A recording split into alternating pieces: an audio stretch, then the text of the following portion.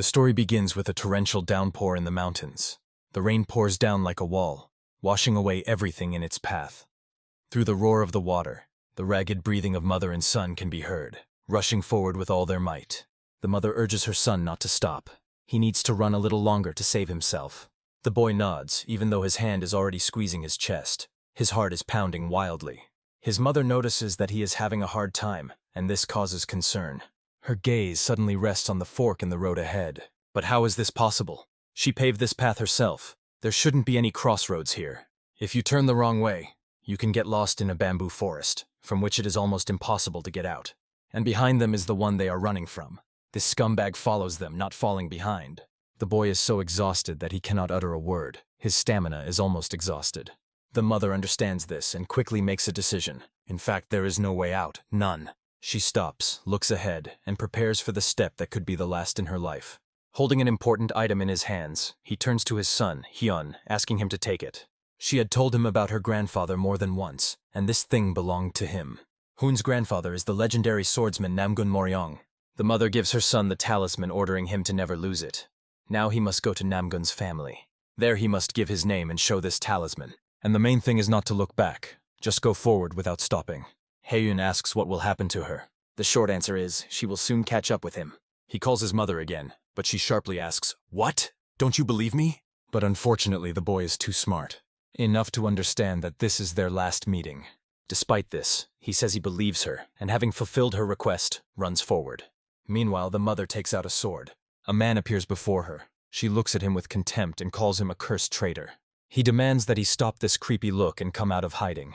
He slowly pushes the bushes apart. "As expected of a descendant of the Namgun family, you haven't changed at all," she says with a bitter smile. But she has no intention of talking about the past. "Just shut up," she says coldly.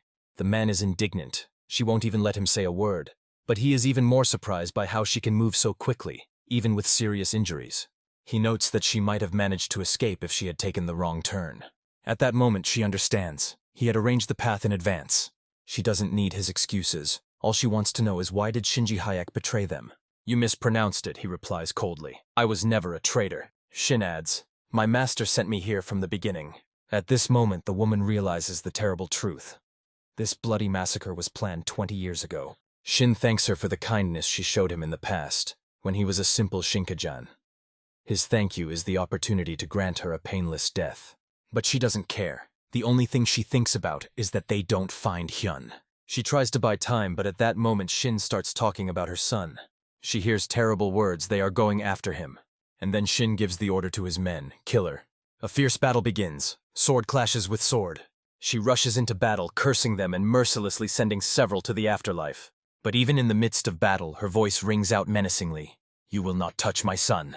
Within a few minutes, she was lying on the ground, motionless, breathless. Shin orders her son to be found. He is sure that the boy is big enough that he will be found quickly. But he has no idea that it is hiding right under his feet, in a hole dug underground. Hyun hears their every word, every sound, but he can't stop. The pain in his heart tears roll down on their own. However, he knows they must never find him. It's like hide and seek. You have to hold your breath and erase all traces. Turtle breathing technique. Instinctively, Hyun performs this technique, which even experienced assassins cannot always master. This is what saves him. He remains unnoticed until the enemies leave. Only then does the boy finally climb out of the pit. Only 2 words are running through his mind: betrayal and death. Horrible truths for a 10-year-old boy. But unfortunately, he is too smart, and at that moment, he remembers the name of his mother's killer, Shinji Hyuk. Taking a stick in his hands, he began to draw on the ground. I tried to recreate the map I had in my head. Behind the Anhi fortress is the Namgun family, but the path to them is long. You need to move east towards the Samso fortress. He remembered how someone had once taught him to navigate by shadows in the sun, determining direction. The shadow always moves in the opposite direction from the sun. The first stone is west, the second is east. The one who told him this was Shin. He once seemed like a friend. Although they were not blood relatives, Shin taught him a lot, helped him, and supported him. When his father adopted him into the family, he gave him the surname Shin. The little one was happy about it, as if he himself had been given a new life. But now there is no room for joy in Hyun's heart. Who would have thought that one day he would seek revenge on this man for his mother's death? Several days passed, but the weather in the mountains did not change. It was unbearably cold and the boy hid in a cave. He even stopped counting how many times he was on the verge of death. You can't trust anyone. The only way is to move along the mountain path. During this time, exhausted by hunger, he managed to eat mushrooms, which turned out to be poisonous. There were nights when he could not sleep because of fear of wild animals. There was some silver and a piece of paper left in the bag. But during his travels, he learned some important things. Today, I decided to try one of them, the method of internal concentration of strength. 3 years ago, he was sitting in a room with his mother, who told him that from now on, she would teach him Chingundaeon Shimgon, a family martial art passed down only to direct descendants of the Namgun family. She demonstrated this technique only once. Standing up, the mother stretched her hand forward. The little one watched her every move intently. Seeing the sadness and fatigue on her face, Hyun decided not to ask any further questions. But after looking at the technique just once and reading the description, he instantly memorized everything and was able to recreate it in action. And he succeeded. A fire flared up around his body, his own energy. A seriousness appeared in his eyes, as if he was not standing before a boy, but a 30-year-old warrior, hardened by life. Rising to his feet, he could only say one word: great. But a new challenge lay ahead: hunting. A predatory, bloodthirsty hare ran through the forest with a face that looked cutest in the world. Hyun watched the hare from behind a tree, frozen in ambush. He had to sneak up carefully without making too much noise. But just as the moment to attack arrived, the hare suddenly lunged forward. While fleeing from the ruthless hunter, he even managed to stick out his tongue. The beast was clearly in the lead in speed. It seemed impossible to catch up with it. But the boy was hungry, so he forced himself to run even faster. Only one image remained in Hyun's eyes, the silhouette of a hare rapidly receding. However, at some point he felt something strange. His body became light, weightless.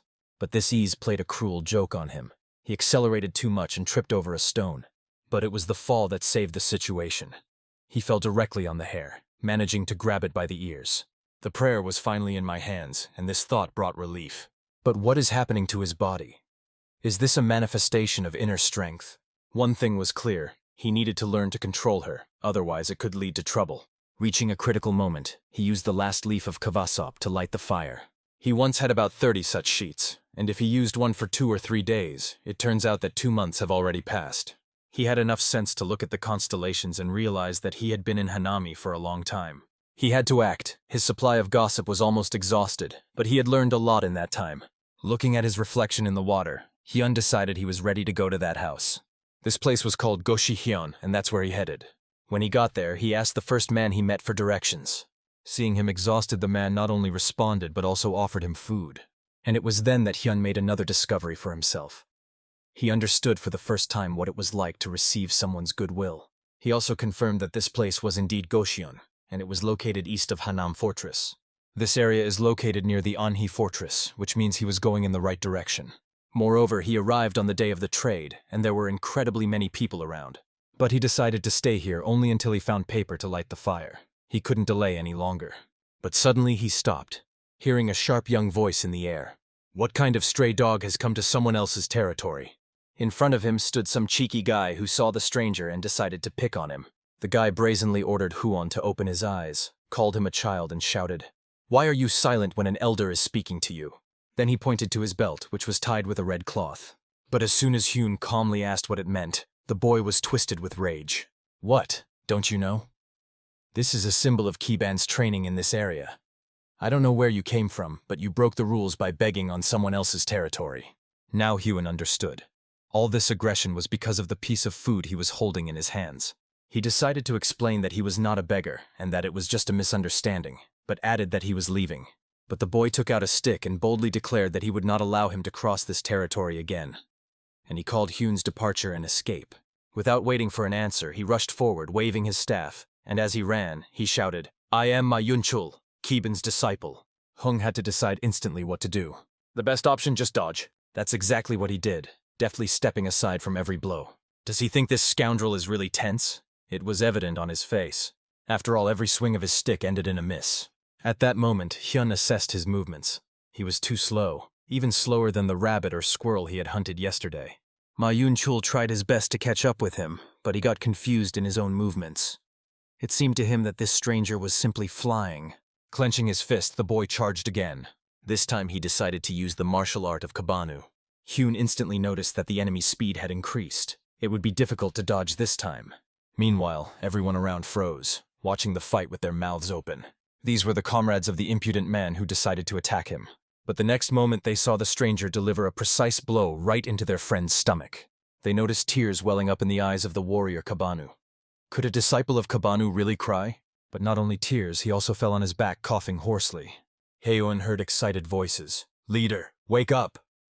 But he just shrugged and explained that it was an accident. But he couldn't stand still for long. The angry boys immediately rushed to chase him. They quickly concluded this guy must have studied martial arts because he could run away like lightning. Eventually they realized there was nothing they could do about it except report it to the mentor. Some time passed and Hyan found himself in the forest. He couldn't think of anything else but remembering that boy's martial arts techniques, and he realized that even in Murim, they taught those weaker than him. He held a stick tightly in his left hand. He decided to repeat the same stance that the scumbag was taking and imitate his movements. Even though he was holding a wooden club, he was still clumsy. If you want your lower body to be protected, you need to keep your elbows as close to your body as possible. There is no point in swinging your arms in different directions. You need to separate the movements. Before the opponent has time to swing, you need to act quickly. It is important to be able to shorten the distance before striking.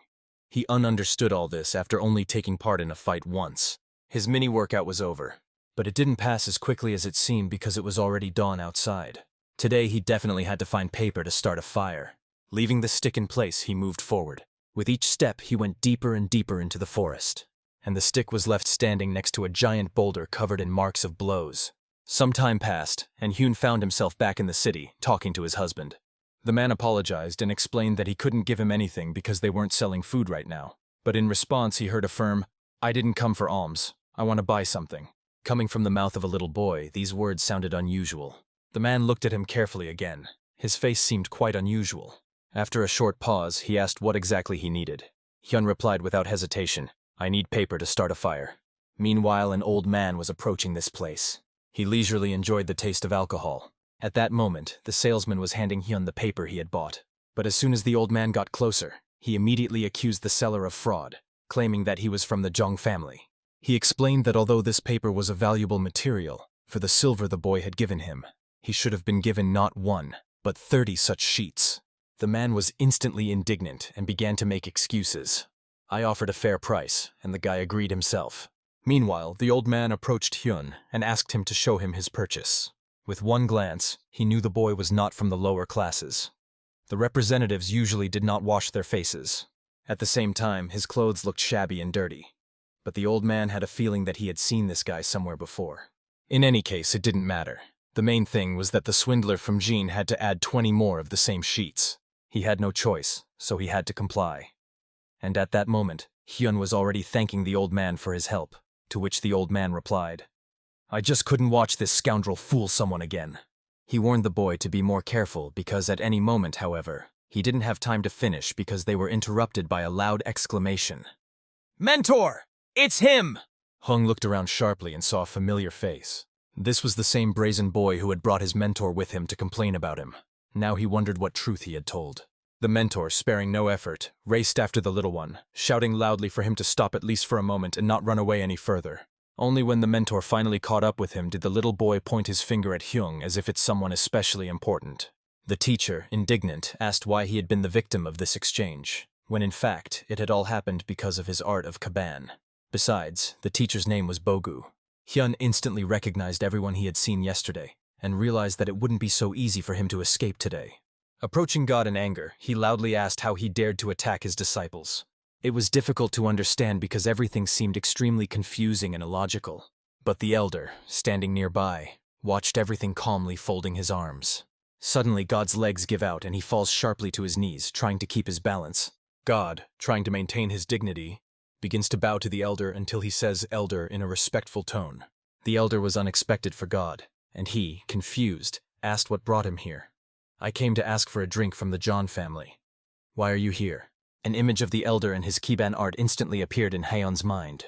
At that very moment, the elder heard an explanation from God that his disciples had been attacked, and he decided to deal with the situation. The little one remained in shock, not understanding what was happening. The elder began to get angry, asking who dared to attack his students. After a short pause, he asked again, clarifying once again, "Who dared to attack my students?" To God, apologizing, he explained that he had expressed himself incorrectly, and that it was simply a fight between children. But, unfortunately, one of them used fighting techniques, so he decided to intervene. He told about someone who participated in a fight, a little guy who mastered certain techniques and then got beaten up by someone much weaker. With his finger pointing at Hyan, he told God that he was the one who struck. Hyan couldn't stand it and demanded that everything be told as it was, emphasizing that he had started the fight himself. And despite the fact that he tried to leave, he began swinging a baton at him. The little one, desperately trying to justify himself, declared that he only wanted to punish the one who had invaded his territory. And if the one who wanted alms, he should have officially declared it. Now Bogue tried to figure it out, referring to the words of Yunchul, who claimed that he attacked first. The elder, gritting his teeth, simply listened to their explanations, showing no emotion. He angrily called them blind, asking why they thought Hyung was actually shorter, and had they ever seen a shorter person's face look like that. God, realizing his mistake, apologized to the elder again, promising to figure everything out. When Yunchul was asked if it was true that the kid had beaten him, he immediately started making excuses, explaining that he had simply lost his vigilance. The elder, without losing his composure, asked if this meant that Yunchul thought he would have won if he had been more careful. As soon as the confirmation was heard, the elder, smiling, suggested trying again. He said without hesitation that they should settle everything on the spot by engaging in a duel. Hung asked to go through the battle again, wanting to teach his student a lesson. And here they stood facing each other, ready to fight, now in an honest way, with a judge and clubs in their hands. Mayunchal, wanting to know the name of his opponent, introduced himself first, and in response he heard, "I already know your name. You introduced yourself last time. Do I have to say mine?" These words only irritated the little guy, who immediately declared that no introduction was needed. Instead, he simply told Hyan to try to block his punch this time. Yes, he ran very fast, which gave him an extra advantage, but Hyan easily adjusted to his speed and simply stepped aside, avoiding the attack. The elder immediately noticed how skillfully he worked with his feet, and he also noted this to God. Both of them watched with interest, wanting to know where Hyung had learned such skills. At that very moment, Hyan assessed the situation in his own way, clearly seeing his opponent's weaknesses. He realized that he needed to apply the strategy he had used yesterday on the mountain to win. And then as he began to hold onto the stick more tightly, energy began to envelop his hand and stick. Now all that was left was to strike once and have a chance of hitting the target. Ma Yongchul couldn't understand how it happened, why his stick suddenly flew back. Hyan, with a confident look and unquestionable actions, continued to move forward. The elder noticed that the situation was becoming tense and something needed to change. Hyan began to attack more and more often, not giving his opponent a chance to rest. Ma, unable to keep his balance, suddenly loses control and flies backwards, falling to the ground with a thud. Young was finally able to catch his breath, although he could feel his heart still beating fast. But suddenly he feels a hand appear on his clothes, grabbing him tightly by the collar. The elder, unable to contain his anger, began to rage, asking where he had learned such a thing. "Where did you learn the martial art of Kiban?" he asked with irritation. Hyan replied that he didn't really learn anything, but simply repeated what he saw yesterday from Ma Yunchul. It was hard to believe that he had simply observed and repeated, but the elder eventually let go of his clothes. Then Hyan explained that he had only repeated the same thing, adding some points that, in his opinion, were weak in the opponent. When the elder asked where he learned this method, Hyan replied that he had not learned anywhere, and in addition asked to whom he belonged. Hyan thought for a moment but was unable to give a clear answer, explaining that it was difficult to answer such a question precisely. Since ancient times, Kiban has been taught by people with different histories, and so we don't have the habit of asking about the past, said the elder. And immediately, without a pause, he invited Hyan to become his student. The proposal was so sharp that it literally hit the ear. For God, these words sounded especially poignant, because he could not believe it. The elder had offered to become his apprentice, which meant that the youngster would likely be the next to be promoted to lower Yandu status. It could also lead to him becoming a Kiban elder. God knew that Elder Shival Golga had not yet taken on a single disciple, because among other elders he was famous for his freedom of spirit. That is, he travels the world doing whatever he wants, but since he is a martial artist, no one criticizes him for this behavior. His nickname is Mad Dog. All this made God think only one thing. The elder saw boundless talent in this boy, and he himself was jealous, because he too would like to become this elder's disciple. But suddenly, it seemed to everyone, Hyan unexpectedly asked for forgiveness, and he immediately said that he could not become his disciple. This caught everyone who heard these words by surprise, literally stunning them. Ma started poking him with his finger, trying to see if he realized what an opportunity he was missing. But the elder crossed out all these questions with one word. He only wondered why the boy didn't want to become his student. Hyan replied, "First of all, it hasn't even been half a day since we met. And secondly, I need to go somewhere." After these words, the elder asked where he intended to go. Hyan told the story of the last time he wanted to take on a disciple, and how his hair had turned gray over time. The elder asked again where he was going. Hun couldn't find the right words to answer this question. The elder, unable to bear it, repeated again, "Don't make me ask again." The little one realized that there were no more options and decided to tell the truth, pointing to Namgung's family. The elder understood him, wished him luck, turned around and went the other way, and then turned to Ji-yun, asking him to bring him something to eat. It looked very strange and unexpected, as if he was leaving, as if he had left something important behind. God, when saying goodbye to Hyan, apologized for his student, but Hyan replied that there was no need to apologize because he himself had behaved harshly. However, he learned a lot from this situation. As he was leaving, Ma shouted goodbye that he would definitely defeat him next time in a fight, gritting his teeth, and that he would train until he honed his technique to perfection, performing for a maximum of 90 seconds. However, he still stopped asking a second time, "What is your name?" This time, Hyan gave his name. Ma Yun-chul, shouting after him again, reminded him to remember his name well. But Hyan was tired of hearing that, especially after yesterday. There had been enough tense moments and it was time to move on. There was little time left before Namgun's family, but suddenly the elder came out from around the corner. He ran out, saying he couldn't contain his curiosity. "You can't be. Are you really refusing?" he asked. "Don't you think I'm a worthy teacher?" Meili explained that it wasn't that simple and that he needed to go somewhere he hadn't been before. The elder, without waiting for an answer, began to insist, asking why he needed to go there. The young man only replied that he had to meet someone. The elder looked at him more closely and suddenly noticed something familiar in his face again, something that was painfully etched in his memory. That pale face, those strange eyes. The little one froze, not knowing what to do, whether to run or stay. He tried to convince himself that running away was not an option, because the elder would catch him right away. And suddenly the elder said a name.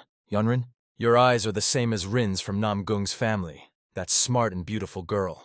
The baby's eyes had a depth that surpassed all imagination, much deeper than hers. The elder began to question what his relationship was to Rin. However, without waiting for an answer, he stopped him, saying that there was no need to explain anything. "You will go to Namgun with me, and nothing else will happen," the elder declared, giving him no chance to argue. Without letting the little boy even say a word, the elder turned to John. "I'll drink for next time," he said. Jong was surprised, not remembering the last time the elder had refused a drink. And then, glancing at the little girl, he asked, "Why is my only friend some inferior?" And without waiting for an answer, he added, "Okay, wait." He asked to wait because he was going to give him a special wooden structure, so that the little one could walk safely without getting hurt. Seeing this, the elder asked if he thought he had lost his dignity due to old age, but the younger one replied by asking if he had any at all. After a short conversation, the elder crouched down, putting the structure on his back, and asked the little one to climb in. Hyun, realizing that he wouldn't escape this in any case, took the situation calmly, because he was already familiar with the elder's mother. Hyun, deciding to believe the old man, carefully climbed onto his back, preparing for further adventures. Just as the elder told him to hold on tighter, he suddenly gained such speed that the hair on his body stood up in the wind. It was a technique the old man had mastered, although he didn't look that fast. It looked as if he still had some strength left in him. And in a moment, with a wink, the elder explained that this speed was something incredible, although it sounded too literal. For Hyun, this path seemed very tiring, although fast. When the elder spoke to him, he thought that Hyun must have fallen asleep since he didn't get a response. For this reason, he decided to land. After thinking for a moment, the elder asked what was bothering him and emphasized that he had little patience for long explanations. And then Hyun, without delay, replied that he had already learned the elder's running method. When the old man asked again, Hyun explained that he couldn't repeat it perfectly yet because he lacked the inner energy to do so. Hyun knew he wouldn't be able to repeat the technique to the end, but he felt his energy begin to drain from his feet. And as soon as he lifted his feet off the ground, his energy was restored almost instantly. However, he had no idea how the elder restored his energy. According to Hyun, the elder quickly realized that this guy really has extraordinary talent, and it's even hard to imagine how capable he is. After that, the elder asked him to hold on tighter because they were rising into the air again. Hyun was so full of curiosity that he didn't even want to stop for a rest, and they set off on their way, leaving the land behind. After a while, Hyun looked ahead, his face reflecting shock and disbelief. Ahead was the place where Namgun's family lived. Judging by the map, their journey should have taken 10 nights, but they reached their goal in just 2 days. If he had even a fraction of the skills this old man had, he would have been here a long time ago. He was thinking about more than that. With such skills, he would be able to protect his mother and family. Despite the late night, the old man began to create a commotion at the door, loudly calling for everyone to come out. He was recognized at the entrance and immediately asked Murian to come out. From what he saw, Hyun realized that the old man was well known here, and decided to start a conversation by telling him that 10 days ago, he had stayed here for a couple of days. A few minutes later they were invited inside, and fortunately, the head of the family had not yet gone to bed. "Who is that behind you?" the elder asked, and the elder explained that he had brought the boy because he needed to check something. He had to step in as a guarantor, and no one could argue with him about that. Hyun continued walking, amazed by what he saw around him. The Shingonja courtyard was beautiful, but it couldn't compare to the area on Mungun. Chan Chil, this person, also looked unusual for a boy, a servant of the Namgun family. Are they really trained in martial arts? The servant led them to the door, and standing there, the old man asked if the situation was still unstable. The servant agreed that the head was not at peace after that situation. The elder called his name at the door and addressed the chief as "you," after which he allowed them to enter. As soon as the door was opened, the elder immediately asked why they were sitting there waiting for news, which, in his opinion, would never come. The head only laughed lightly in response without changing his mood. He added that over time it became increasingly difficult to sleep. Then he decided to find out why the elder had come here, because he had only recently gone to Gamsuk, and now problems had arisen again. The elder just laughed, acknowledging that the chief knew him well. They had known each other for over 50 years. However, he also wanted to know who this guy was. The elder explained that it was because of this boy that he came here. He brought him up to the chief and asked if he looked familiar. The chief looked at the boy intently. For a moment, the head opened his eyes much wider, not believing his eyes. It was at this moment that he saw in this boy the features of Rin, his daughter. From the old man's expression, the elder immediately realized that he too saw it. Step by step, he unapproached the head, and immediately greeted, "Hello, it's your grandfather." He told me what his mother had given him and took the talisman out of his pocket to show me. Showing the mascot, Hyun said his name. He then revealed that he was Namgun Yoran's son. Grandpa immediately took him by the shoulders. He hugged him tightly, asking what happened and where he came from. He congratulated the little one, realizing that he had managed to survive. However, he immediately asked where his mother was, and the little boy told him everything. He explained that his mother sent him and entered the battle with them herself. The head, hearing these words, began to understand something, remembering the news about the attack on the Shinganj family. He remembered the moment when he had allowed her to get married and blamed himself for it.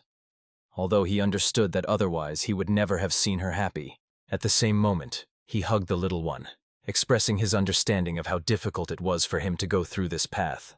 "You have a grandfather now. Don't worry about anything," he told him. The little one couldn't hold back a tear, and it involuntarily rolled down his cheek. They both knew the name of the person who was responsible for this situation well. It was Shin.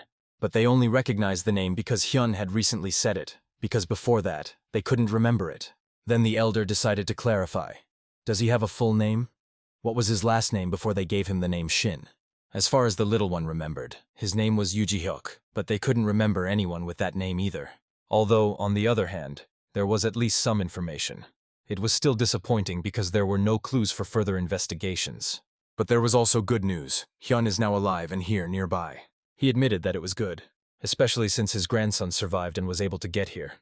It has been 11 years since Rin got married. If the boss knew, he would probably drop everything and come visit her at least once. Here the elder began the conversation. "My hikes are not easy at this age. I think I will have to stay here for a few more days." The head laughed and said, "It seems you've already decided to sit here." The elder laughed back and suggested that perhaps that was the case. Now the chief allowed the boy to live here with him, for which he thanked him. The headman immediately began to take care of him, noticing that the little one was not eating well and offered him new clothes. Namgun Muryong, known as an invincible warrior, turned out to be a wonderful grandfather to his grandson. And then the little boy turned to him with a question, which his grandfather was ready to answer. But the little boy didn't ask a question, but rather asked that he teach him martial arts. Hearing this from a youngster was a real shock to the old man. "What martial art? How can such a small person make such a proposal?" he asked, even more surprised. The first question, and it was key, does he want to learn martial arts just for revenge? The little one immediately objected. "That's not true at all. I just don't want to lose what's so dear to me anymore," he explained. He wanted to protect his family and everything important to him with his own hands. This answer satisfied the grandfather, although he warned that teaching him would not be easy. Tomorrow is the first day of the entrance exam, which is held once a year. I agree to work with you only if you can pass this exam, said Grandpa. The next day was very close. Grandpa stood right in front of the window, watching the world around him. A family member named Mogan or Gol approached him. He ordered her to gather all the family members involved in investigating the Shinganj family case. However, he was told that they had found no traces. However, he already knew where she died. But the question remained, who actually reported this information without the elder's knowledge? He was told that it was his nephew, and the nephew himself made sure that this guy took the exam. He wants to learn martial arts, this boy, said the grandfather, and he wants to protect his own with his own little hands. The man listened attentively and immediately asked the next question. How old is he? He asked. Grandpa replied 10. Even though the entrance exam tests basic qualities, it will not be easy for a 10-year-old boy to pass it. Huang failed this exam at the age of 11. Today, 12-year-old Soa will also take the exam, as well as Min. Min passed the exam at the age of 8, and Chal was one of the few who knew it. He warned that children learn basic things from childhood. But Grandpa quickly reassured him, explaining that even if he didn't pass, he would still belong to their family, and he would have another chance next year. Chal agreed with his grandfather, because if he was Rin's child, then he and he were related. Grandpa hesitated with Chal and warned that the little one would need some time to get used to the family's customs. But there was one more but. Just as he started to speak, Grandpa fell silent and did not continue. He was sure that maybe this guy could surprise everyone. The day came when the exam began. The girl stood in front of her, amazed by what she saw. Hyan stood in front of her. She wanted to talk to him, but he felt awkward and didn't know what to say. And for some reason, she got the impression that Hyan had come to take a martial arts test, because she was surprised, not expecting to see someone her own age. She introduced herself, giving her last name is Namung, and her first name is Soa, granddaughter of the swordmaster, the head of the family. She asked him to memorize it well if he really was going to take the exam. When he asked why, she explained everything point by point, because he would become an incredibly strong warrior, and ultimately the head of the family. After that, she asked him what his name was, and he gave his name, Shin Ha-yoon. She said she remembered his name, waved and left. It's clear that she said she wanted to, but why she suddenly disappeared remained unclear. But the fact that she was the swordmaster's granddaughter meant that she was his relative, and Hyun realized that now she had become part of his family. At that moment, Hee-yoon heard an outrageous question. What kind of test is this? Are you making fun of people? Someone present suggested giving the boy another chance, but they refused, explaining that the exam would be next year. And behold, the exam began. For some it was a good start, and for some it was not so successful. This was the first test of the exam, and Hyun realized that this was just the beginning. Some were happy that they passed, while others were upset that they could not pass the test. Out of 100 participants, only about 30 passed successfully. The girl raised her hands up, happy that she had passed, and she was congratulated. Hyun, looking at her, thought that she had passed too. And so, when they got to the last one on the list, the last one was Mr. Hyan. They were invited to come in order to take the exam. This man's name was Namgun Kyu-kyung, and he had heard about Hyun from the head of the family. He introduced himself and explained that he was a basic martial arts instructor. He added that it is necessary to postpone the restoration of family ties until later, because everyone takes the entrance exam, and if they fail, they will have to retake it next year. The first stage of the exam is a movement test. The family mainly specializes in fencing. But for this, he called it an easy exam. You just have to follow the tracks you see on the ground. Of course, once you've stepped on a track, you can't step on it again. The instructor thought he would need a lot of time to think, but he was amazed when the little one thanked him for his studies. And immediately after that, he started following in their footsteps. He's only 10 years old, and he hasn't even had basic martial arts training. How is that possible? Not many minutes passed, and then Hun walked straight to the instructor. Honestly, the instructor couldn't even find the words. And the little one with a smile from ear to ear asked, "Is that all that needed to be done?" Initially, the instructor had the surname Huang. 10 years ago, he passed the entrance exam, and 3 years ago, the swordmaster recognized him and gave him the surname Namgun. The swordmaster valued him most for his ability to recognize talent in people through their eyes. Because of this, the instructor was incredibly bored today. This year, all participants passed the exam so-so, with the exception of a few who managed to show their talent. But overall, the level was much lower than last year. That's what he thought until he saw Yoon. This guy standing in front of him had clearly not been trained in even the most basic martial arts, not even the most basic things. The instructor wondered how this was possible. He decided to ask again, "Have you ever worked on footwork?" He unsimply replied that he saw a direction and followed the trail. Immediately after that, the little one heard that he had passed the first test, and now he had to wait for the next one, for which he thanked the thoughtful instructor who was observing the situation. The instructor sensed the presence of another, and it was Chal whom he asked, "Who is really his nephew?" Chal replied, no wonder his father was so confident that he would pass the exam. After a while, everyone was gathered, and the instructor lined them up in front of him. Hyan arrived and immediately met a girl who immediately recognized him. They all stood together, and the instructor congratulated them on successfully passing the exam. The instructor warned that if they passed the second stage, they would be able to proudly become members of Cheon Yonak.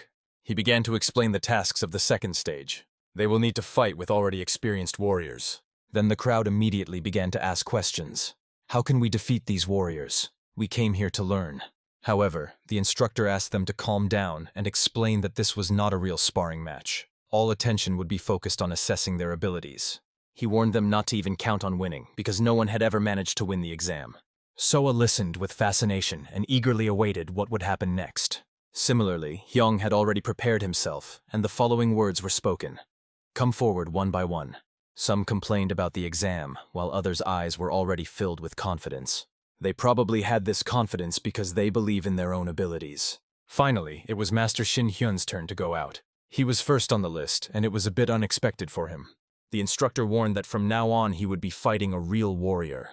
In this sparring, you don't need to use violence to win. You just need to knock your opponent off their feet by pushing them. You can use footwork, internal energy, and other various techniques. Hyun listened carefully and agreed.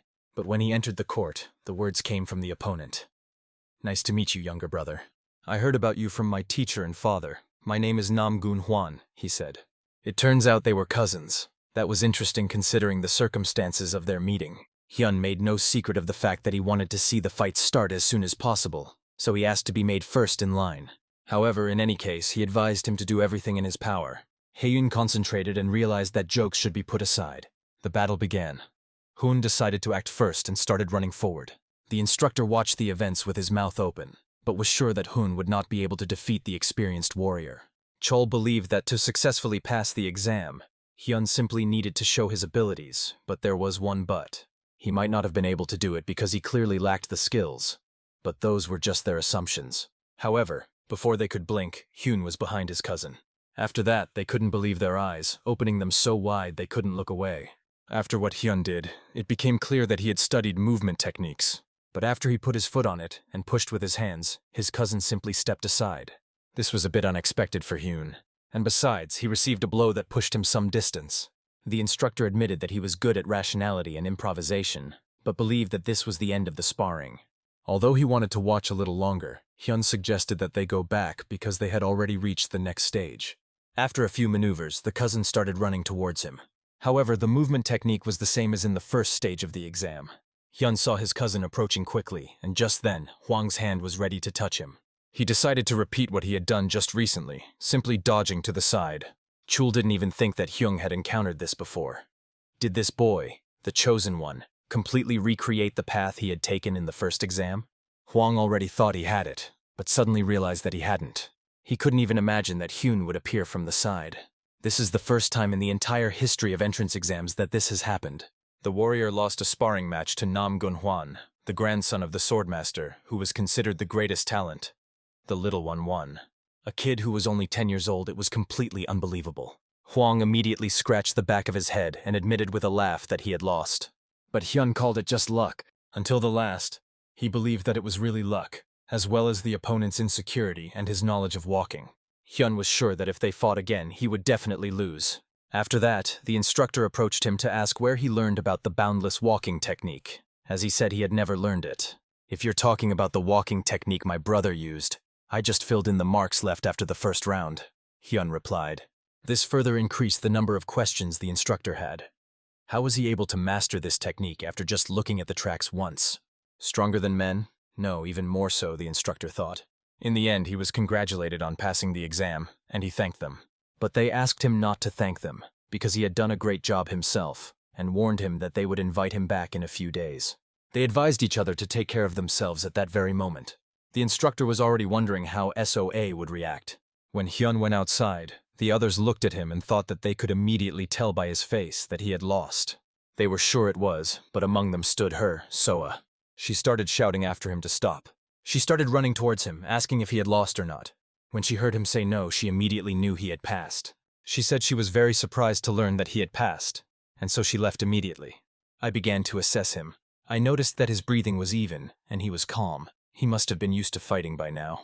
Then she just smiled at him, said goodbye, and left. Hyan was left with a topic for thought.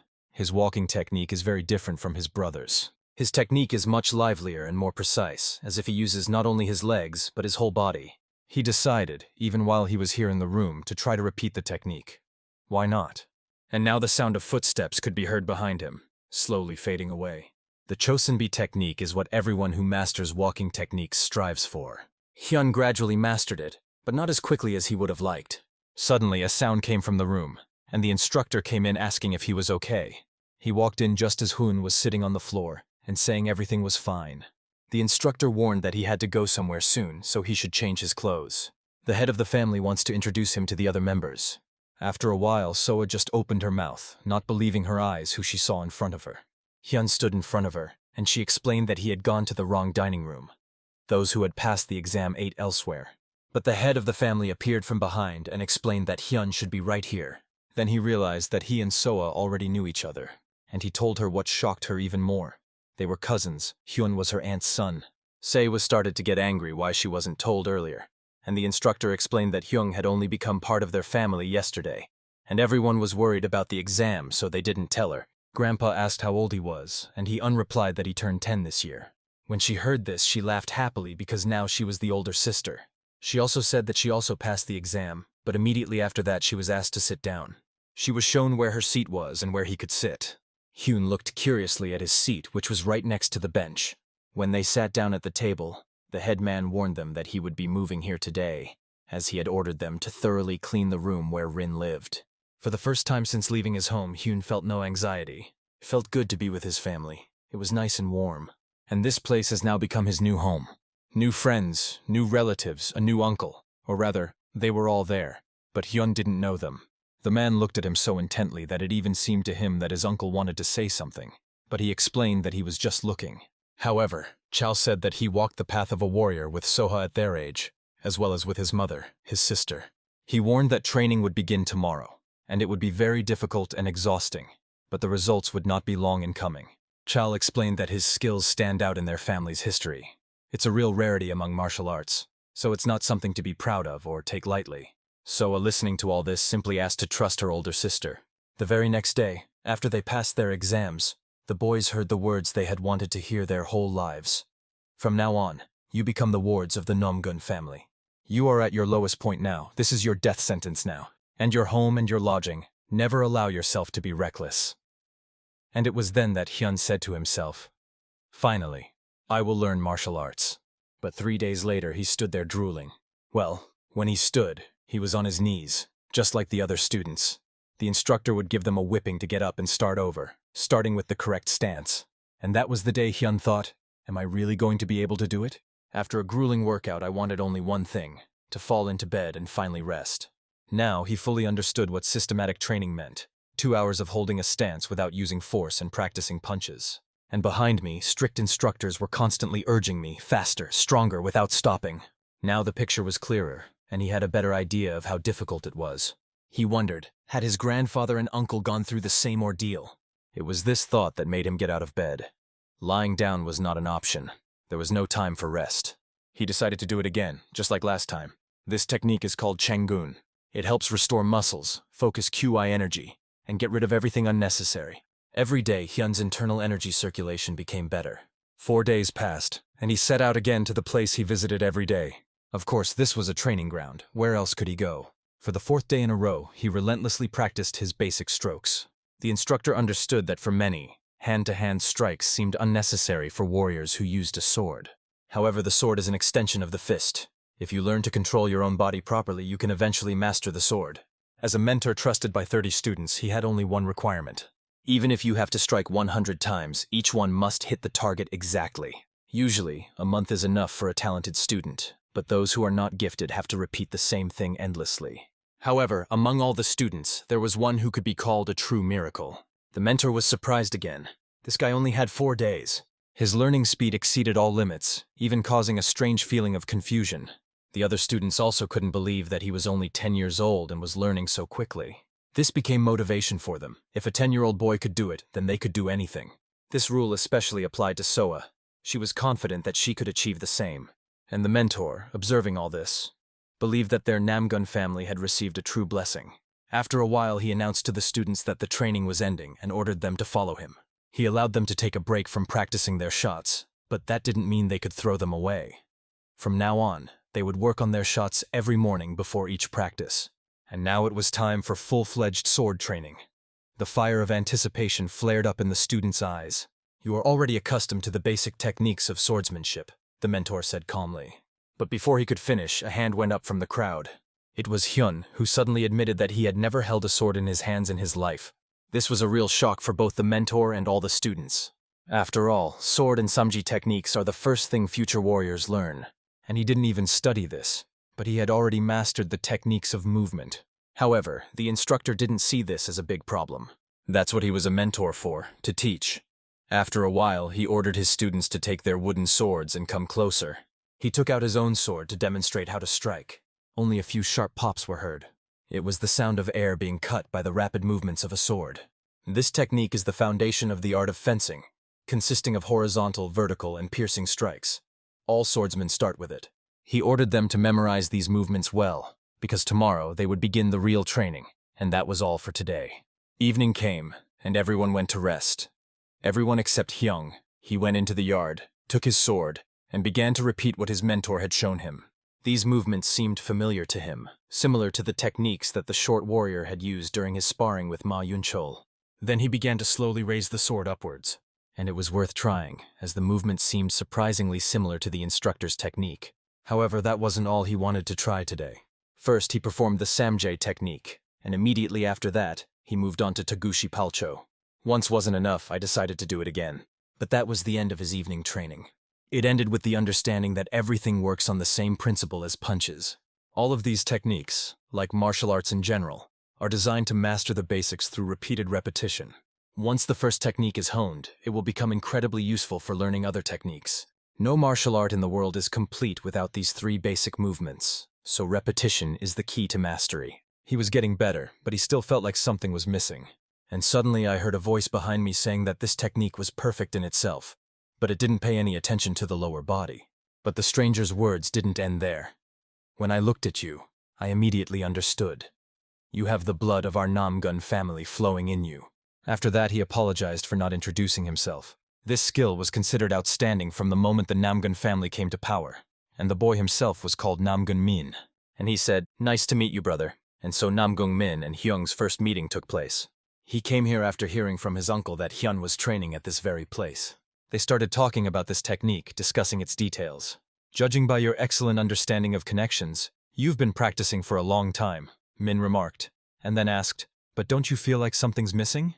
The art of swordsmanship is not just about swinging your arms, but also about maneuvering. That is its essence. Hearing these words, Hyan called himself a fool, realizing that he had been too confident in his movement techniques, but had not even thought of using them in battle. After that, Ming asked to hand over the sword to him. He picked it up to demonstrate something important. Hyan, eyes wide open, watched his movements. This was the Samja technique based on the internal energy of QI. Taishan's devastating blow, capable of destroying entire armies, is what all warriors watch with admiration. And after it comes the next level, a kind of transition to higher skill. This is exactly what men showed now. To 10-year-old Hyun, it looked as if the wind in front of him had come to life. Ming explained the essence of this last move. It is called all-encompassing storm, and is capable of slicing through enemies in 8 directions simultaneously. "Did you really understand everything just by watching me?" Min asked in surprise. "I watched your legs move when you struck with your sword," Hyun replied calmly. In fact, he focused only on this moment and paid no attention to anything else. He even wondered if he should explain later why walking technique was so important. The ability to think independently is the key to developing skills, and that's what Hyan realized. The main reason why leg movement is important is to maintain the center of gravity. The torso should always remain upright. Fencing is much more effective this way. And you also need to pay more attention to the correct distribution of internal energy, QI, and strength. But what really impressed Min was how quickly the boy understood everything. He himself had only reached this point by the age of 30. After that, he looked at the little one in a completely different way. He only asks that in the future he not shy away from training, because it is the center of the body that is most important in fencing. And he also warned that this was just the beginning. If he became absorbed in his own thoughts, it would become a serious obstacle on the path to true mastery. Hon sincerely thanked his older brother for these instructions. Min, noticing that it was already late, sent him to rest. The next morning, the instructor asked if the students had any problems. He replied that he did not, and thanks to the care of his mentor, he arrived safely. "Are there any results?" the instructor asked further. "Yes, although not much," he replied, as expected traces of the demonic cult were found. Everything happened exactly as the instructor had predicted. The demonic cult remained in the shadows for over 30 years. Currently, both large and small battles occur from time to time in the Muram area, centered around small and medium-sized territories. Shingonja is also one of the victims of this blood feud. However, Min asked the instructor not to worry, because everyone already understood that this was the work of the demonic cult, and the response to their actions would not be long in coming. In addition, he said that he met with Hyan yesterday. "You've been practicing Samja for a long time and he's making good progress. I think he can move on now," he told the instructor. Moreover, he grasps everything on the fly. It seems that he has already learned to combine sword techniques with footwork. His potential is enormous. The instructor was a little stunned to hear this, because in fact, Hyan has only been practicing sword techniques for a few days. He explained that the boy picked up a sword for the first time yesterday. And only yesterday I saw this technique for the first time. Now it became clear where his yesterday's exam result came from. Namgung Kyuhyun, the instructor, explained to Min what had happened during the entrance test. He told how Hyan mastered all the endless steps in one go, and even defeated Namgung Hwan in a sparring match. A shadow of surprise crossed Mina's face. He realized that now he would have to give up the title of genius from God. But from the instructor's point of view, he still remained the same smart guy. Min also thought that it wouldn't hurt to make up for what he missed. He didn't want to give in to his younger brother. The desire to win is something that Namgung Min had almost forgotten about, because among the older students, he had long had no equal. 3 years ago, when 15-year-old Ming won a fight with a young warrior, his fighting spirit faded. The instructor couldn't even remember the last time he'd seen such a determined look in his eyes. The students were about to arrive, and he was about to say goodbye to Min. But suddenly a girl's ringing voice was heard. Soa was delighted to see her brother. She immediately rushed to hug Min, peppering him with questions. When did he arrive, and why didn't he say anything? "I got here late yesterday, so I decided to come by today. Practice well, and I'll see you later tonight," he replied. Hyan was also there. He bowed respectfully to his older brother and wished him good morning. Min smiled back, wanting to say something.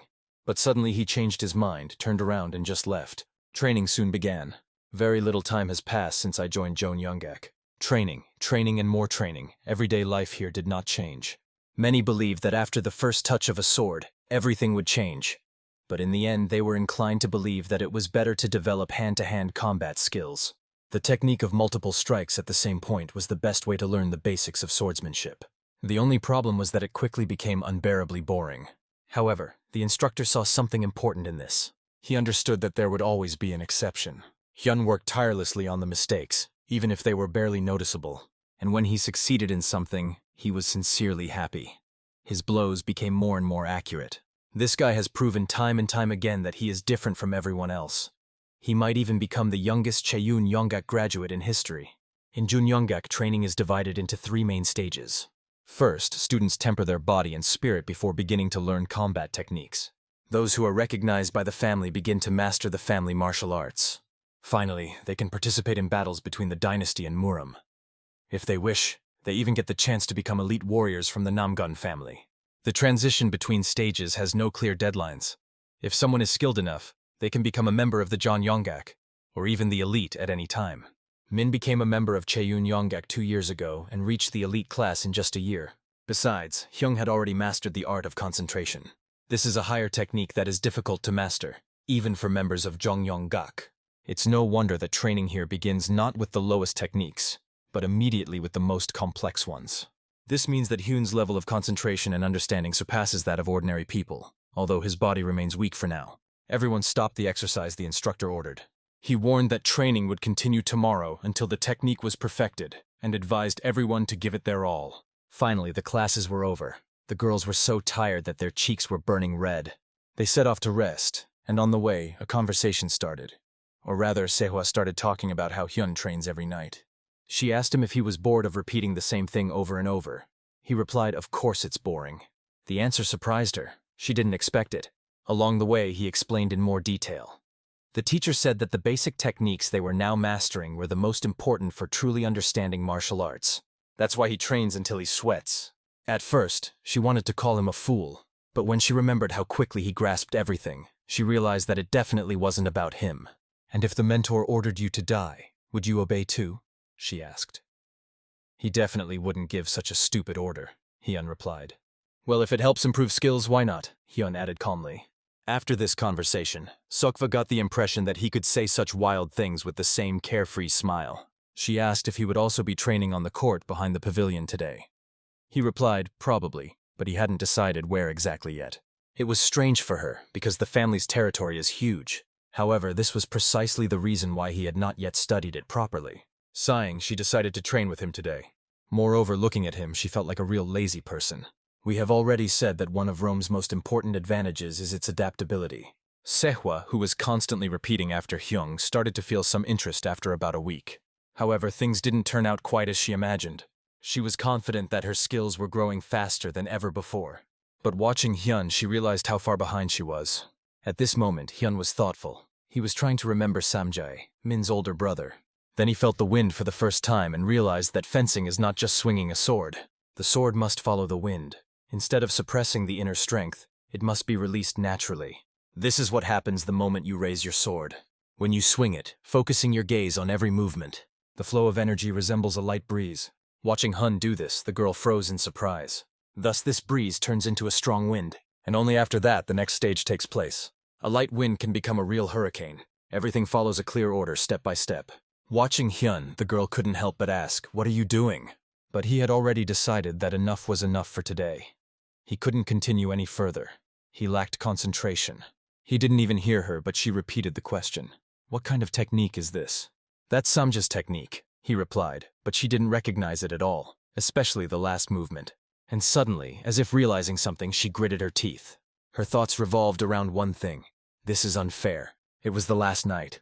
The last night of the first month of study at Cheongyonggak Academy. The days passed extremely quickly. It seemed to the instructor that these students were not as strong as the previous students. However, now he noticed that they were learning much faster. And the main reason for this is Hyun. He was the one who changed everything around him. His presence had an impact on everyone around him. The instructor immediately remembered Min. But unlike him, who was like a dragon soaring in the clouds among his peers, Ha-Yun was completely different. Tired, he took a deep breath and said he needed to rest. However, the looks he felt behind his back prevented him from doing so. His comrades immediately ran up to him. "How could you be so tired? Are you just bragging because you beat us all?" Anyone would have understood that he had extraordinary abilities, but despite this he neither boasted nor humiliated his peers.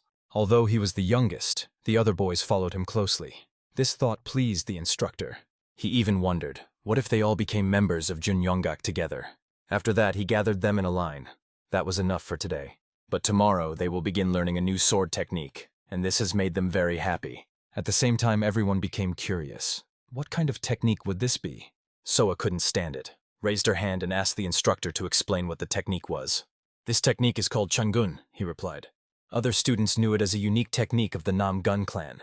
But that's not all. Tomorrow they will also learn family techniques and the art of concentration. The instructor asked the head of the family to allow them to speed up their training to enable them to master the unique techniques and just inform them of this. The most interesting thing is that the head agreed. Moreover, he warned that students must demonstrate a level worthy of future members of Junyonggak. That was the end of the conversation. The instructor ordered them to practice independently until tomorrow's training, and in no case forget to practice the basic techniques, even when moving on to more advanced ones. In essence, fencing is not just a path to strength through constant effort. First of all, it depends on how well you understand it. This could be perfect sword control or deep knowledge of its trajectory. But the most important thing in fencing is something else. The real key is desire, and Hyung had boundless desire. A month has passed since I started learning the Changun technique, and finally the first results appeared. Sayohwa and Hyun, who have the blood of the Namgung family flowing in their veins, and also Peng Honghong from the Peng family.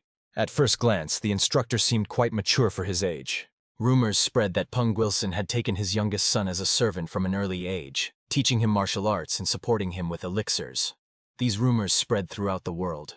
The instructor could only wonder, did he really send his beloved youngest son here?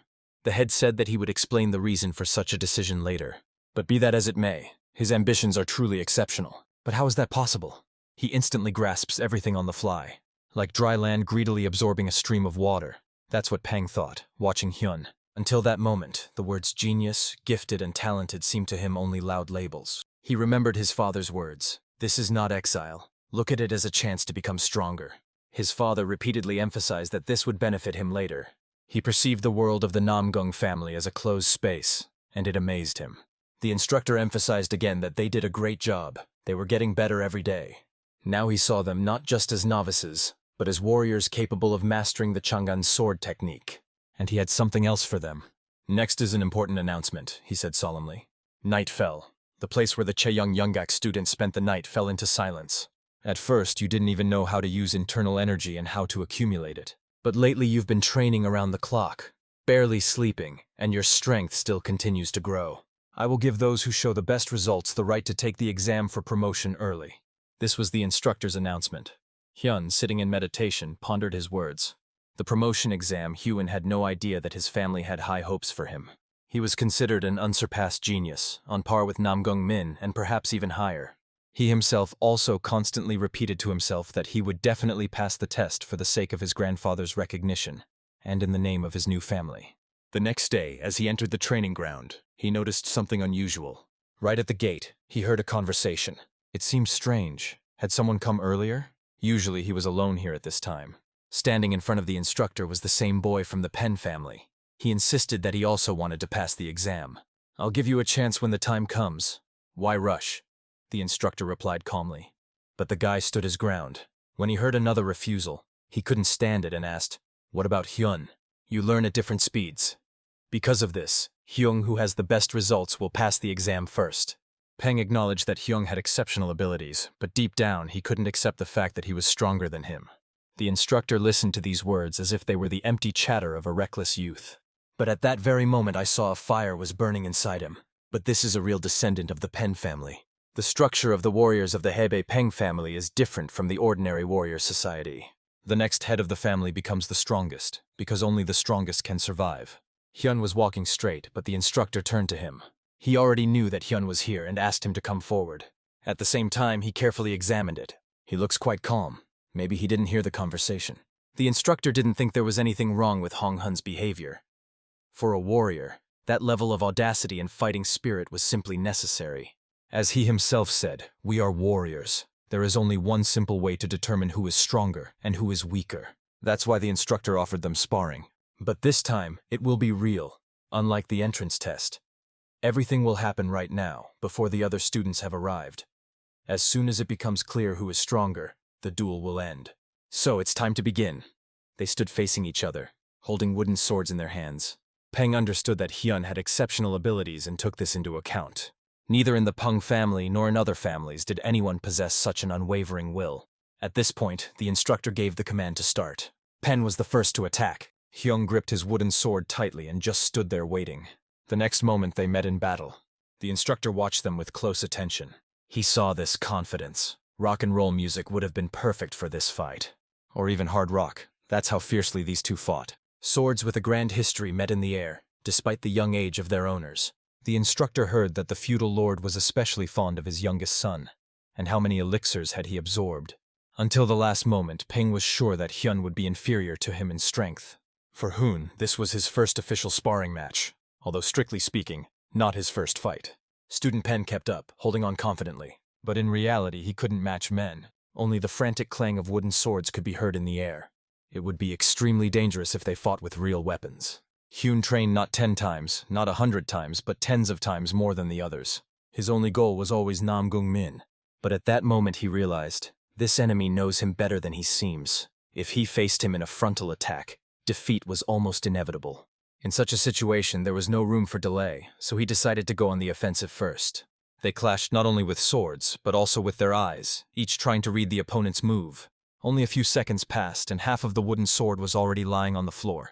Peng couldn't believe it. Was Hyun really that strong? He realized his defeat as he fell to the ground. His opponent had put forth all his strength at this moment and had an absolute advantage in pure strength. But Pen completely lost in his ability to control it. Raising his head, he saw Hyung holding out his hand. Before he could answer, he just smiled and said, "You are really strong, Hyung." He accepted the defeat with dignity. The first official fight after joining, and Hyun's victory. Now, Pen realized that he had been overconfident. But despite everything, he challenged himself to catch up with this guy and put even more effort into his training. The instructor laughed out loud, calling it a wonderful duel. His assumptions were only confirmed. "That's enough for today," he said, and advised the students to rest and focus on regaining their strength. After all, they have a promotion exam tomorrow. Tomorrow. This thought kept running through my head. It's so fast. Besides, tomorrow is the opening of the Muram Alliance. Grandpa, the head of the Namgun family, was also feeling anxious. At this moment, an unexpected guest visited him. It was a well-known elder of the lower clans. As he entered, he smiled and said, "It must be hard to sit in this gloomy place, leaving the comfort of your home. And this headache, how long has it been? 3 months?" "Yes," the head replied shortly. "Military groups and families began disappearing about a year ago. It was first suspected that a demonic cult was behind it. The old man reported that the destroyed estates and clans had 2 common features. First, 15 to 20 years ago, a foreigner appeared in each of these places, who gradually took the leading position. Namgung understood. Someone similar to Shinji Hyuk was active in various clans. But that's not all. In each destroyed estate, there was one particular room or warehouse that was cleaned so thoroughly that not a speck of dust remained. The purpose of these rooms still remains a mystery. However, there was other news that might have made the grandfather want to return home. The elder reported, "Tomorrow, your grandson is taking the promotion exam." "Is that true?" Grandpa asked. "Have I ever lied?" The elder replied with a faint smile. "No, never," Grandpa said with a hint of sarcasm. Then he added, "We have to hurry. We'll have to ask you to look after everything here." But someone else came to visit them. It was Ki-hyun who asked for permission to enter. He also belonged to the Namgun family and received praise for his work. Ki-hyun thanked the elder as they knew each other well. The elder of the lower clans told him with a smile, "You will see this boy soon." He had already heard of him. Hyung is Rin's son. There were a lot of rumors about him, including that he had beaten Hwang in the exam. Chi-hoon knew about that too. He also heard Hyung being compared to Namgung Min. The elder joked, "Well, well, that gangster smile. It's a good thing Min didn't go to you, but to his father. However, it is already time to leave." "Where are we going?" Ki-hyun asked. The leader calmly replied, "Home." Meanwhile, the instructor brought his best student to the test. The building they saw before them had many floors. Or rather, it was a tower. It was made entirely of steel. The boy was asked to take something with him. He was handed a sword, which at first glance was beautifully forged and suitable for a warrior of senior rank. The instructor warned, if he successfully passes the exam, he will be able to receive this sword. The task was to make 3 strikes. It was necessary to destroy the tower with just 3 swings of the sword, without using body strength or breaking the weapon. He had to destroy it, relying solely on fencing techniques. Hyun immediately asked if he could touch the tower. The instructor allowed him. Understanding the enemy is the key to victory. The guy always took the instructions seriously. He approached and began to carefully examine the surface. The tower was dense, strong, and it was impossible to break it with his own strength. That was obvious. But suddenly he felt something interesting. A thought flashed through my mind about the true nature of this structure. It consisted of interconnected plates. It seemed like it was a monolithic structure, but in reality it wasn't. Although no cracks were visible from the outside, all parts had small gaps. Thanks to this, it became clear that the tower was full of weak points. He then immediately gripped his sword tighter, preparing to act. The man standing next to the instructor immediately determined. He's going to use the static fencing technique. All the trainees who passed this test filled the sword with internal K and pushed the tower with force.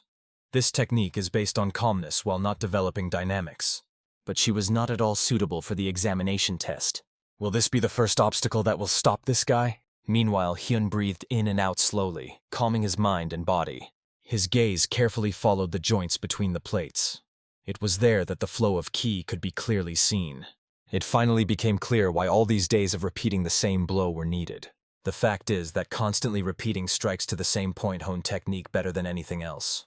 And it is at this moment that Hyun performs a key move. The instructor watches carefully as the tower begins to crack. And at the same moment a smile appears on his face.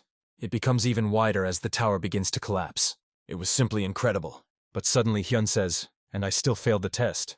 Out of excitement, he used more force than necessary and a chip formed on the sword. However, he simply misunderstood the instructor. He forbade breaking the sword, but did not say that it could not be slightly damaged.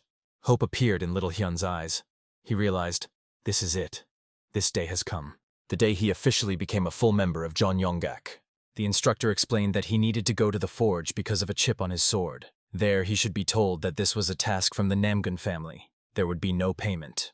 After sending Hyun to the forge, the instructor and Chol were left looking at the site of the tower's destruction, discussing how incredible it was. They had never seen anyone break a tower in exactly this way, but the instructor remembered one incident. When this tower was first built, the head of the family himself demonstrated its destruction, using exactly the same method. The man asked in surprise why the instructor had never told him about this before. "Because the head of the family forbade us from talking about it," he replied. The head once said, "One day a person will appear who will destroy the tower just like I did. Then I will accept him as my disciple." Hearing this, Chal understood everything. I also understood why the head did not accept even such a genius as Namgung Min as his student. This meant one more thing. The time had come when the head of the family would finally have an heir to his teachings. After the death of his wife, who died of illness, the head lived in complete solitude. Although Rin was always there, her son filled the void in their father's life. If not Chal, then other family members were ready to avenge her. It was already dusk outside.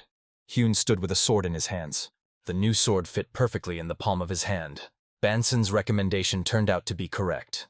The blacksmith advised him to choose a longer and thinner sword, as the previous one was too short for him. But getting used to a new weapon will take a lot of time, and that's important to understand. It's been a week since Hyan passed the exam. After promotion, a master is usually appointed within a few days, and during this time, students train on their own. He was informed that a special person would be his mentor, which would mean he would have to wait a while. For now, we needed to focus on the main thing. Do your part of the job, practice combat simulations, recreate imaginary fights with an invisible opponent. After the battle with Peng Hyun, he learned to visualize his opponent better. Moreover, now these opponents were becoming increasingly stronger. 10 times no, even 20. But even this was not enough. More needs to be done. After all, this is the only way to defeat even the strongest enemy. And in an instant, when the imaginary battle was over, he heard loud applause. Brother Hwang approached him, praised him, and called him a good boy. And when he asked if it was okay, Hyuni said no, and even added that he wanted to see her himself, because it had been a long time since their last meeting. Hwang congratulated him on his promotion. He mentioned that he had failed the exam several times himself, but Hyung just shrugged, calling it just plain luck. "Luck is important too," Hwang said, "but I'm sure it wasn't just luck that made you succeed." Hyun modestly thanked him in return. "I'm not spying on you, but you seem to be honing your technique in private." After these words, Hwang suggested that they train together. However, then he remembered that he hadn't taken the sword, and so he suggested recreating their fight at the entrance exam. Hyun, who considered his past victory to be pure luck, has not changed his mind now. Would there be a noticeable difference in their skills? That remained to be seen, but he accepted the offer. Hwang was delighted with his answer, and then he suggested that they engage in hand-to-hand combat, immediately taking up a fighting stance. Without further ado, he began to attack, one attacking, the other dodging. The endless steps technique, exactly the same as on the exam, but faster this time. It was obvious that Hwang had become much stronger. His gaze became much more confident, and the movements were clearer, honed to perfection, which made Hyun barely have time to defend himself. But despite everything, he stayed on his feet. Hwang admitted that he gave it his all, but he still couldn't bring him down. "You've grown so much, it's scary," he said. And then he explained that hoping for victory was somewhat irresponsible on his part, since he had been training for 5 years, and with these words, he launched into the attack again. Hyun remained in the stance, waiting patiently for Hwang to approach, and at the last moment he clearly placed his palm under his fist. Hwang understood perfectly well that Huna was superior in both strength and accumulated energy. But Hyun knew that too, but he understood something else even more. His brother wouldn't just fall behind, and suddenly his strength weakens sharply. Hyun is clearly aware that a little more and he will fall. But at this moment, a stream of energy flashes on his right leg. She helps him keep his balance. What's more, it even allows him to joke about his older brother. "See, I'm still standing." But Hwang immediately denied that this was a violation of the rules. "What other rules?" Hyun smiled, but there weren't any like that before. But still, Hwang called him a good guy. Feeling tired, he decided to sit down to rest a bit and continue his conversation with the younger man. He admitted that he had been training hard for several months, although perhaps that wasn't enough. Huang assured that he had grown noticeably during this time, but Huang only waved his hand, acknowledging his level and his outstanding skills. But when I look at Min's talent, he said, it's like looking at a star in the sky. And he did not hide the fact that another such star had now appeared before him. She shines brightly, but she's so far away, he added. Then he sighed, and said it was time to abandon his plans to become the head of the family. Hyan listened carefully to his every word. He understood that Huang was saying that he would soon lose not only to Min, but to him as well. So he asked Hyan to continue to train hard. As he turned to leave, he heard words spoken behind him. I train here every day, and even if I don't become the head of the family, even if I remain a simple warrior, I still want to train with you. Every day or every other day. But I'll always be here, even if we don't fight. Just by training together we'll become stronger. Huang couldn't help but smile, laugh, and patting Hyan on the head agreed to come over sometimes. After this conversation, his impression of the younger man became even clearer. Hyan was straightforward and sincere, and hearing words of support from my younger brother was truly pleasant. He decided to come here even tomorrow. Soa screamed loudly, addressing her brother, but not to the younger one, but to the older one. Why are you here? It's already cramped here, and now you've come. 4 days had passed since Hyan and Namung Hwan met. Since then, Hwan had put his thoughts in order and started coming to practice together regularly. A few days later, while leaving the room, Hyan accidentally met Uncle Jiwan. He asked him about the strange atmosphere he felt, and noticed that everyone seemed extremely busy today. In response, he heard wonderful news. The head of the family was returning today. Bowing, Hyan thanked him for the information. He made the same impression on everyone, which could be described in 2 words: how handsome. Everyone was happy about the changes in the atmosphere that had occurred with the arrival of the young host. Besides, it was noticeable that he had grown up. Meanwhile, at the training ground, classes for new fighters were coming to an end. The instructor finished training earlier than usual, explaining that he had important business to attend to in the afternoon. But before leaving, he turned to Hyan and asked him to follow him. Of course, he couldn't refuse. They set off together, although Hyan couldn't shake his curiosity. Where were they going? We are going to meet your master, the instructor explained.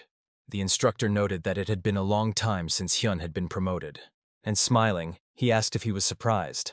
The little one replied that he had heard about his grandfather's return, so he thought they were going to see him. The instructor just smiled mysteriously and said he would explain everything when they arrived. Soon they found themselves in front of the Namung family residence. It was here that Hyan first met his grandfather. Here he hugged him, and several months have passed since then. A suspiciously sly smile appeared on the instructor's face. He smiled briefly, then addressed the host through the door, giving his name. In response, permission to enter was given and the door slowly opened. As soon as they crossed the threshold, Hyan immediately saw the first thing he had been waiting for the most, his grandfather. His face immediately lit up with a sincere, joyful smile. Long time no see, a familiar voice came from under a thick beard. Hyan rushed towards him so quickly that he almost tripped. But at the last moment, he found himself in the arms of the very person who had always been his support. Are you really that happy to see me? Grandpa asked, hugging him tightly. Hyan hastily apologized for his rudeness, although Grandpa didn't care. The head of the family just smiled, patted him on the head, and noted how much he had grown. But what struck him even more was something else. Hyan's energy was completely different now. Hearing this, the little boy told about how he passed the exam to increase his rank. And then he remembered that his mentor had told him. Today he would meet his master. However, I immediately assumed that the instructor was probably just joking. But Grandpa just shook his head. This is not a joke. Does the instructor look like a person who knows how to joke? He said with a slight smile. And then, like a bolt from the blue, the head of the Namung family, who was also his grandfather, suddenly announced that from now on he would also become his master. Seeing the surprise on his grandson's face, he asked again, is something wrong? Do you mind? No way, I'm happy, just really surprised, Hyan quickly replied. But suddenly, another old voice full of indignation sounded in the room. Oh, you ungrateful boy! It was the elder of the lower clans, who grumbled furiously. When I myself offered you to become my disciple, you refused. And now you agree so easily to Namgun's offer? He sighed theatrically and added, what about an old lonely man without grandchildren, huh? And grimacing, he decided to ask one last time. Maybe you'll change your mind and become my student and not the student of this old Namgun. But he didn't just ask. He started pressuring the kid, demanding an immediate answer. But of course, Hyan firmly refused, because he wanted to stay in Namgung's family. He even unconsciously clenched his fist as he answered the old man. Having gathered courage, he clearly stated, This is my new home and I don't want to leave it or go anywhere else. Both heard these words very clearly. They were so confident that even the old man with the mustache smiled. And then he laughed out loud. He was already preparing to ask the next question. And if I teach you here, will you agree? He frankly admitted that he would stay here for a short time and teach him martial arts. True, he will not be able to pass on Kaban's art to him, but he will introduce him to the techniques that he himself invented and improved. And in a few years, he will be able to personally monitor his progress. Even the head of the family agreed that such training would only benefit Hyan. Hyan, of course, did not expect that his studies would be followed by two such great masters at once.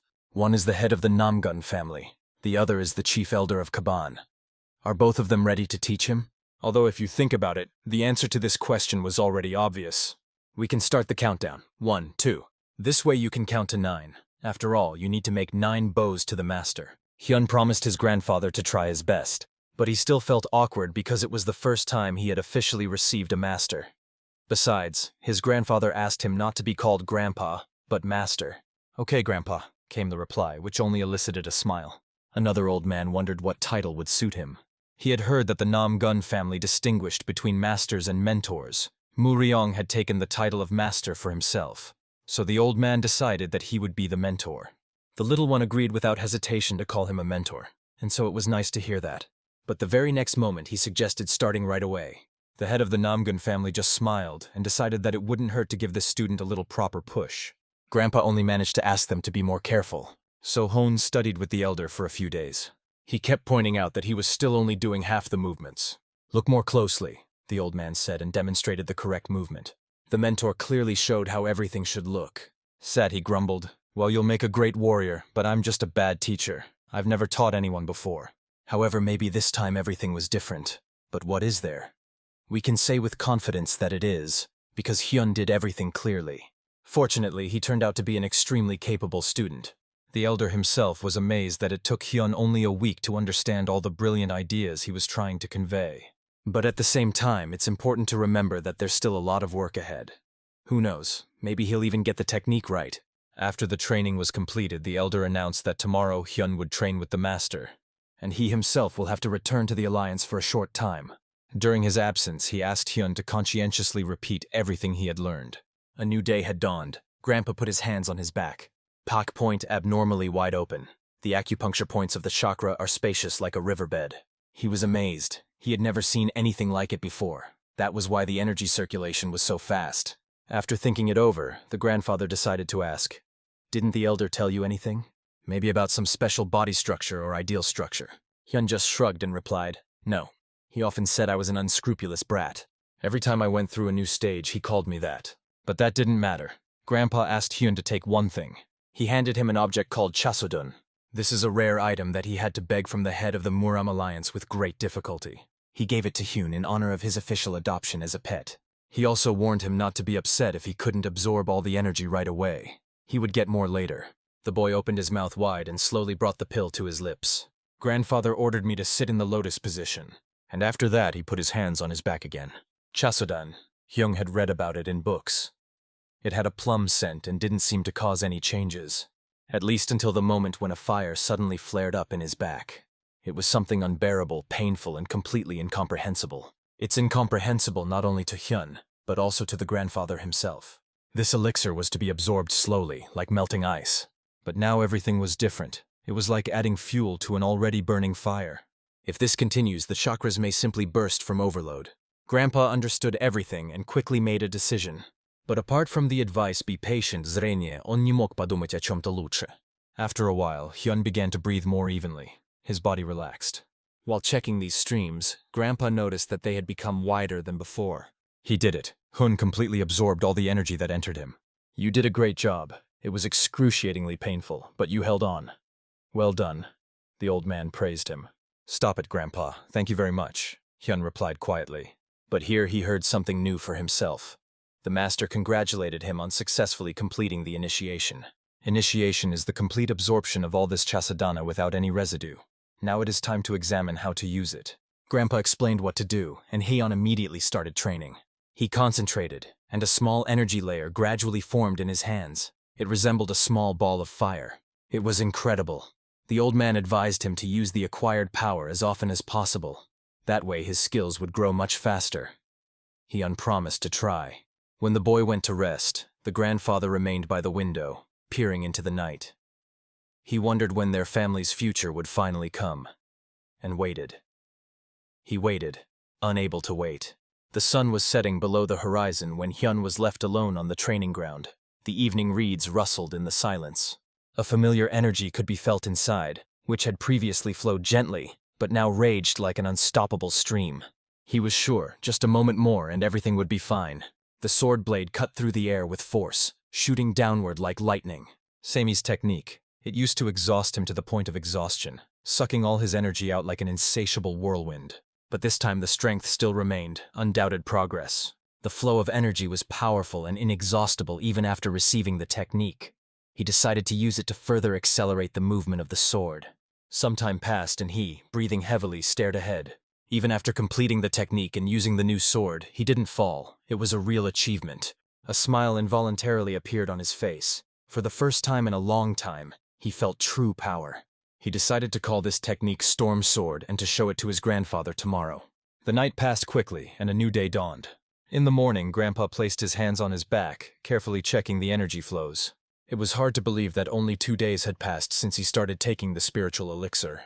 But to be honest, it's not even an internal elixir, but a spiritual one, and even in the most critical moments, it had no side effects. Grandpa couldn't help but ask the little one how he was feeling.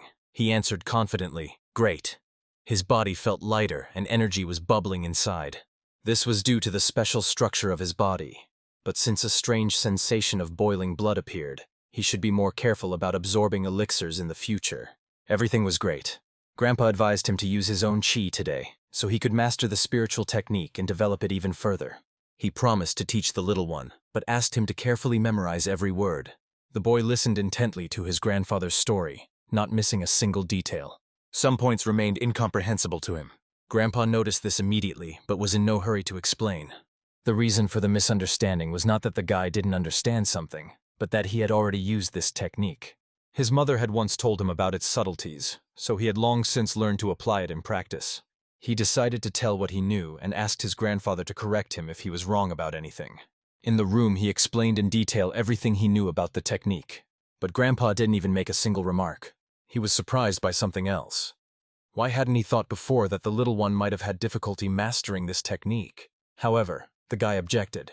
It was enough to understand the essence, as consciousness cleared up, and these things flowed by themselves.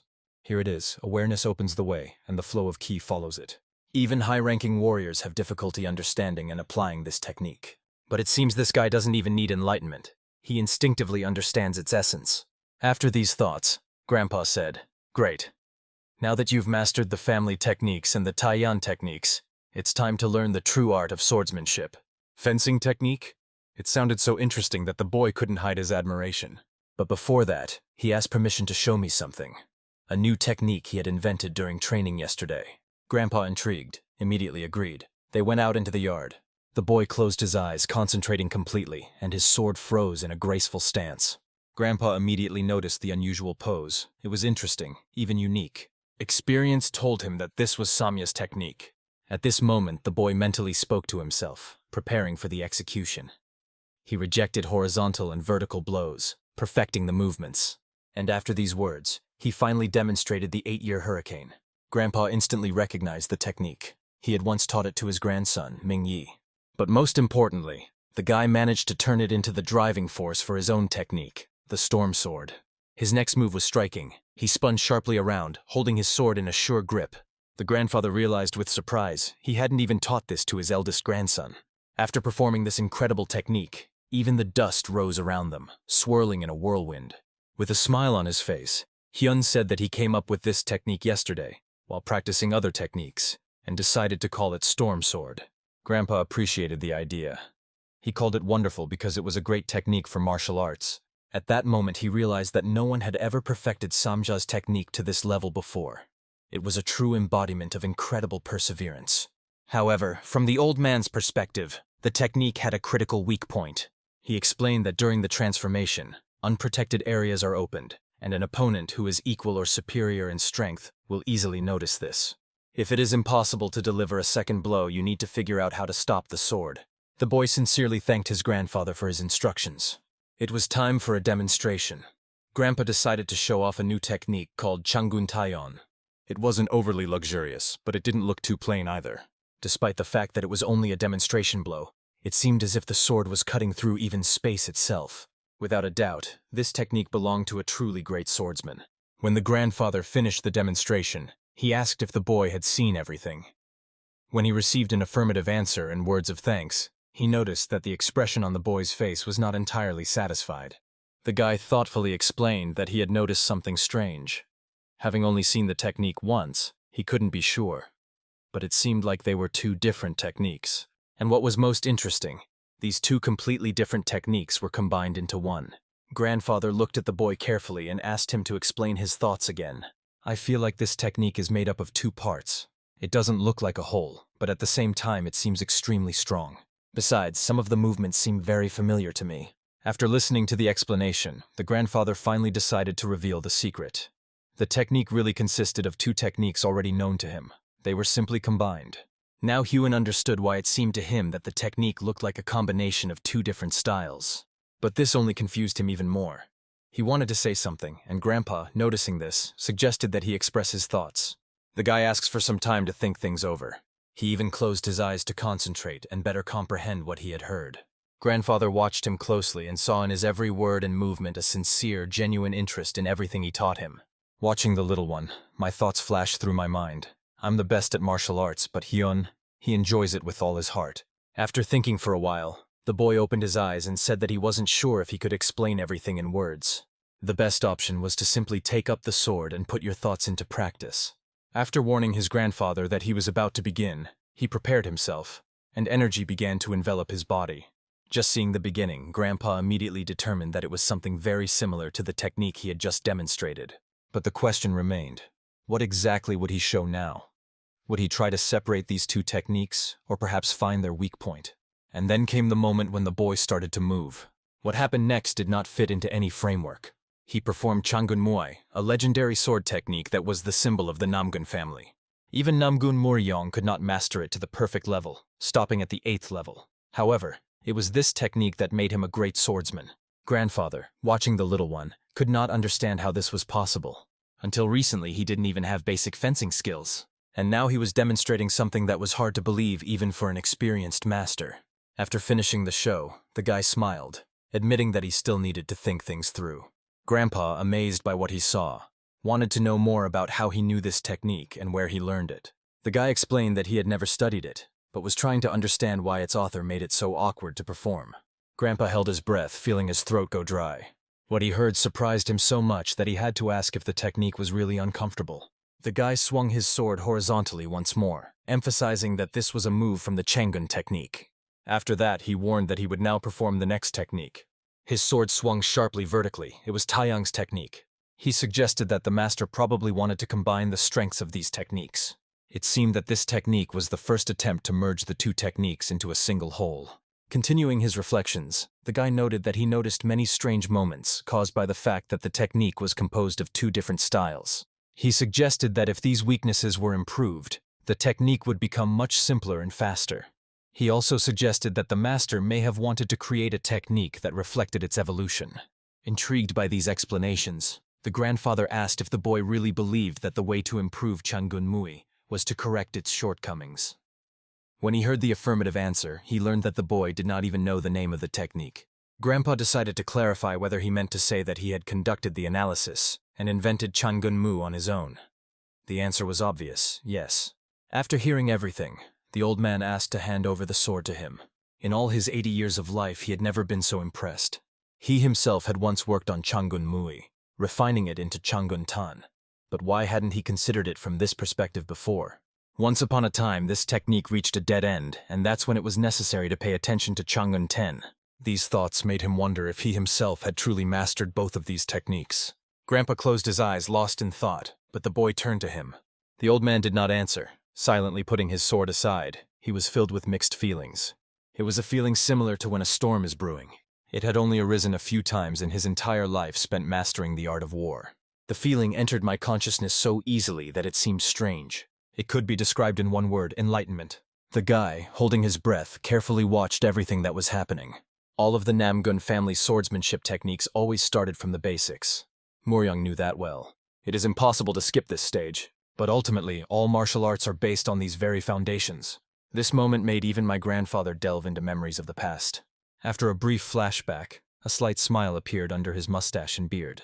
It was a smile of realization. Was it really that simple? And it took 20 years. Seeing this, the boy greeted him sincerely. But at the moment when he was bowing and expressing his greetings, he felt his grandfather's hands approaching him. The old man tenderly hugged his grandson, thanking him and calling him a true blessing. At this moment, he reaffirmed what everyone in their family knew. This guy was the one who had the will of a true heir. They say it's hard for geniuses to become good mentors.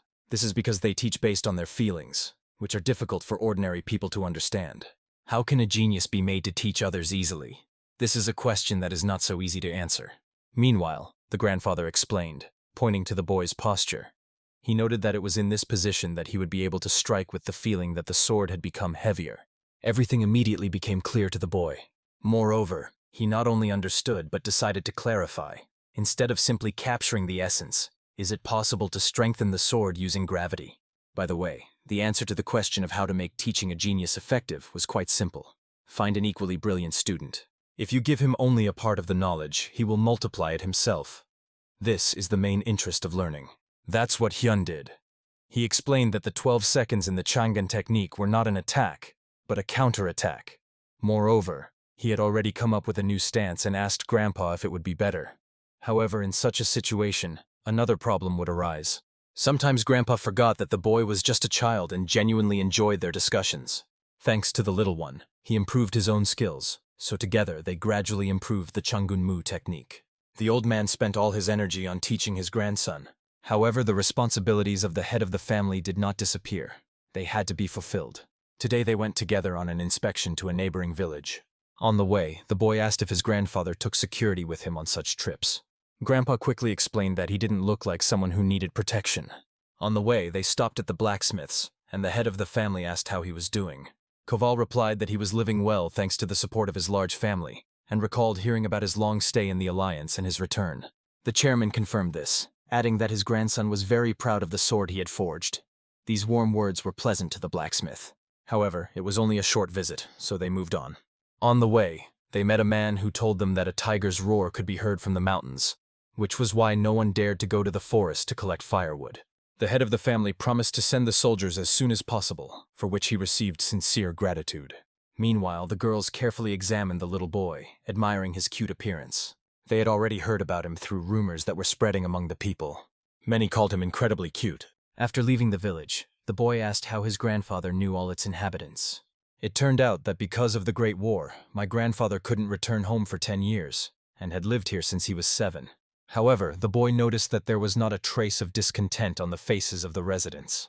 Grandpa quickly explained that their family was a protective barrier for this village.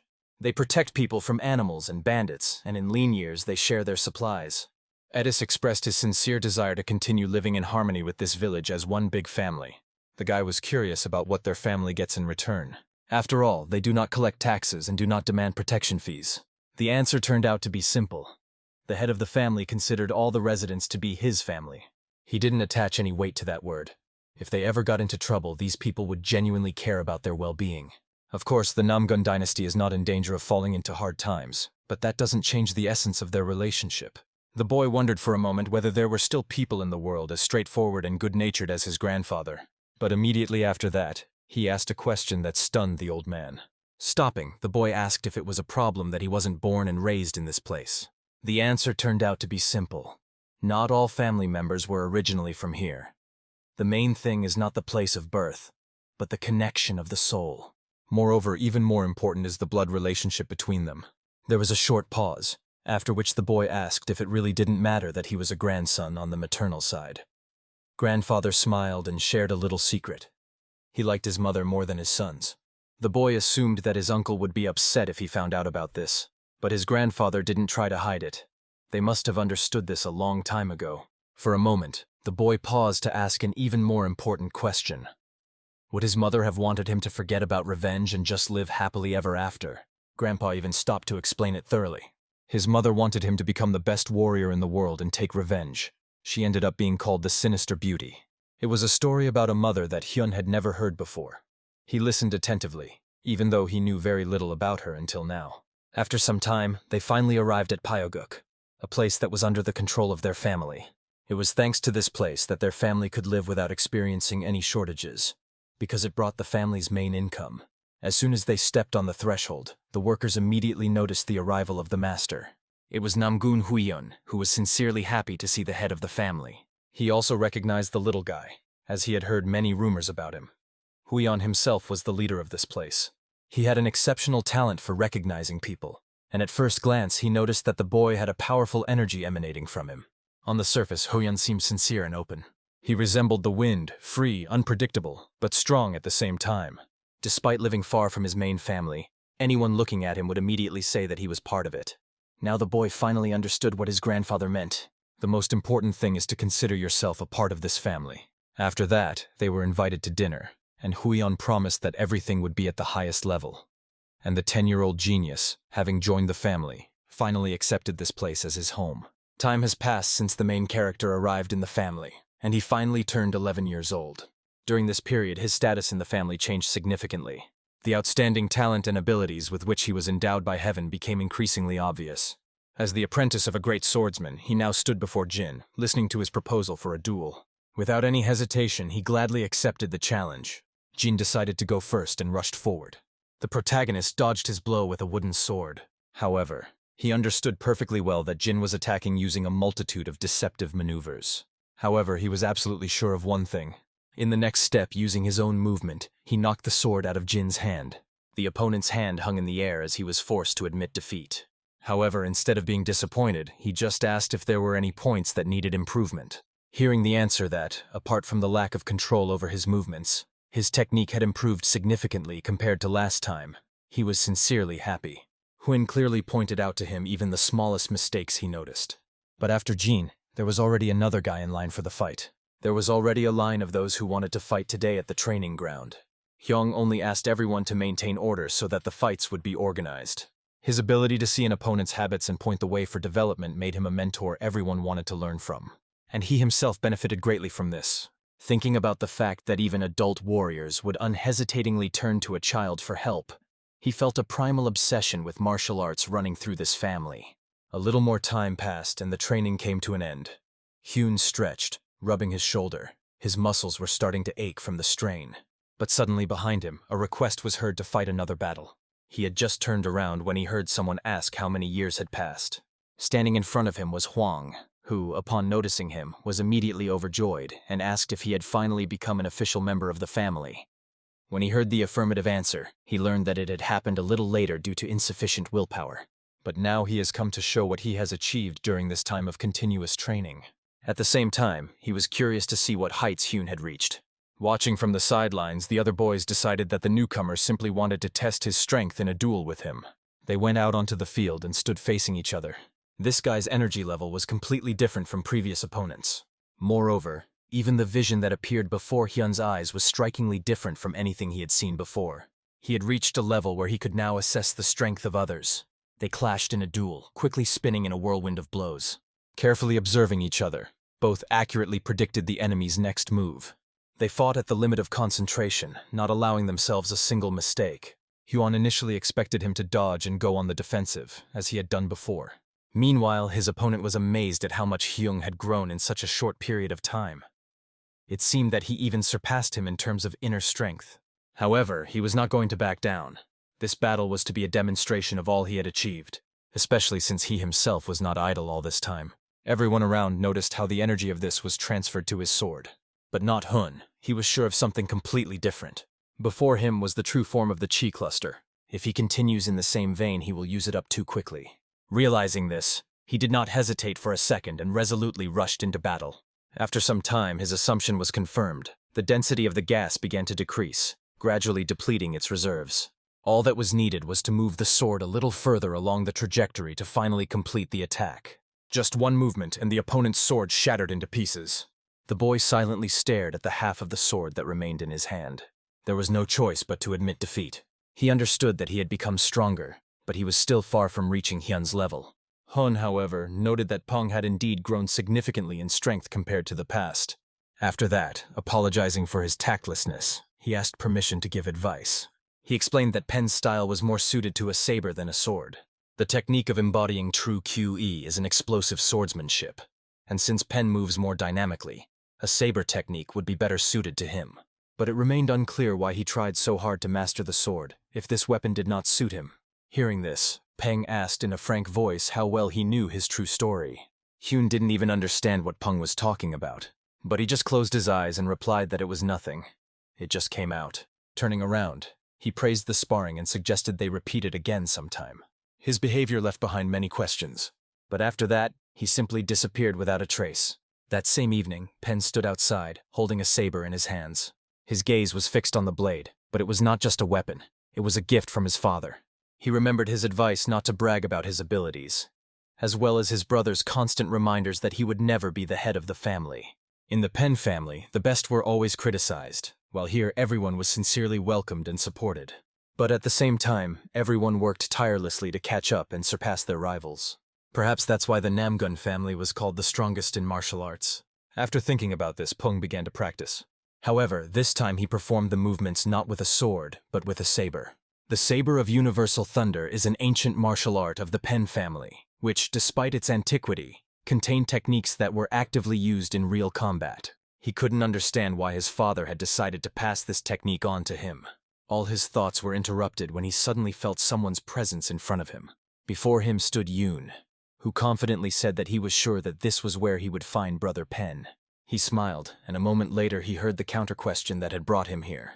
Usually those who leave after talking to him with such an expression on their face cannot sleep peacefully at night. As soon as he had said these words, his attention was drawn to the sword in Pen's hands, and he immediately asked permission to hold it. At such moments, it was obvious that Hyun was still a child. But since he has this sword, why didn't he carry it before? The question suggested itself, so he couldn't resist asking. Pen answered briefly, explaining that he had come here to learn swordplay, and that a saber was of no use here. After all, saber strikes require the right approach. They are only effective when using a double-edged blade. However, here he heard something interesting and incomprehensible, only individual elements. Hyun reminded that sword fencing relies heavily on sharpness, especially in situations where you need to transfer the QI to the blade. Peng agreed with this, and added that it was these inside the sword that greatly increased its sharpness. If, with a strong blow from a saber, all this energy is concentrated in one place, the blow will be truly devastating. Listening to these explanations, Pen suddenly picked up on the idea and continued, noting that this was similar to the technique he had used during the day. Repeating his words once again, Hyun concluded that a saber really suited him much better than a sword. Pen lowered his head, gathering his thoughts, and decided to tell his story. He was a warrior who had been cast out of his home, and because of that, he had to leave his sword behind. No one knew about it, but his father had sent him here even though there must have been some good reason for it. Hung never imagined that such a person could hand over such a majestic sword to him, as if it were the last blessing to his youngest son. It all seemed strange, so, trying to find a logical explanation, he suggested that perhaps his father had sent him here to protect him. After all, why else would he be sent to a family that has no equal in martial arts?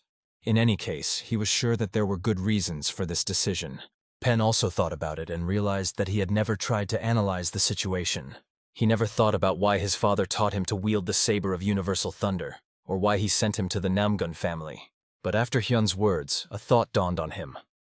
Perhaps his father wanted to protect him from his older brothers, and give him the opportunity to revive the forgotten family art of saber fighting. Hyan had never heard of this technique before. Pen took the saber in his hands, closed his eyes, concentrating completely. Feeling the evening breeze, he began to demonstrate the art of saber combat. Hyung's eyes lit up when he saw this. It seemed that this force was capable of smashing any obstacles to pieces. That's exactly how it looked from the outside.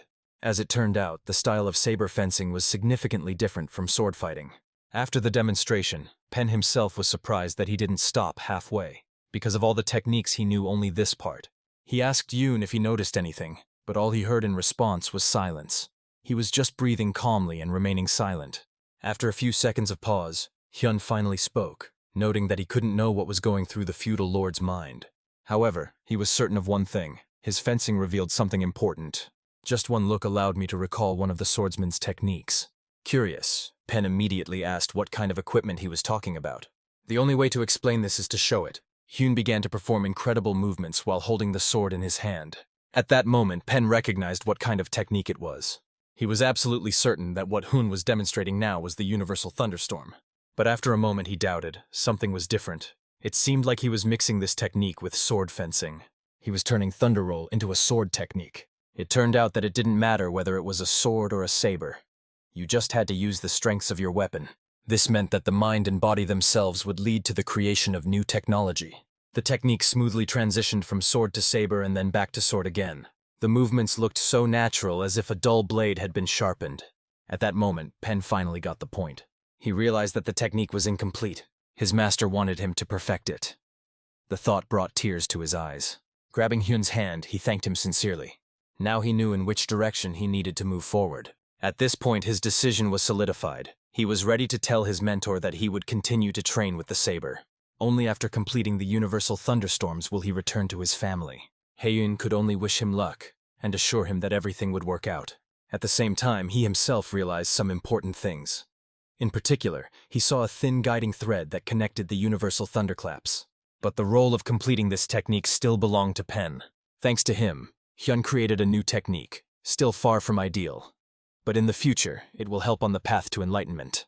It was a modification of the universal thunderstorm saber technique, but it was supposed to be as refined as the sword technique, although it wasn't. It was better described as something almost invisible, light as moonlight. Raising his head to the sky, he decided to give it an appropriate name, Moonlight Technique. Boys are always busy developing and improving themselves, while girls find ways to help them do so. This situation was no exception. Soa tried to prove to everyone that they would run out of space if Pen started coming here too. Others believed that Hyan's mere presence contributed to their development, but for her that was no argument.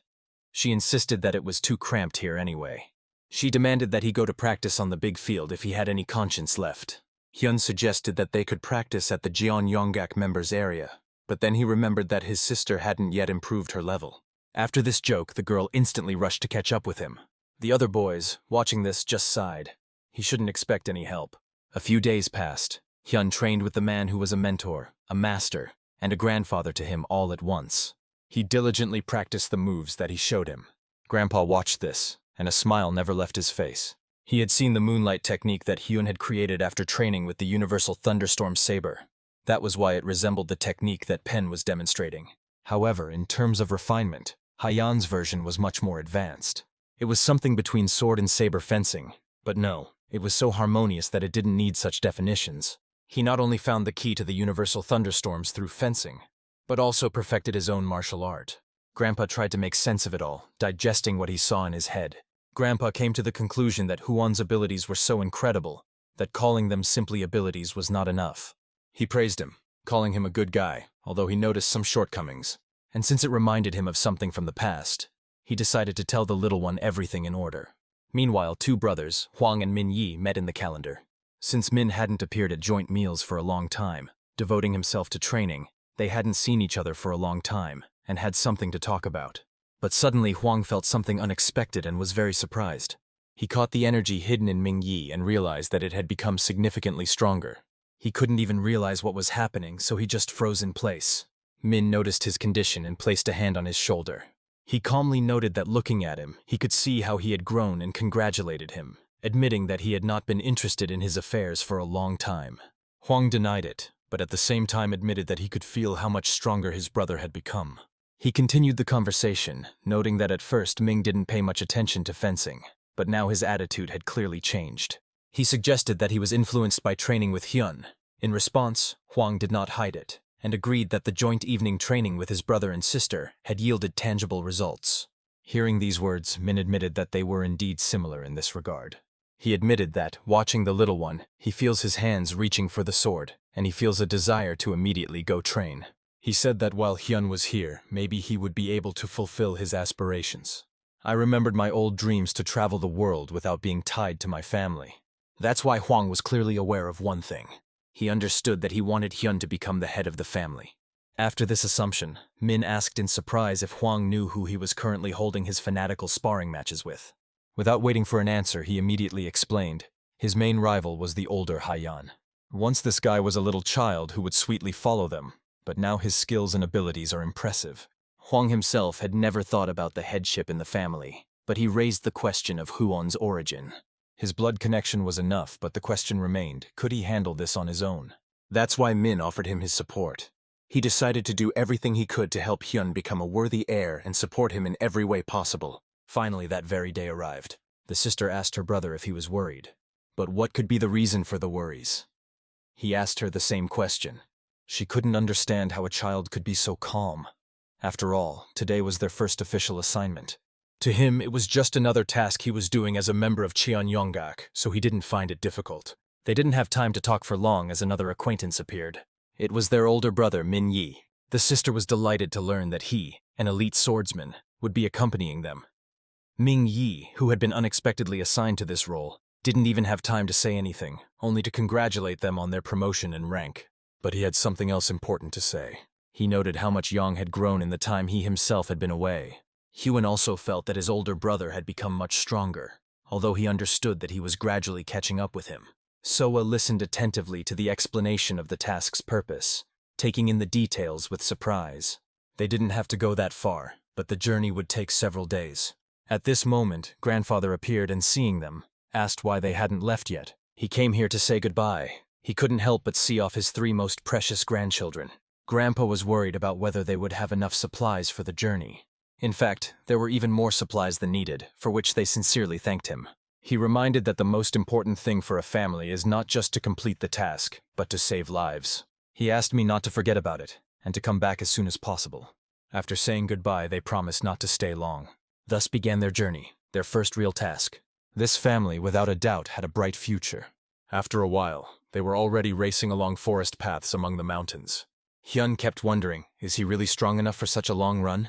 He remembered the words of the elder who emphasized the foundations of endurance, liberation, and restoration. While running, it was important to constantly restore internal energy.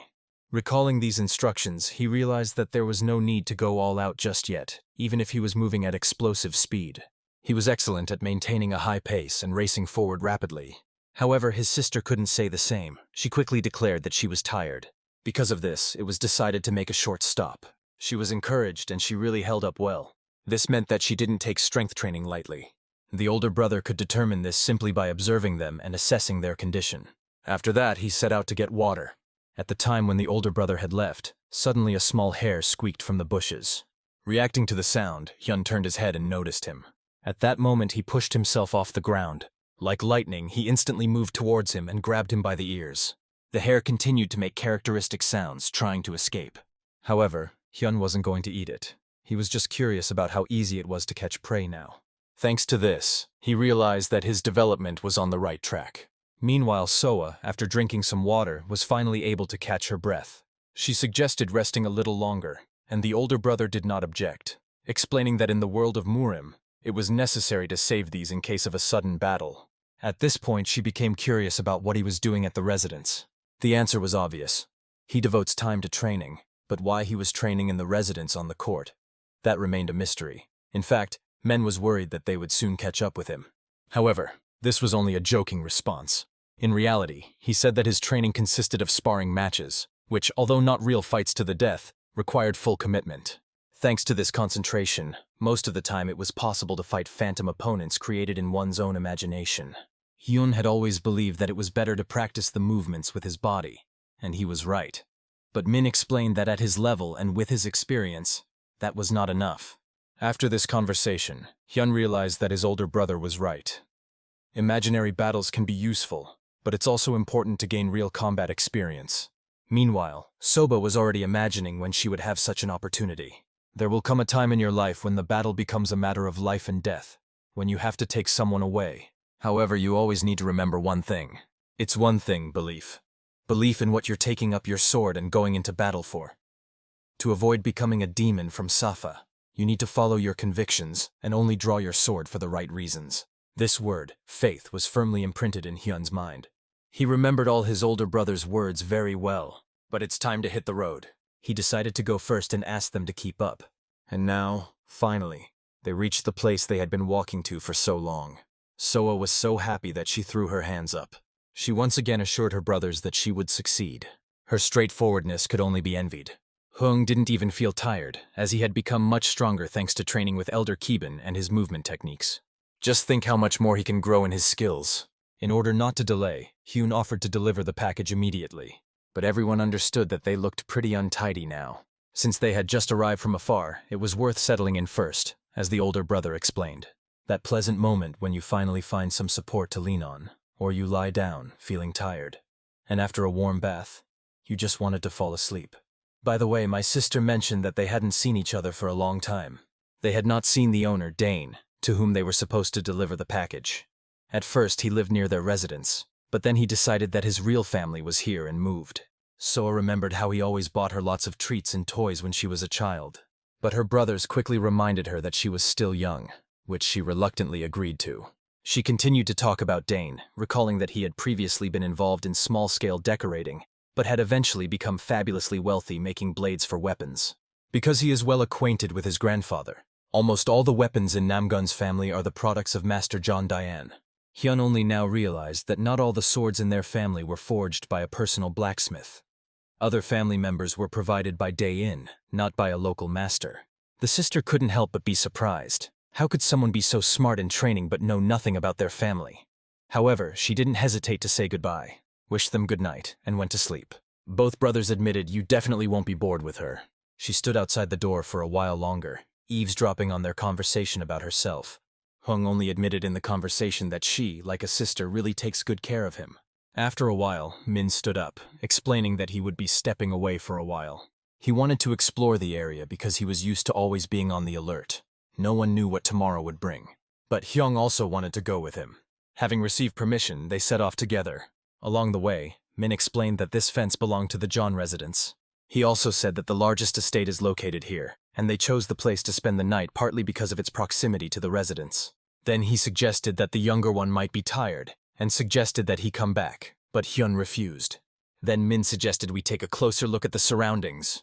The most interesting places worthy of attention were left on the way back. You need to consider the height of the fence, your own condition, and other details. A little more practice will make it much easier. Hyun thanked him for all these instructions, but that wasn't all. All that was left was to check the main entrance, the distance to the residence, and the level of security. But at some point Min stopped abruptly. He asked Hyun to freeze too. Something was wrong. There are usually always guards in such huge estates, and he unimmediately guessed this. Min confirmed his assumption. There was no information that Jong had decided to leave the building unguarded. The most important thing now was to focus on these auditory sensations. But there was no presence around, no sounds, no movement. Both of them stared intently into the darkness, sensing something suspicious. Min wanted to say something to Hyung, but looking at him, I saw that he was just nodding silently. He understood. Hyun already guessed what he wanted to say. Go home. In the world of Muram, experience is the most important part of learning. Min realized that this was pointless and agreed to move forward together. During this, he couldn't help but notice that the technique that Hyan possessed, namely the body relief, was exceptional. It was very similar to the faint fragrance technique from the Hwasong faction. They raced forward, but could not determine where exactly the strange sound they were hearing was coming from. Was it coming from the main building? As they got closer, they came across an illusion technique that completely blocked the sound from coming out. Min understood that Hyun had not yet learned sound techniques, so he asked him to simply nod if he understood the instructions.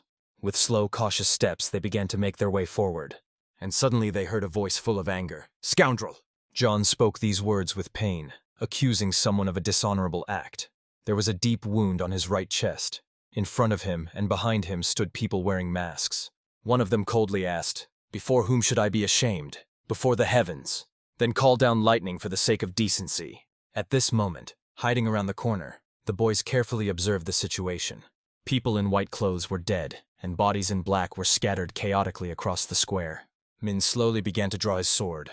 He quietly ordered Hyun to stay put and not interfere. The masked man addressed Chan in a cold voice, stating that if he had given up his property, all of this would not have happened. Seeing the boys, Chan, even though he was wounded, desperately ordered them not to interfere if they did not want to die.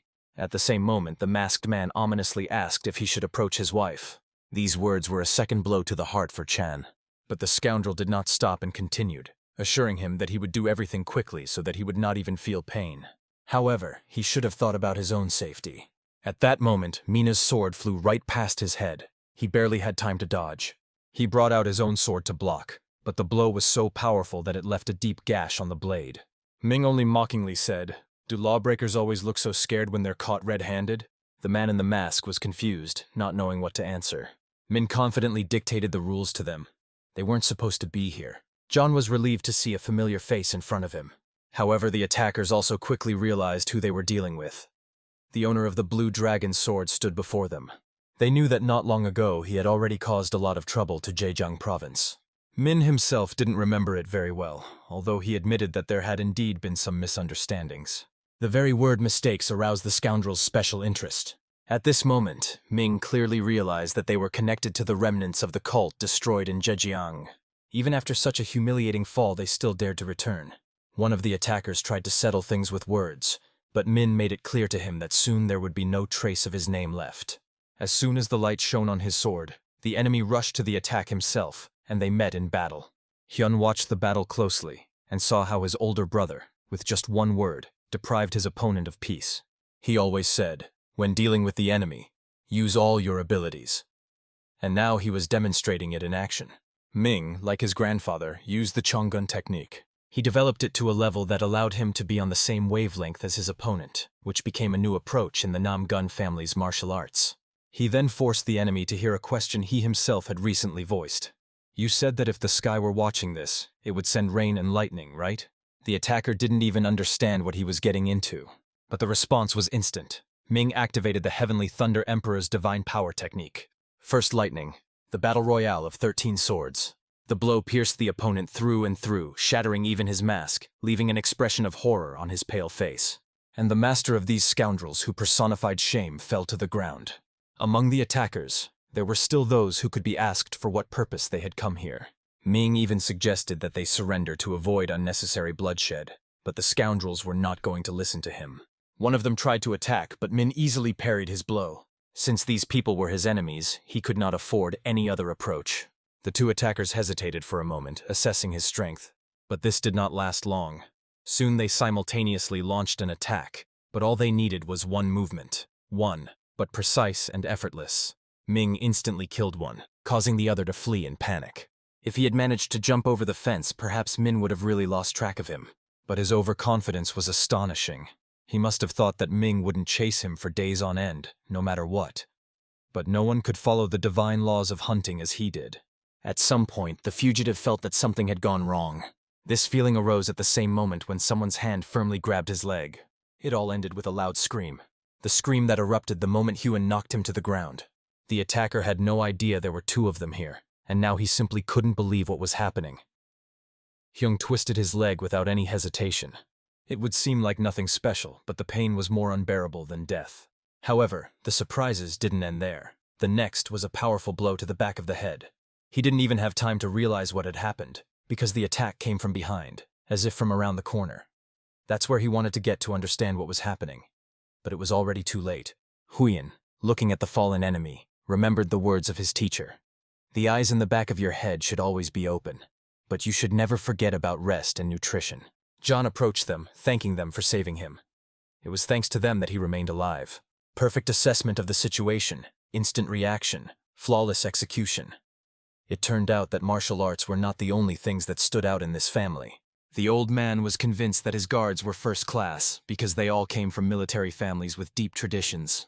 However, he didn't understand how they couldn't deal with the enemy. Half of the warriors were only alive thanks to this guy. Ha-Hyun explained that it seemed they needed to act quickly. He ordered a message to be delivered to the Murim faction about their joint success. Without wasting time, he immediately sent someone to deliver this news. One of the guards looked at the boy, thinking he was still a child, and couldn't imagine how he could endure such cruelty. He asked Hyun how he was feeling. The boy calmly replied that he was fine. However, he was a little embarrassed when he noticed that he had scratched his palm. Then the old man became worried and suggested that Min move closer so that he could be supervised. The boy agreed and asked to move his things. Together with his brother, they set off to a new place. His role in this battle was significant, so what happened shouldn't be discussed only from his grandfather's perspective. Hyun thought for a moment, lost in his own thoughts. The brother noticed this and asked what was bothering him. He was about to ask for something, and his brother readily agreed to listen. He couldn't understand what was happening. Why was Hyan acting like nothing had happened? That was a strange question. But when you first find yourself in a similar situation or see someone dead, the natural reaction for most is shock. At such moments, you don't realize how equally valuable life is for everyone. He saw people die but felt nothing even when he himself inflicted mortal wounds. To him it seemed like something familiar, almost every day. Still, something in his brother's words made him think. He understood. Now he was part of the Muram world. Hyan was stunned by the thought, and a sense of realization dawned on him. He recalled how, at the age of 15, he first killed an enemy, the young leader of the Safa clan. He still has nightmares about that day. How the blade of a sword cuts through his skin. How in the agony of death his gaze dims, from which life gradually disappears. It was hard for him. These feelings haunted him for a long time. But one day his father told him, "The world of Murim is a wild place where beasts rule. They know what revenge is and are ready to fight for their beliefs." These words reminded him of the past, about the day he ran away from the Shin family and found refuge with the Namung family. Relentless hunger forced him to hunt, kill, survive. The chase, the blood, the fight. He became part of this predatory chain of nature. The brother emphasized that perhaps he understood everything without even realizing it. Putting his hand on his shoulder, he asked him not to worry. Even in such situations one must remain calm. For Muram, this is more of a blessing than a curse. The boy finally agreed with him. When their sister found out what had happened, she was furious. They had to wake her up. In her opinion, stopping the killers alone was simply pointless, because they could have been seriously injured or even killed. Everyone had been up since morning, and it seemed there was a good reason for that. Suddenly, an old man came out from around the corner and announced that they should call him their mentor. He wasn't just some elder to them. The boys bowed their heads in greeting, calling him elder, even though they hadn't seen him for a long time. He already knew everything, so there was no need to guess. He only asked if it was the work of the demon cult and received an affirmative answer. His suspicions were confirmed, but something about it still seemed strange. In any conflict, it is immediately obvious that a demonic cult is involved. They are too insidious to act openly. First of all, he reported this to Murim, because as soon as the news reached the influential factions, there would be a commotion. This will be a serious impetus for the investigation. If the old man says this out loud, then the situation is indeed serious. If Murim does not react and impose sanctions on the demon cult, the consequences could be dire. The old man noted that Hyan was developing well. His strength was growing.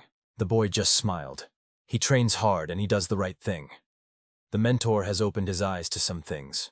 The girl expected her grandfather to praise her too, but he only noted that she was their little spark, who had also grown up, although her potential had not yet been fully revealed. Then the old man suggested that she join the lesser warriors, but she flatly refused. He heard that the Zhong family was planning to move to Hapi, and they were going to retake the city during the day today. If only the owner, Chan, could see all this with his own eyes. At that moment, the girl realized that this man they were talking about looked like that uncle from the store. The elder noticed that she had already met him. This was the man who had tried to smuggle the security for the fire, the youngest son of the John family. In any case, he is going to inform the factions that the demonic cult is behind all this. As for the prisoner, he turned out to be related to the Zhong family, so he was completely immobilized by sealing the flow of qi. This was a significant achievement. Now it was time to go to the old man in the southern palace. He would be waiting with impatience. After saying goodbye to the elder, they hoped to meet again soon. But as he left, he said that the faction elders didn't even have to try. Everything had already been done for them. The older brother suggested that they return home, and they went there without hesitation. Having a place to return to is a true blessing. They decided to compete with each other, and the girl assured them that she would never fall behind. Desperately breaking away from their place, they rushed forward rapidly. This concludes the chapter. From now on, Hyan's real home is not the Shin family, but the Namung family. The main question remained: how to become a strong-willed person. It is important to pay attention to details, honestly and persistently master the basics. Although it sounds simple in words, applying it in life is a completely different challenge. Those who faithfully follow these principles stood right in front of him, and this, at the very least, warmed his soul. One of them noted that Soa is a real fighter because she doesn't slow down until the very end. However, the girl didn't want to fall for such tricks and asked her brother not to lie to her. This time she finally realized how big the difference was between her and Brother Heng, but she was willing to make the effort to catch up with him. Soon they arrived at their destination city. All three were solemnly congratulated. Their grandfather stood before them.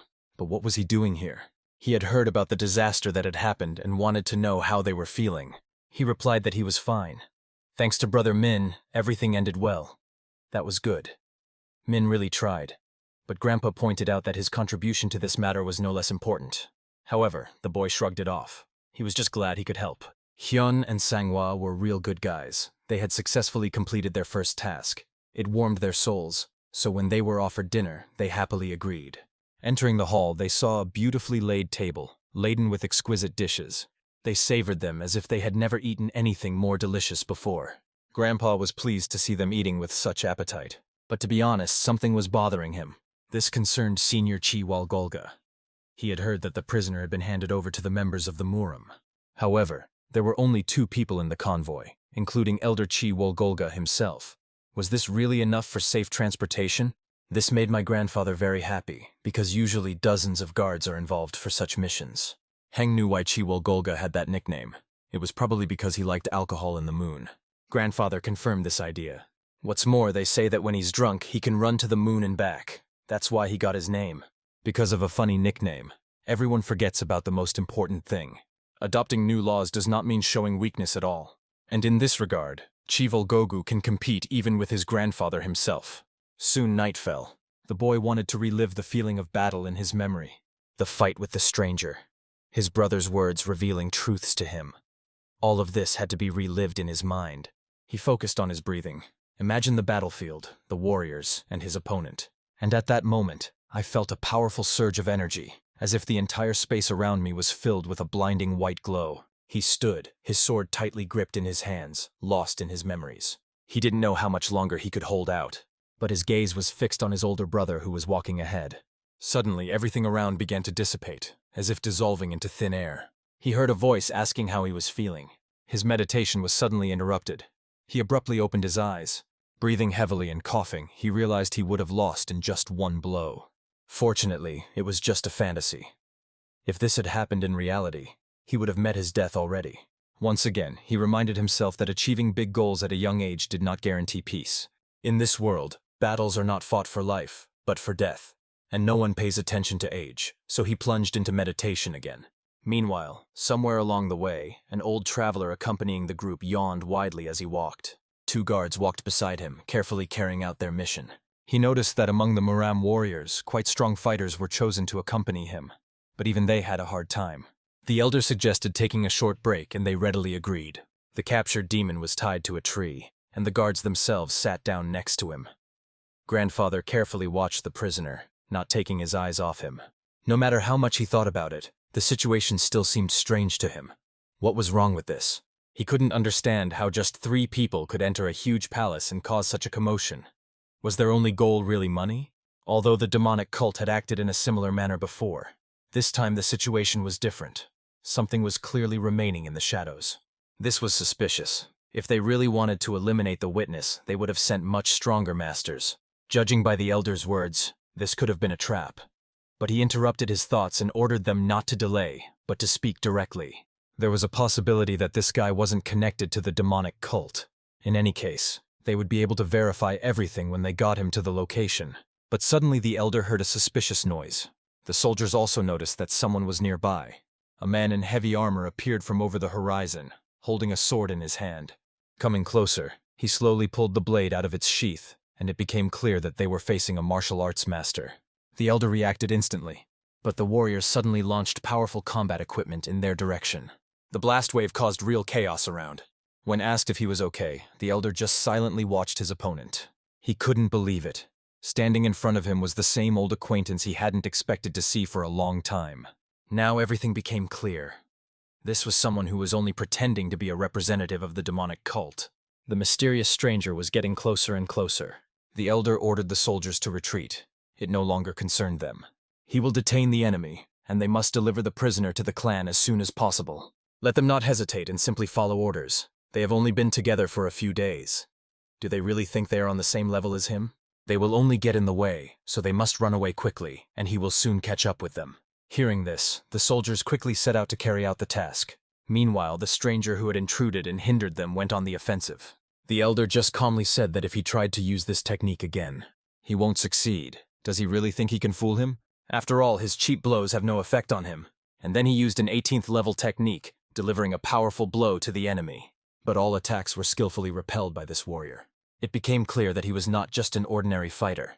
He was different from the others. His defense was impeccable. Then the elder decided to use the flow of chi. Will the opponent be able to withstand this blow? Meanwhile, in the alliance, the young master was still asleep. He felt that morning had already come, and once again he remembered how many times he had died in his dreams. However, the duration of his fights with opponents gradually increased, and thanks to his breathing control, he no longer felt exhausted. Quite the opposite. Come to think of it, Elder C. Volwolga would be enough to safely deliver the captive to the Murim clan. So he only hoped that it reached its destination safely. Meanwhile, we returned to the Elder's battle with the attacker. The fighting continued, and the situation became increasingly tense. It seemed that the old man was better prepared, but the enemy skillfully blocked his attacks, no matter how much he tried to break through. It was obvious that this stranger was feeling very anxious, especially after hearing that the prisoner in black clothes had been handed over to the Brotherhood in the Alliance. It turned out that he was one of the few representatives of the forces that masqueraded as the demonic cult. These words angered him, and he rushed into the attack. The elder immediately sensed that his opponent had lost self-control. He hit the spot. Now all that remained was to catch him, forcing him to use his true power. But the opponent only gritted his teeth and parried the blow. Not much is usually known about guys like him, but his real specialty is not defense. His power is not in defense, but in destroying enemies with one blow. The elder used the dragon taming technique and hit the opponent directly in the body, leaving a deep mark on it. The force of the impact sent him flying far to the side. He stood, feeling the real fear of death, for this blow was devastating. But even so, the old man admitted that the enemy was extremely hardy and also agile. However, this was his end. Like a dragon that has flown into the sky and doesn't know how to return. The elder decided to use his last trump card. He couldn't give this scoundrel another chance. Using his strongest technique, he broke through the enemy's defenses in a flash and destroyed him. From the powerful impact, even the birds rose into the sky and the forest was filled with a roar. The old man felt that this was a real lesson. His age was no longer suitable for such battles, but his opponent lay on the ground, completely exhausted, his sword falling from his hands. The elder hoped that he was still alive, but if this scumbag thought he had a chance to win, he was mistaken. His strength was exhausted, and when the old man took off his mask, he saw the real face. The eyes were rolled back, but this face, he had seen it somewhere before. His silhouette seemed to linger in his memory, but he couldn't remember more precisely. Maybe he should take him to the clan and find out everything there. It had been 10 days since Henan started visiting John Deokyung, and despite all the events, his daily routine remained unchanged. During the day, Henan studied martial arts with his grandfather, and at night he trained with his older brothers. After that, through breathing control and concentration of internal ki, he immersed himself in himself, recreating the battles in his memory over and over again. It would be difficult for an ordinary person to sustain such a schedule, but he derived real pleasure from it. However, there was something he looked forward to most in his life. The captured criminal may have had a connection to those who killed his parents. And so, there was a chance to finally find out why his family members had to die. Soon, Chival Home returned and immediately approached his grandfather. I asked how he was doing, but although the greetings were pleasant, that was not the point now. He brought urgent news. The prisoner they captured. He undoubtedly had a connection to the demonic cult, and this information was officially confirmed. There was no doubt that this was the work of the demonic cult based on the murder scene. The prisoner who had regained consciousness was now being interrogated. The body of the deceased was also examined, but nothing suspicious was found. However, the man the old man killed seemed quite strange to him. Grandpa thought for a moment and wanted to hear more details. The thing is, Namgun's main sword is still trying to figure everything out, but his grandson's patience is already at its limit. He noticed that the flow of energy and blood was no longer as pure, and he hadn't trained in a long time. It's not what it used to be, but he still admitted that the warrior he killed was very strong. He fought with the same ferocity as his grandfather, although he was not as powerful. It was not easy for him, so it was not worth straining too much. In any case, at some point he used one of the fighting techniques, and only then did he realize something important. The elder thought for a moment, trying to understand what exactly he was talking about. Is he talking about the stellar attraction technique used by the demonic cult? But the old man was sure that this was the technique. If this was star attraction, then there was nothing strange, because it was one of the special martial art styles of the demonic cult. However, the man he killed had no signs of demonic chi at all. On the contrary, its energy was pure. Then it turns out that this is not stellar gravity, but something very similar. In addition, he was dressed in golden clothes, and his face seemed familiar. But no matter how much the old man thought, he could not remember where he had seen him before. Singh noted that the man in black's martial art was unique. but he also couldn't even guess what kind of technique it was. Just as he himself was not a genius in this field, it was extremely difficult to determine such things without proper analysis. But if you think a little, you might be able to remember. They warned him not to overexert himself. If it weren't for them, the local beggars in Murim would have been blind and deaf long ago. In response, the old man thanked him for the kind words and went about his business. Before leaving, he asked the leader to prepare grain vodka. After all, he should visit Henan before leaving. Meanwhile, on the training ground, our hero practiced with his sword.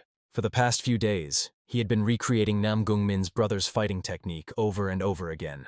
And his last imaginary opponent was the same murderer. He repeated the same movements he saw his brother make.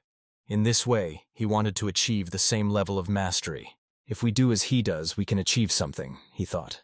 But suddenly the sword slipped from his hands. He jumped sharply to the side, not understanding why. If you repeat the movements of the killer, then the flow of ki is controlled directly by the hand holding the sword. Then he has to release the energy before it starts to accumulate in one place. At that moment, he focused it on his weapon, and the sword seemed to flash. Then he realized that this was the moment to act. He released a powerful wave of ki, directing it forward. By directing the energy from the sword exactly as his brother did, panting and tired, he realized that he had succeeded. It was even easier than he thought. If he continued to practice to the limit, he could unleash the power of the sword that no one had ever seen before. So he decided to do it every time, improving more and more. But suddenly he saw a teacher on the horizon. Surprisingly, he didn't even notice when it appeared. The teacher ran up to him, loudly exclaiming that he had succeeded. But how did he know the swordsmanship that brother Huang Yun used? The boy wanted to answer, but his grandfather didn't let him say a word. He was too interested in how he knew these techniques. After all, 50 years ago, it was here that the war between the clans ended, and then the apostle clans swore to never again participate in such violence. So the old man wanted to understand, how did he know the tricks of that place? The guy tried to explain. He revealed that the technique he had just used belonged to the assassin who had used it during his fight with his brother Mino. These words deeply impressed the elder. After all, it was indeed the same technique he had seen before. And then it dawned on him. This style belonged to the warriors of Huang He, and the defeated fighter was its representative. It was incredible. He was able to recreate the techniques of the man the old man had seen 50 years ago. If this was indeed the Huang He Gate, then everything fell into place. It turns out that everything was set up to make it look like the demon cult was involved. But it was just a cunning game by the Safa clan, and he is grateful to his disciple for helping him with this. The old man hurriedly left that place. He understood that his disciple, Han Heng, was the real hope. Our hero asked his grandfather what he had done wrong, but it was just the opposite. He pleasantly surprised him again. A few days later, Buddha Amitabha learned about this. However, one poor man claimed that the Lama did not believe him. He must not have any memory problems. Or maybe it was the grain vodka. If Huang Yun Moon is really involved in this incident, then it is very serious. However, this is not the most important thing right now. After all, he could have changed the location of the clan's deployment. This is what the shaman Superman UEP said. If this were true, rumors would have spread long ago. And recently a mysterious man in black was seen nearby, buying a large amount of food. But where could he hide among these ruins? He couldn't just rise into the air or fall underground. After all, he's not immortal, the monk pointed out. The poor man assured him that he had not disappeared anywhere, and even more so had not fallen underground. Then he came up and began to bow strangely to the ground. Someone asked what he was doing. In response, he just smiled and asked to look carefully. He was right. If there's nowhere else to go, you can always go underground, he said, concentrating energy in his palm. And concentrating it, he hit it straight into the ground. The force of the impact raised a curtain of dust, and everyone saw what he was hinting at. A hole had formed just beneath their feet, and with it a mysterious passage that seemed to lead to what they had been searching for so long. They, along with their companions, went down inside. How could such a large underground space fit into such a narrow hole? It didn't look man-made, but it didn't look like a natural cave either. Perhaps the place was formed by some process and was discovered near Huanghai Gate. Walking forward, the monk suddenly called out to them, pointing to what lay ahead. Seeing this, everyone shuddered and turned to the Buddha, asking what this could mean. A terrible picture opened before them. It seemed that cruel experiments were being conducted here. The corpses couldn't just pile up in one place. It was as if someone was extracting the victim's inner energy. But how did they know such a forbidden martial art technique? The old man loudly ordered those hiding around the corner to stop delaying and tell the truth. In the darkness, the silhouettes of warriors could be seen, their swords clutched in their hands. But the old man saw no point in their pretended preparations. They were already betrayed by the rage boiling in their eyes, and soon their leader came out of the deep darkness to them. The old man recognized him immediately. It was the head of Hwanghae Gate, and he in turn also recognized Cholvalwalga. The last time they had met was when they had entered the city where these people had been hiding all this time. He couldn't believe he was seeing him now, standing on the threshold of death. The leader just laughed, saying that you can't escape fate. The old man understood that he was not peaceful. Their crime was breaking a promise, creating chaos in the martial arts world, and inciting hatred against people. If they agree to live like ordinary people, forgetting about their fighting skills, the old man will let them live. The leader just laughed at these words. Does he really think it makes any difference to them whether they die now or later? Today, their existence will end, but before they die, they will certainly take at least someone with them. And at this moment, they suddenly launch an attack. Cheval Volga gives them one more last chance, but he quickly realizes that it is useless, and pulling out his battle staff begins to scatter his enemies. The leader sees that the old man is already in the midst of the battle. He makes a promise. Today, Hwanghae Gate will fall with him. Meanwhile, we return to our hero, who is having breakfast with his grandfather. His soup turned out to be completely tasteless. But one day he will have to eat this soup again, and then maybe he will find it delicious. The monk found the ceremony difficult. He was saddened to hear this news. Yoongjin's good name had nothing to do with the demon cult. It turned out that it was all the work of Hwanghae Gate, who were just pretending to be him. That's how it all happened. And to be honest, our hero was disappointed. Grandpa asked him not to worry. All information about the demonic cult is in the public domain. And right now he should focus on training. That's the most important thing. Does he know when the worst time to be a warrior is? The real test comes when strength is lacking at the very moment when it is needed most. This doesn't mean that the guy doesn't understand his own feelings, but he shouldn't deviate from his goal and let hatred guide him. He thought everything was fine now, although he was a little confused. However, training and living here brought him real pleasure. He understood his time had not yet come. The days spent with these people flew by unnoticed, but he tried to make the most of them. The grandfather, talking to the boy, mentally remarked that the conversation with him resembled a conversation with an old monk. His thoughts were deeper than those of most adults. The boy asked his grandfather to go first. He wanted to practice because he hadn't been able to do it before. The main thing is not to stay up late, was all Grandpa asked. At that moment, an image flashed in his memory. The guy looked very much like an old acquaintance, Yen Renain. He didn't even like this tea as much as Renan had once. Meanwhile, in the demon cult cave, the leader addressed Cheval Volga. All your children are dead, he said. You destroyed them with your own hands? After throwing the bodies away, he added, This is none of your business. You shouldn't have interfered.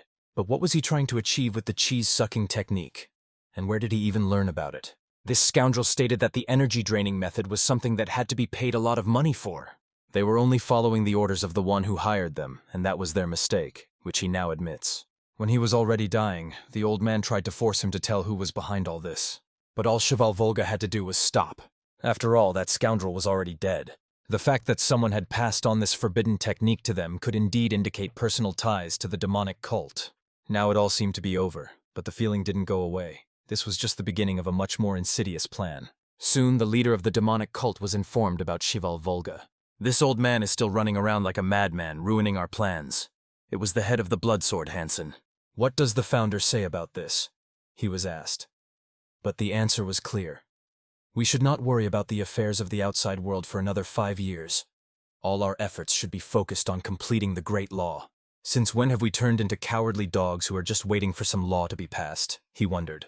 But the man standing in front of him rudely replied that he shouldn't talk nonsense, because they could be heard in Namgun Muran. He even wondered how the old man was doing there. However, there was no activity on his part at the moment.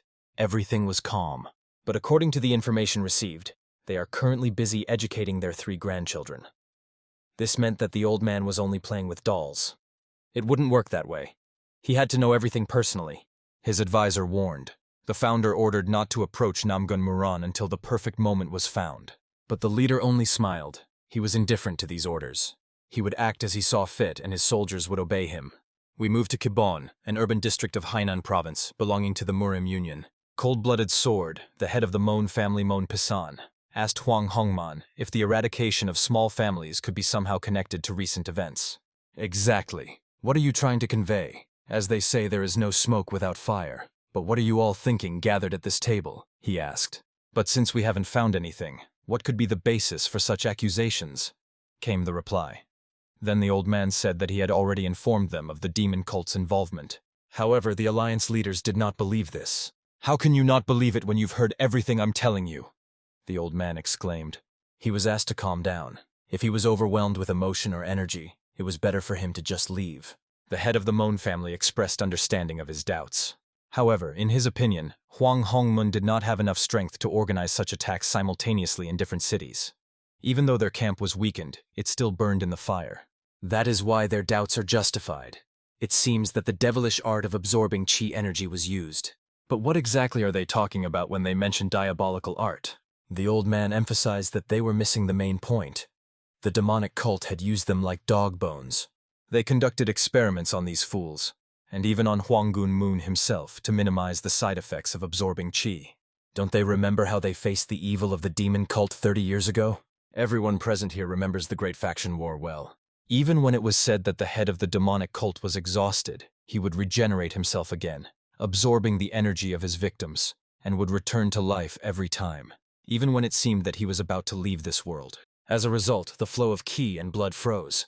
He suffered severe injuries and then fled and disappeared. The old man suggested that the demon cult was experimenting on Huanggun Moon precisely to minimize the side effects of absorbing energy. However, these are all just their internal beliefs. The old man has no evidence. But he insisted that it wasn't that important. Is it really that difficult to organize a decent defense? However, he was told that that wasn't the point at all. They don't want news about the demonic cult to cause panic and chaos. When real evidence comes, they will be the first to give it to him. But the problem is, by that time it may be too late, and then all of Murim will be in danger. Because of this, the elders started shouting right during the meeting. In the end, the head of the Muram Union, Iron Plum Yu Min Yun, called on everyone to calm down. They decided to strengthen the borders anyway, and if the information spreads in such a way that it looks like a normal strengthening of defenses, and not preparation for an attack by the demon cult, then everything will be fine. No one objected to this. It was a smart strategy and a good precautionary measure. But in her thoughts, you mean you undoubtedly. Was reputation more important than life for them? It would be more correct to listen to Chi Wulwoga's words. The meeting ended with this, and everyone returned to their work. But suddenly one of the swordmasters was stopped. What happened? He asked. Cold-blooded Sword wanted to know if he had received the short letter that had been sent to him.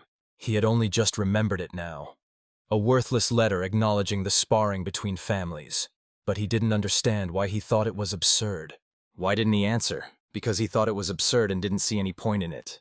And yet he evaded the answer. But the poor old man noticed that he was trying to address him as the head of the family, although he could not say anything at the moment. After all, there were too many spectators around. We needed to talk in person, and he is waiting for the elder with impatience. The alliance leader realized that she had gone too far, and because of these fools, she lost a lot of weight. But she didn't understand why this kept happening to her. The old man thanked the chief for his help in establishing peace, but asked him not to worry. They were simply expressing their gratitude to him. But why did he send this invitation to spar? The sword only wanted to test the skills of the families, especially the direct descendants. Currently, the Namgun clan maintains power by involving relatives, but not all of them can be considered direct heirs, and he understands this perfectly well. In other words, he doesn't understand why someone is in a more advantageous position than him, while the Mohan family was recognized as the best even before Namgun. It sounded funny to the old man. You know that there are only 6 people among Namgun's direct descendants. But this man didn't stop. He insisted that this wasn't all. The alliance leader mentally called him an impudent person. How dare he speak to an elder like that? And yet he wants to spar to gain recognition of his kind as the best. If he wins, and he can't lose, it will prove him right. All of the Swordmaster's siblings perished in the Great Faction War. Now, Namgun's heirs are only 2 sons and 3 grandsons, and that's it. How old were you at that moment? The old man asked. He calmly replied that he was now 50. Then you don't even understand what the Great Faction War is. It ended over 50 years ago. If you talk about the next faction war, you expose yourself to serious condemnation. These words made Reckless Sword think before answering. The elder laughed in response. I was only 20 when the Great Faction War began. 30 years have passed since then. You said that the abilities of direct descendants matter. That is, of course, true. But I will ask you just one thing. These words greatly irritated the Reckless Sword. The elder continued. If the entire Mon clan were to fight, would the old man stand against them all? The head of the alliance asked not to make such harsh statements, but the old man just smiled. I'm kidding, I just got a little carried away, sorry. Meanwhile, the reckless sword had already figured out how to make everything go according to his plan. If so, then I accept your offer. We will have a sparring match in a year. The rules are simple. 7 on 7.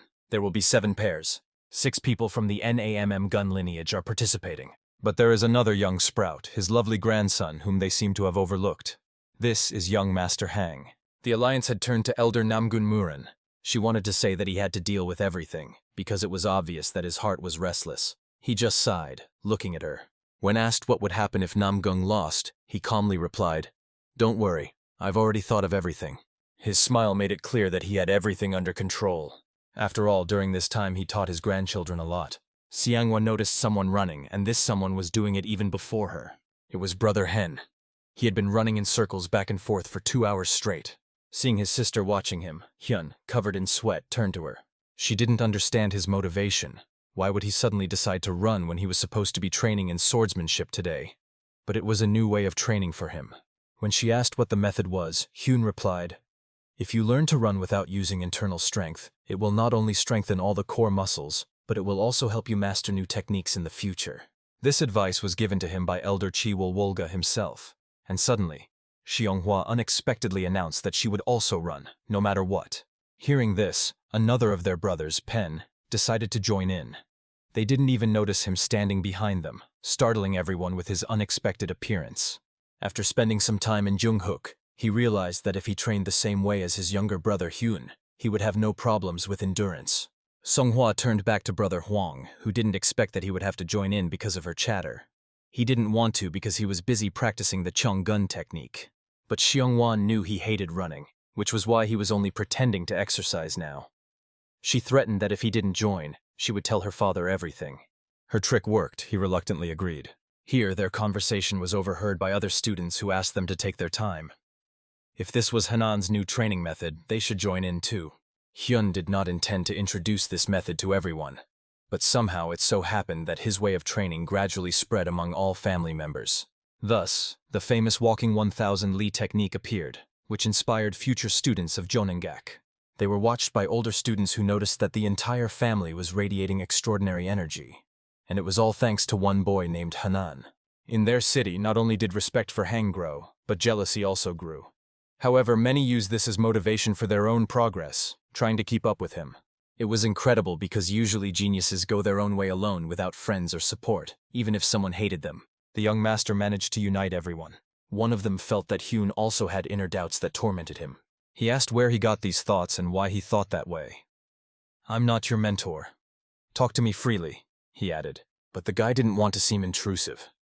"Haven't you ever thought that I just lack the ability?" The man replied that there was nothing wrong with that. "Indeed, at first I thought otherwise, but the more time we spend together, the more I realize my own worthlessness." Apparently, he always believed he was the most talented and capable, but he was wrong. They even laughed at him.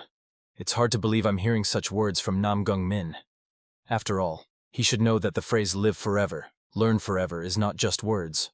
Min wanted to tell that a few months ago he came to Huang and he told him to practice attacks and defenses with Hanan. He was amazed, having studied this himself for several years. It was hard to believe, but now he and Hanan were fighting on the same level, even though it had only been a few months since he started training. "Do you know what Huang told me then?" "I'm so glad I have a little brother. I have someone to be proud of," he replied. But he added, "I also have to try even harder not to become a brother who would be ashamed." These words hit him straight in the soul. He felt ashamed. His brother Hanan's talent was incredible. It didn't affect his own training or achievements in any way, but he was still worried and decided to share it with his mentor.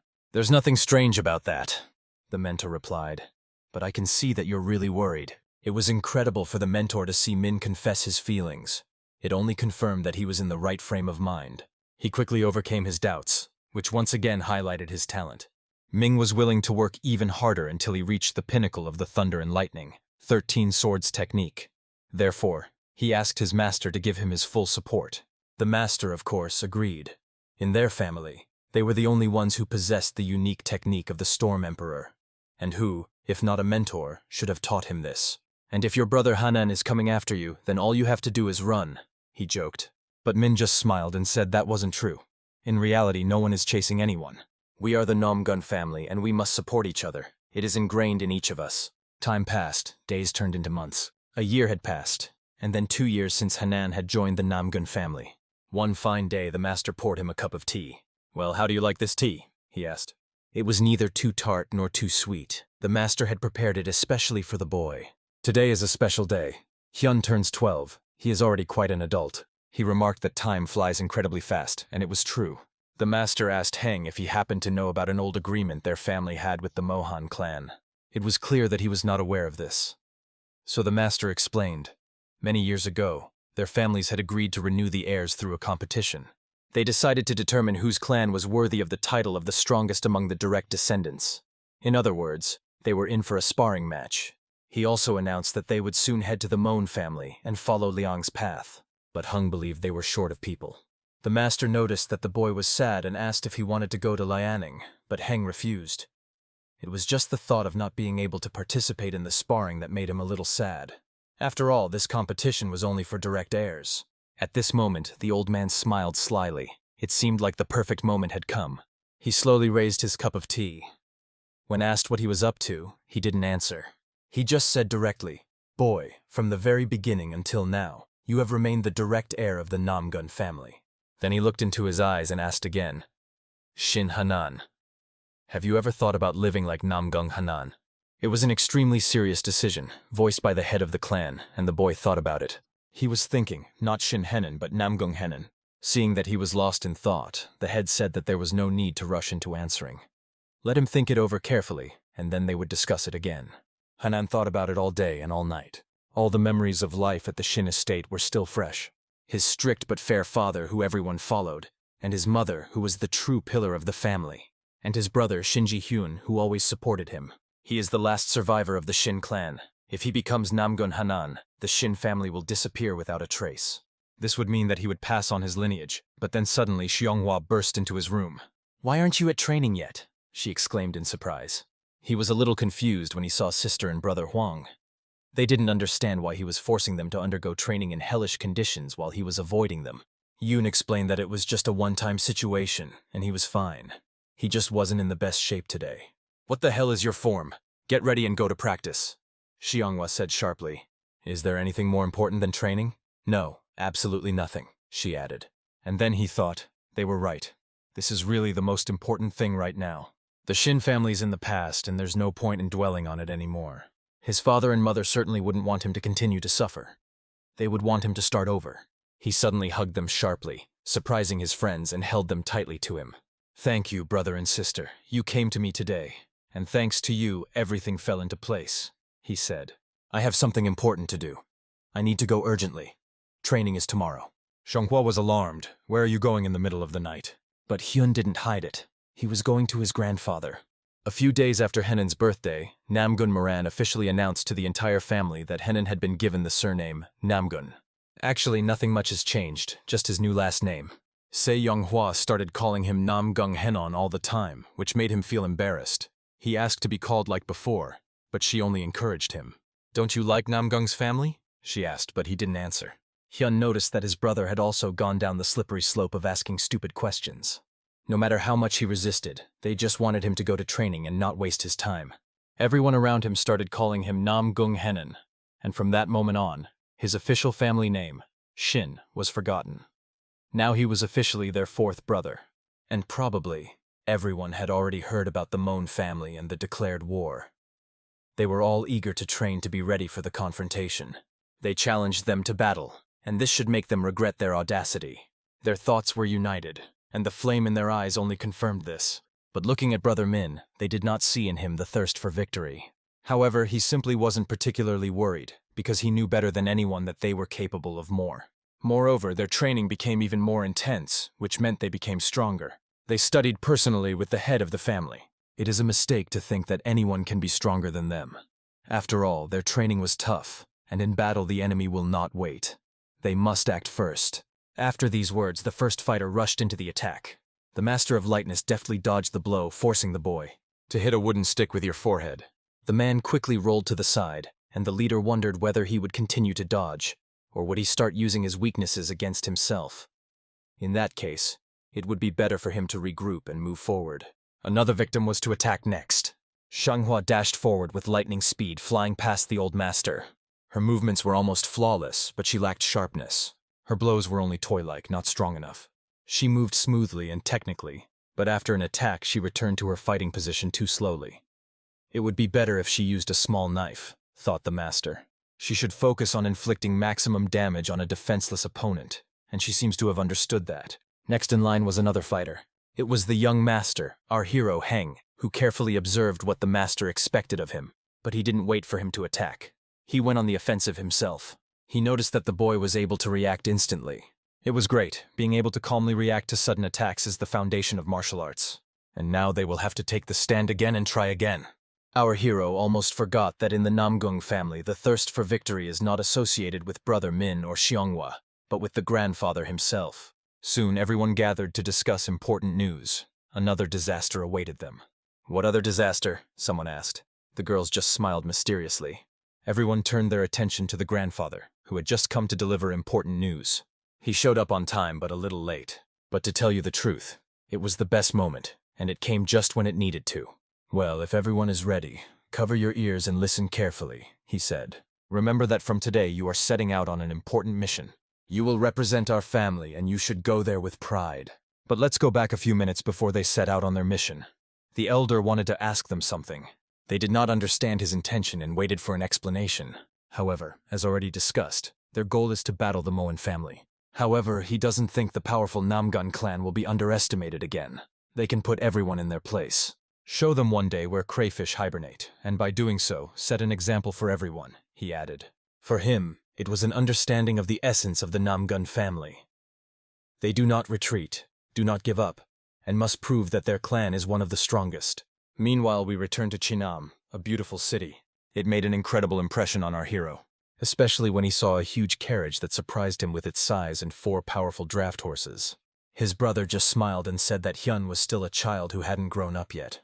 They have a long road ahead of them, and although they haven't encountered the rebels, it could happen at any time. They need to be prepared. He emphasized that Xianghua seems to really want to stumble upon the rebel hideout if he's talking about it so actively. However, the mentor noted that he had a feeling that the rebels would avoid them. Even if the leader of the rebel resistance himself came, Kision would be able to deal with him. In his thoughts, Hyun dreamed that one day Murim would appreciate his abilities. He looked at his brothers. They were also not born into the Namgun family, but each of them managed to occupy a high position. However, it was clear that Hyun was very surprised. When asked what impressed him so much, he replied that he was fascinated by the huge number of people, goods, and the opportunity to buy literally everything. The old man remarked that it would take at least 2 days to buy all the goods here, as Chanim had the largest market in the entire region. Many more amazing things awaited Hen. 2 months later, Namgun Muran informed Mohan's family of his arrival, and Mohan wrote back that he was happy about the news. "When else will we be able to spend time like this with the whole family?" the old man thought. This was a chance to create as many memories as possible for his grandchildren. Did they know that there were so many people in Shanxi province? Songhua, for example, had never even been to the capital city of Xi'an before. Her mother always avoided places with large crowds. However, even more than crowded cities, she disliked deserted places. In Shanxi province, there are Huasen and Changnam, almost deserted areas. As soon as her mother appeared at the market, she would immediately start arguing with someone. Such stories their mentor often told them. Today they will stay at this very hotel. The head of the clan often stayed here as a child. Gilkiol and Kyuhyun had an important mission to prepare the rooms, and the grandchildren were just supposed to follow him. The girls understood perfectly well that it was their first time in this place, and instead of cleaning, they preferred to go see the market. The brothers were talking to each other. One of them insisted that they should stick together, while the other just waved his hand. "I'm 21. Don't worry so much. For the mentor, they are all still children, and for the grandfather, they are all the same grandchildren. And that is true." He was walking with them, and at that moment he looked like an ordinary grandfather, kind and caring. After all, everything good in a person begins with how he treats his children. If you think about it, from the moment Henan came into their family, he became her true treasure.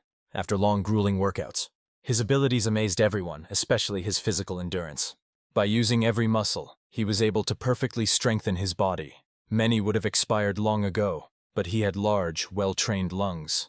They had been strengthening for a long time through training, and now he had lifted off the ground. To demonstrate the incredible art of swordplay, moonlight, After performing this technique, he looked closely at his mentor, eager to know if he had done everything correctly. This time he used only his own strength. But he was suddenly distracted by his brother, who asked him to finish because they were leaving tomorrow. It was incredible. He came here so early just to practice. What drives him? He was just worried. Jungkook's students were also training hard right now, and he probably didn't want to embarrass himself in front of them. But maybe it wasn't just that. He was probably lonely without Jungkook, who they always trained with. And the city they were heading to now was in Hebei province. Soon they arrived in Beijing, Hebei province, to the Peng family. The young owner stared ahead, amazed by the place. After all, this was a clan ruled not only by force, but also by logic, the home of his brother Pen. The old man would like to meet his old friend on the way to Liaoning. However, as soon as they entered, a security guard stopped them. He did not understand who they were, and for what purpose they had come here. The head of the Namgun clan calmly explained that they wanted to meet Gilsun and whether they could go with the children. Unfortunately, they had not been able to warn him about the visit in advance. The bald guard asked skeptically, "Gilsun, you mean the head of the family?" But he saw no reason to let them in. If the chief even has such friends, he most likely doesn't know about them. "You'd better leave before I force you out," he added. The clan leader looked at him and realized that this guard was clearly short-sighted, but he calmly hinted, "It's okay. If Gilsun is busy right now, we can wait." However, the guard decided to continue arguing. "Old man, what do you think of yourself? How can you even talk like that about our leader?" But suddenly he received a powerful blow to his dull bald head. A senior guard shouted at him, who immediately asked, "What are you doing, you idiot? Do you even know who is in front of you?" He apologized for the fool's ignorance and admitted that they were wrong. Everyone expressed their respect for the swordmaster.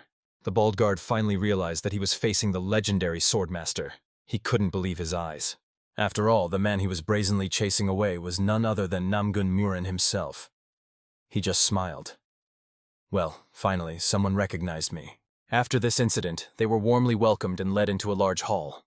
The elder introduced them as his relatives and heirs, because great family matters awaited them. The guard heard these words and thought that perhaps the clan head was exaggerating a bit, but he was sure that everything would be fine. After all, these children were still so young. However, the head thanked him for his concern. He had no doubt that the results of the upcoming sparring matches would show everything. It was pointless to worry about them. At this moment, the guard drew attention to one of the young men. He was overcome by certain doubts about his inheritance. Their eyes met and they began to clench their fists. It was clear that there was some kind of conflict or misunderstanding between them. But holding their breath, they suddenly realized who was standing before them. The guard gritted his teeth, but it was clear he was glad to meet him. "I'm Bang Yonseho," he introduced himself. "Nam Gun Hyung," the boy replied. Everyone was watching them intently. They realized something strange was happening.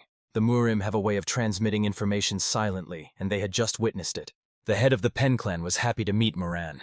They had not seen each other for many years. "Gilsun, how many years has it been? How are you doing?" he exclaimed enthusiastically. His physique was truly impressive. They call him a giant. He just laughed and said, "Next time, let me know when you're coming. We would then abandon all business and properly prepare for your visit. After all, I know very well that the head of the Pen clan does not come just like that." "And your younger descendant hasn't caused much trouble?" the old man asked. "Has Hong Huan written to you? He is diligent and trains hard." "If you say so, then there's no reason to worry. Thank God everything's okay." His loud, incredible laughter filled the entire hall. The children were so shocked by it that they almost went deaf. The clan head ordered the best rooms, the best food, and the best alcohol to be prepared for the guests. "Today, everything has to be at the highest level, so everyone has to try their best," he added. "While rooms are being prepared for them, they can stay here and talk." Sung-woo decided to approach the clan head with a question that interested her. She noticed that all the men in the Pang family had huge builds, powerful, stocky bodies. They really had strong genes. As far as she knew, the clan head had a son, Hong Hong. She wondered if his body was as strong and stocky as the rest of the Peng family. The clan leader laughed. "I hate to say it, but this guy is more like his mother. His build is a bit short of our family's standards," he said. "No matter how much he trains, he will never be able to gain muscle mass like the rest of the men in the Peng family." Song was sighed with relief. What a pity. Although, wait, why did I even come down? Flashed through her mind. At the time, the discussion was about the moment when Yenso challenged Murin and lost miserably. At the time, he didn't understand much. One of the boys addressed the clan head. "My brother and sister convey their official greetings to you." "If I'm not mistaken, is this the same blue dragon?" the head asked. The guy looked embarrassed. I don't deserve such a title yet. But that was just his natural modesty, a trait that seemed to have become a drawback for their generation. As for Huang, he heard about him from Hong Hun. The head added. He thanked Hong Hun for looking after the boy, but asked him not to take too much care of him. Hong Hun was the first to show kindness to him, so Hyun felt a sense of responsibility. The head of the Peng clan knew Xianghua well. She often fought with Hong Hun, and recently revealed that he lost to her. Of course, it touched him. It's not as simple as it seems, he smiled. He even wrote in the letter that there was one very interesting person. The men of the Peng family never hide anything. At this moment, the head of the clan drew attention to one very interesting person. It was the same Hachin whom he had enjoyed meeting. Judging from Hong Hun's letter, most of his stories were about him. Hong Hong was a great example to him, so he was looking forward to meeting him. Are you saying I exceeded all your expectations? He asked. But Hong Hong only looked embarrassed and asked not to praise him too much. If you have time tomorrow night, I would like to speak with you in person, said the head of the Pen clan. Perhaps you can already guess what we're going to talk about. So please, find some time for the old man. In his thoughts, Hyung understood. If Hong Hong was constantly writing letters, then this man must know that the moonlight sword technique came about through observing the thunder sword of chaos. And so the old man again asked for the opportunity to learn this sword technique. Of course I will not harm you, and I will reward you generously, he added. Looking at the master, Hen noticed that he didn't mind. If I do this, can I ask for any reward? That's right. Confirm the head of the Pen clan. I will do everything in my power. We moved to the center of Beijing. They were walking around the city. They hadn't rested like this in a long time. Xianghua wondered what her brother was thinking about all this time. He apologized, still unable to believe that he would have the opportunity to speak to the head of the Pen clan in person today. His heart was pounding in his chest. If only the evening would come sooner, he thought. But Xianghua sighed. She was left without an answer again. Hyun suggested that she go together, but she waved it off. Go alone. And then they heard loud cries, "Away with this beggar!" Hyun looked ahead and saw, indeed, a beggar woman was standing in front of him. She didn't look like a typical Cuban resident, although she didn't have a traditional knot, and she walked alone. But for some reason, he felt that she was not as simple as people thought. Maybe it's worth paying attention to this situation, flashed through his mind. In the center of Beijing, there was no way to resolve this misunderstanding. The beggar was attacked just for looking at the rice balls. She didn't even take any. But a barrage of condemnation fell upon her, which made her very angry. She crouched down near one of the buildings. There was only one thought in her head. She was terribly hungry. She understood that sooner or later she would have to return.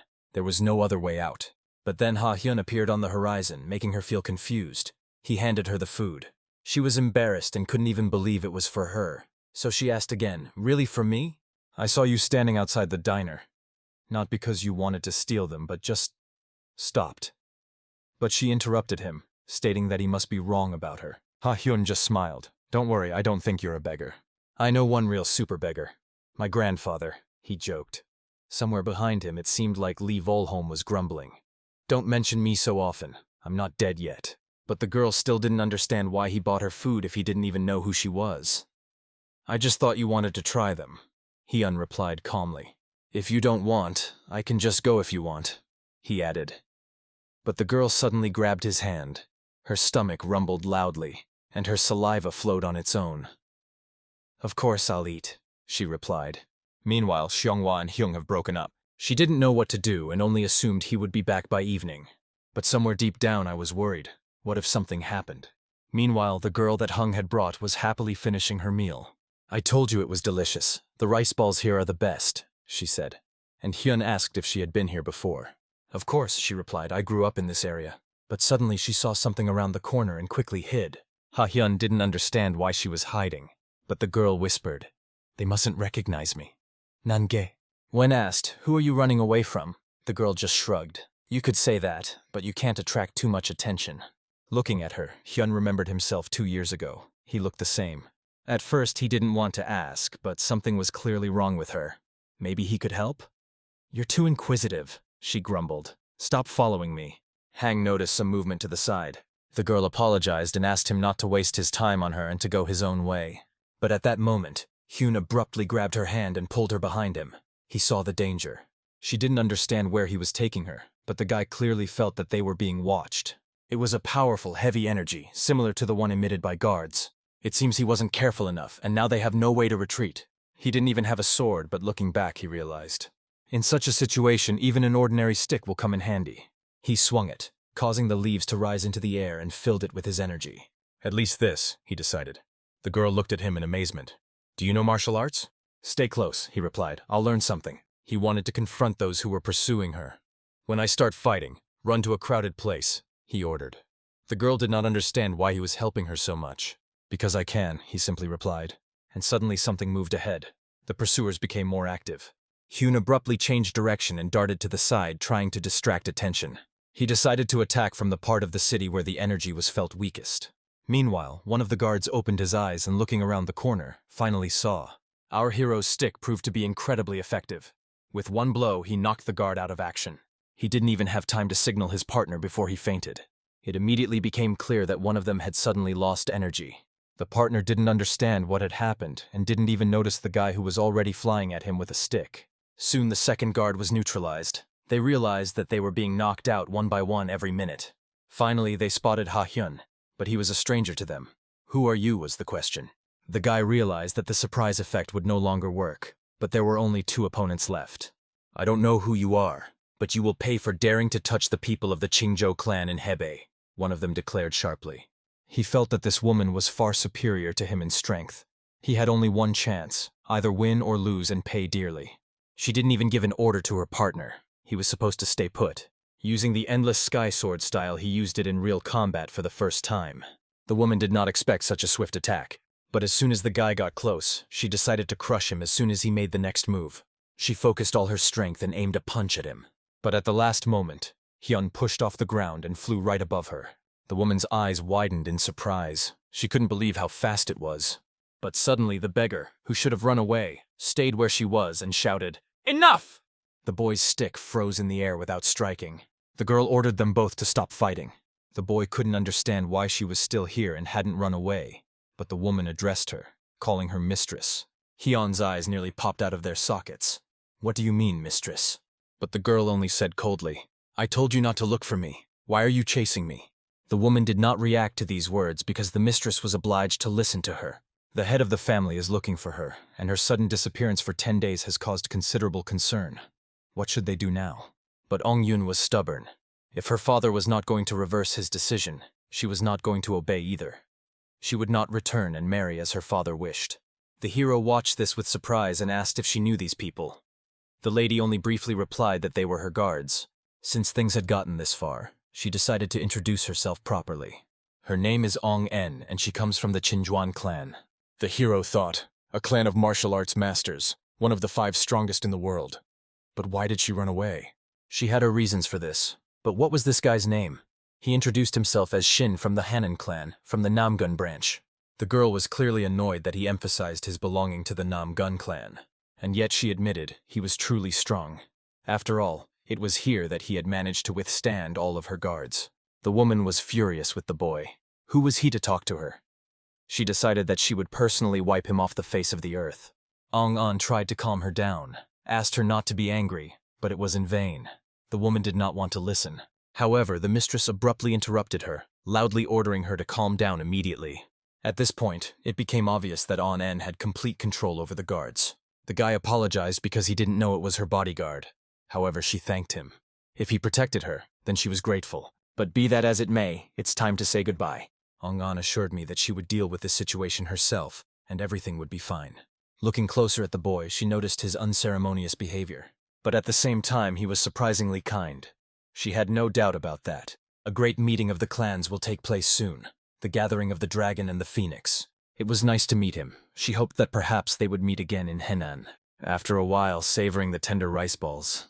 It was undeniable that this is where the most delicious buns are made. He even decided to tell his brother about it, who was delighted that his friend liked the local delicacy. And then the boy unexpectedly asked his brother if he happened to know about the Wan clan. The brother replied that he had heard of them. They were a military clan, famous in the world of martial arts. Especially here, where their influence is second only to the Peng Niu clan. But why is Heng interested in this? He said that he had recently met a girl from this clan at the market. The brother just shrugged his shoulders. It's easy to run into someone from the Juan clan in these places, because this territory is under their control. When asked what exactly happened, Hung hesitated to explain. So I just changed the subject and decided to go rest. He knew that the moonlight technique was a perfect fit for this intelligent, mysterious knight. He developed this technique based on the heavy katana displacement movement. If so, then it's time to try this maneuver. Swinging his sword, he raises a cloud of dust into the air. His movements are graceful and precise. Every swing of his sword demonstrates mastery. The clan leader noticed this technique. The mixed heavy katana appeared before his eyes, and the spectacle struck him to the core. He couldn't believe his eyes. What he had just seen haunted him. After all, in front of him is a child from the Namgun clan who is not even 12 years old.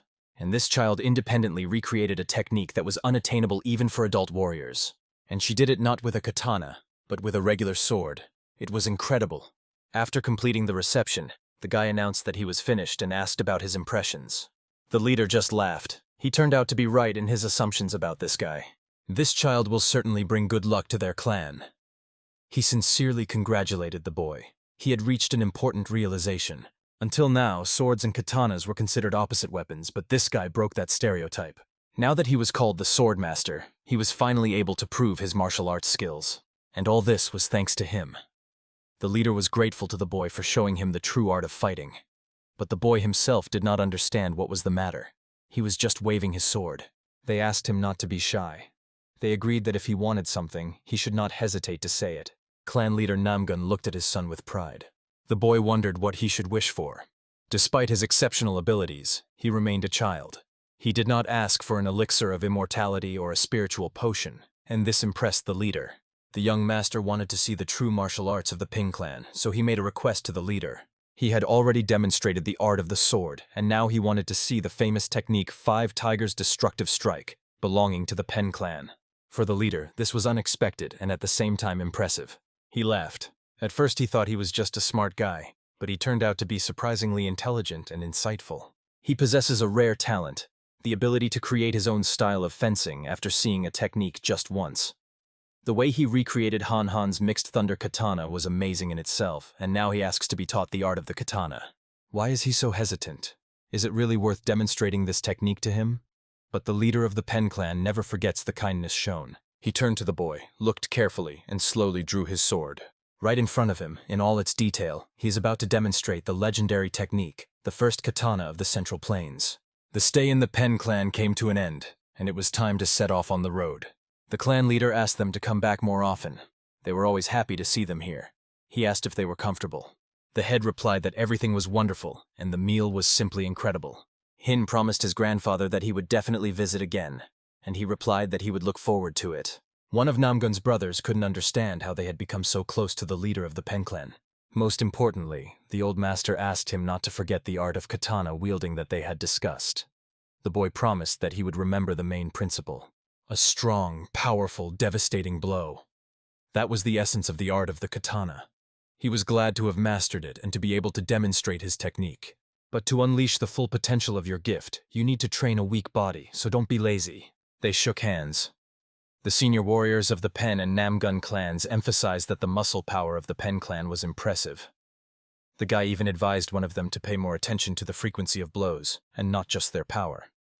In response, the latter apologized for underestimating the Namgun family's sword style. They were happy to be able to exchange experiences, and the girl, standing nearby, just watched. She didn't understand how they could argue about combat techniques for 3 days in a row.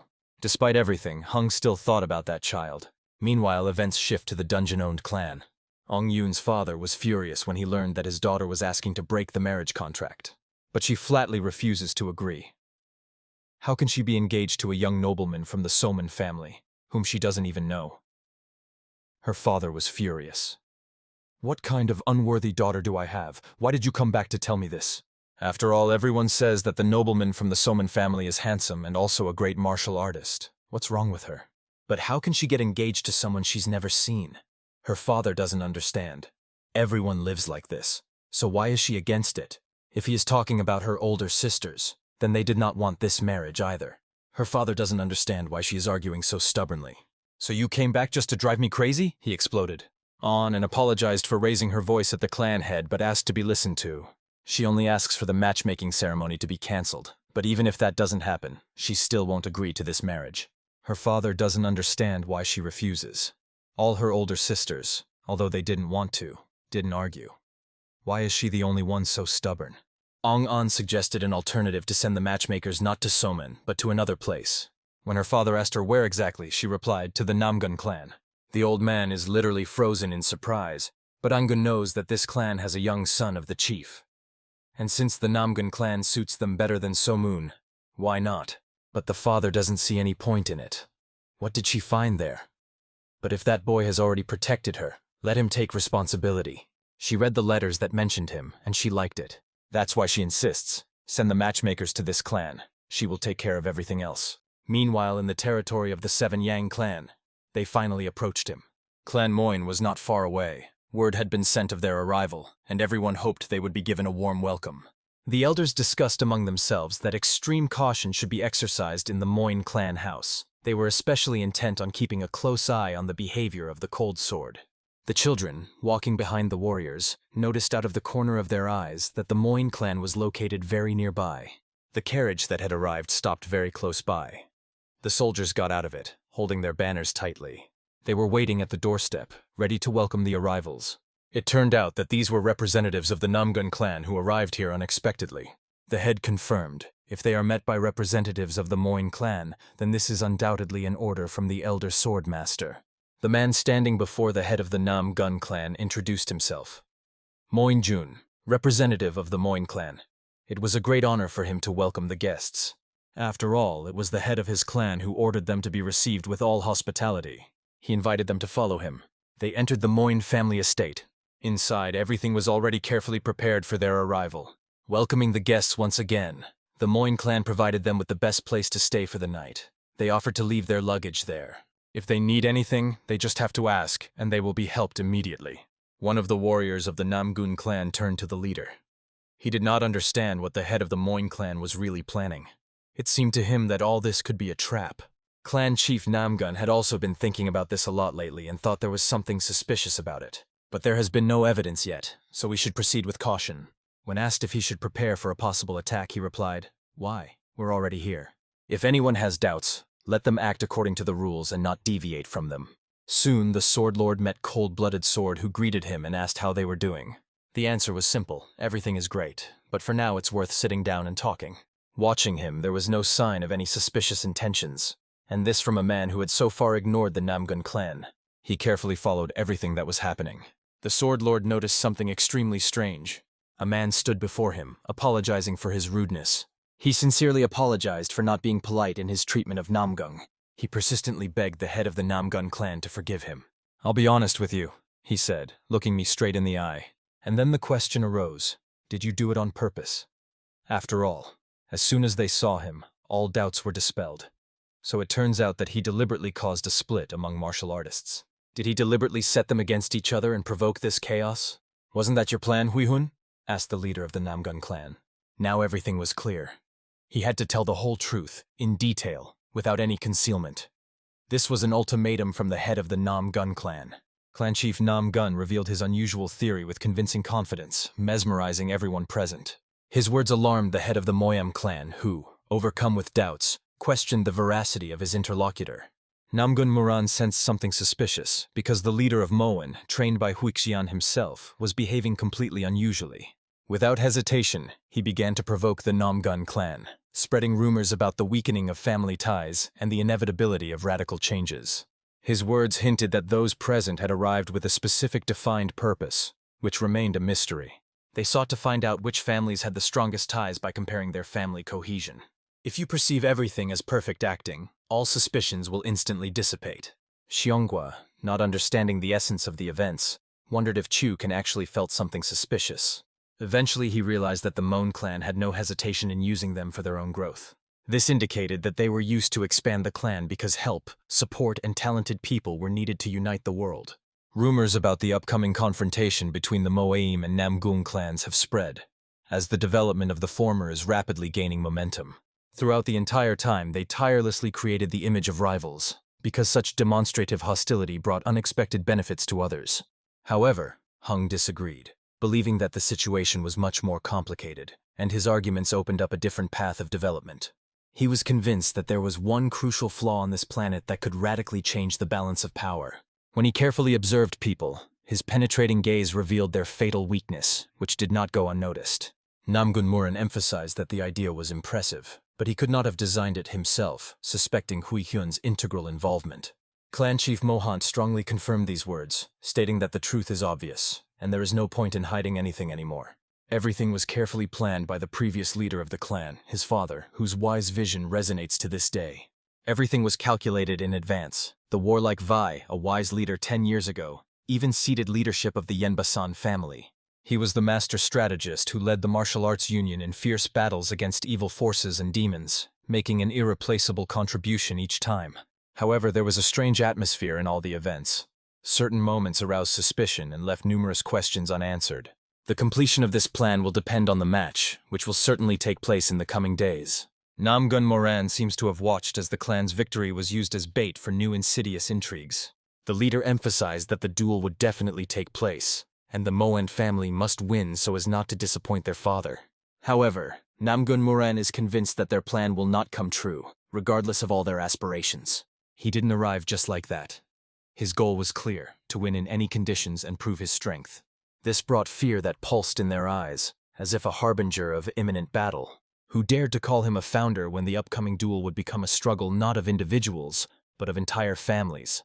According to his father, soon supremacy over the Namgun clan will no longer seem like an unattainable dream.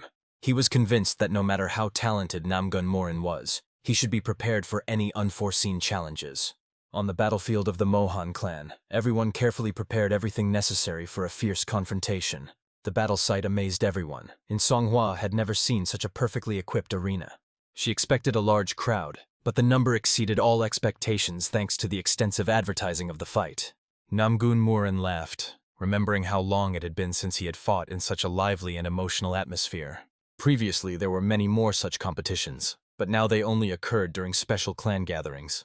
Everyone was ready for battle, and now the expected opponents appeared on the horizon, which added to the moment of drama. Clan leader Moant greeted his warriors with a smile, grateful for their willingness, and even asked how they had spent the night. Namgun Moran answered with a counter-question, because he gathered all these people so that the result would be known immediately. He felt immense pride in his sons, as most of them became true martial arts masters. The sight of the warriors participating in the competitions of the Mon clan filled the heart with deep respect for their courage. They were recognized as the best masters among all the clans, which emphasized their unsurpassedness and strength of spirit.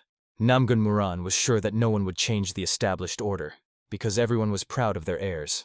The old elder of the Mon clan had another peculiarity, planning events based on superficial but effective knowledge. Suddenly, the person responsible for judging today's fight, Kunjagom, appeared on the horizon, sincerely greeting everyone. First, the judge explained the rules of the fight, because victory comes when the opponent either surrenders or loses strength.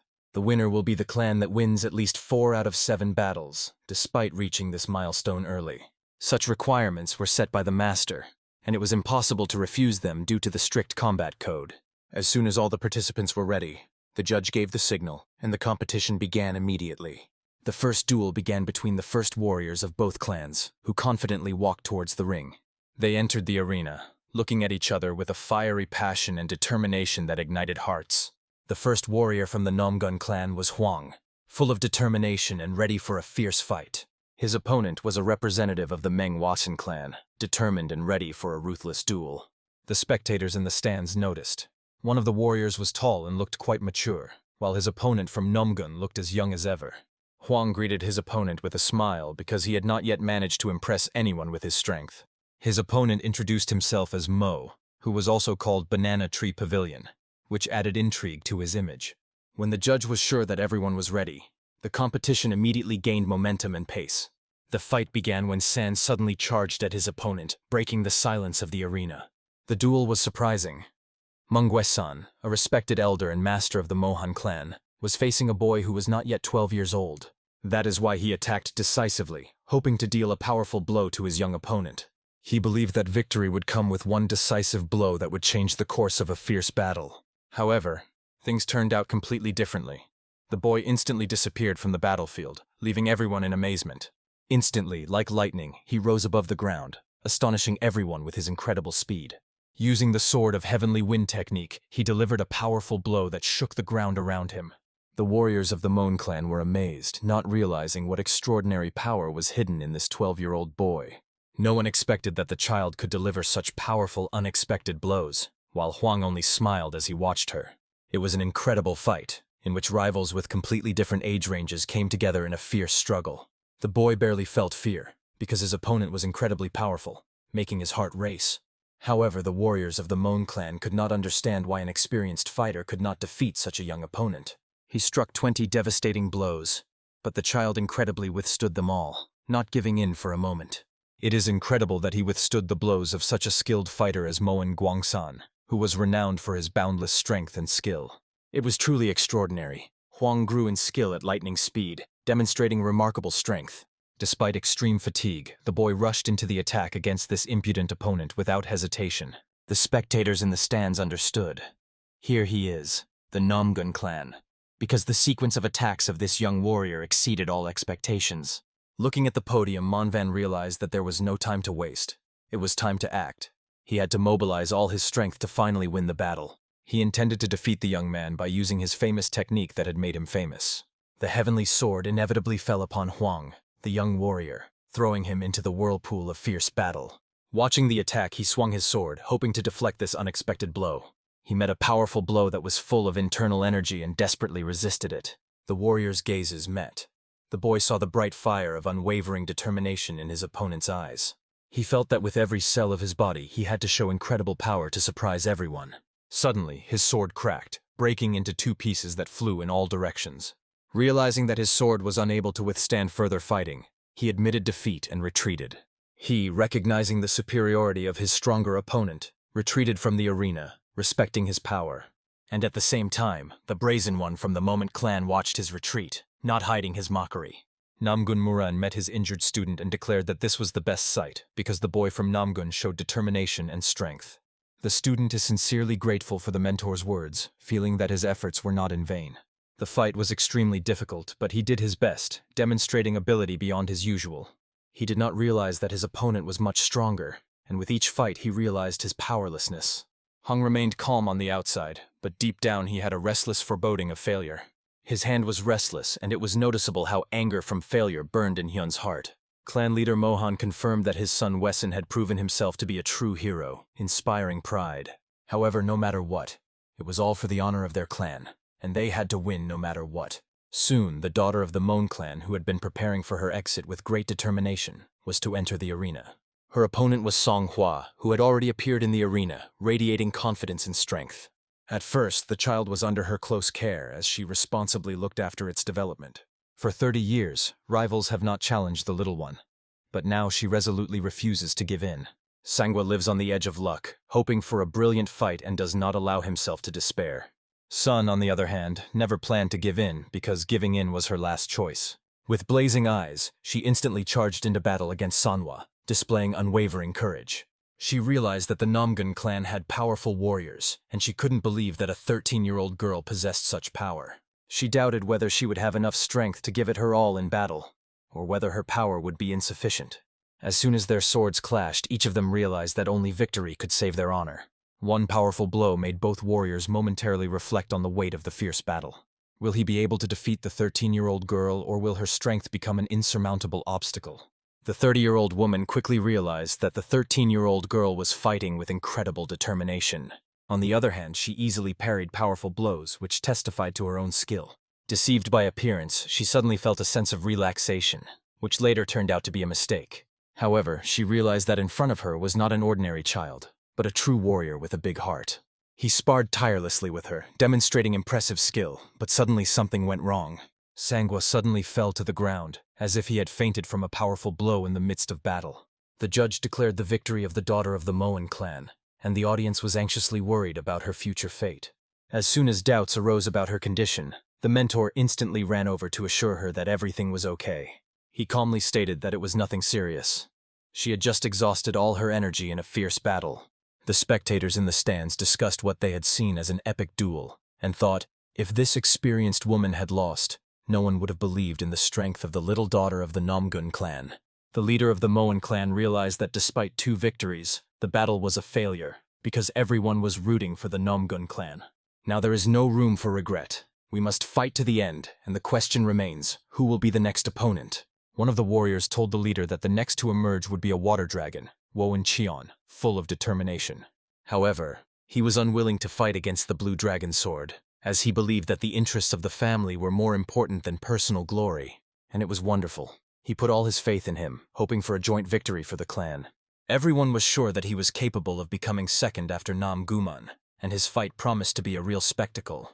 After the clan convention, he had heard these words tirelessly, and today he sought to destroy all doubts once and for all. There is no doubt that this guy was successful, and next time he will not spare the enemy. But today, it is not his priority. He had to defend the honor of the Mon clan, proving to everyone that he and his allies were invincible. When both sides were ready, the referee gave the command for the fierce battle to begin. The young master instantly charged, rushing towards the enemy, swinging his sword with determination. His unexpected attack stunned the enemy, who barely had time to react to this lightning strike. Suddenly he was struck by a powerful blow that came at incredible speed, forcing him to stop for a moment. The blow that made the enemy wince in pain confirmed the power of our hero who knew no mercy. Masterfully directing his blows, he struck fear into his opponent, who seemed to consider himself invulnerable. Hyan knocked his opponent to the ground and asked in a sharp voice, "Can you see me now?" The boy could hardly imagine such a sudden attack from an unpredictable opponent. Our hero resolutely declared that the battle was just beginning, without even glancing at his opponent. However, the warrior from the Ming clan was seized by an unquenchable rage directed at the enemy. He shouted, running towards him, and hissed, "Shut up, you bastard!" Their swords clashed in a brilliant clash and intense gazes met in the arena. The boy from the Mon clan will not stop until his opponent begins to beg for mercy. Hyun, listening to the empty chatter, was sure that his opponent would soon start praying to hide his defeat.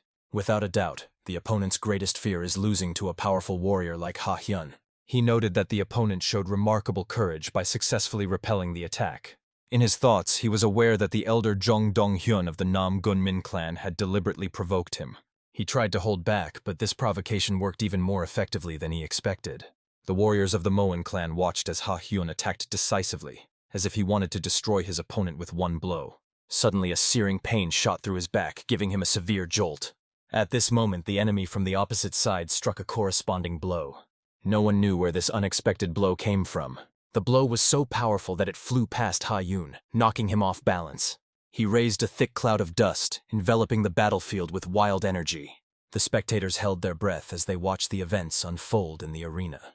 This prompted everyone to think, who could have imagined that the battle would unfold with such force? The leaders wanted Hyun to demonstrate his power to the world, but the boy from the Mohan clan pointed out that he was a true Hedrick. He must fight honestly and fairly, not only attacking the weak. Hyun emphasized that concentration in battle is the key to honor. He also emphasized that the enemy's actions scatter his thoughts, and it seems that he is unable to clearly organize his forces. Raising his sword, our hero proclaimed that this moment would remain in memory forever, inspiring everyone to action. He stated, "No one has the right to disrespect me, especially when it comes to Hyun of the Namgun clan." Hearing such audacity, the opponent was filled with rage, and his soul throbbed with unbridled indignation. Burning with inner strength, he sought to destroy the enemy, who had aroused incredible indignation in him. Hyun instantly realized that this energy was different from the previous one, and he could no longer afford to be careless. If there is no direct clash of forces, you can try a different approach, because logic always points to the correct trajectory. He used divine techniques to infuse this battle with unearthly power and unbridled energy. He soon rushed to attack the enemy from the Moen clan, not holding back his fury and determination. This time their swords came extremely close together, and they stared into each other's eyes, full of determination. The audience was amazed. Despite the age difference, both warriors demonstrated equal strength, creating favorable conditions for the Namgun clan. The boy from the Mon clan realized that at this rate his reputation could suffer even if he won. Using a trump card up his sleeve, he warned his opponent. If he struck, he should not blame him for the failure. The young warrior, smiling slightly, joked that if he used his technique, he should first not get hurt himself. Otherwise, everything would become chaos. The Mon clan boy did not like the joke, and his anger instantly spiraled out of control. He gathered all his strength, preparing to display an incredible technique called the sword that heats heaven and earth. His lightning attack, despite his fatigue, was extremely risky. But Hyun believed he could achieve victory. In the end, he successfully repelled the opponent's powerful technique, demonstrating his invincibility and skill in battle.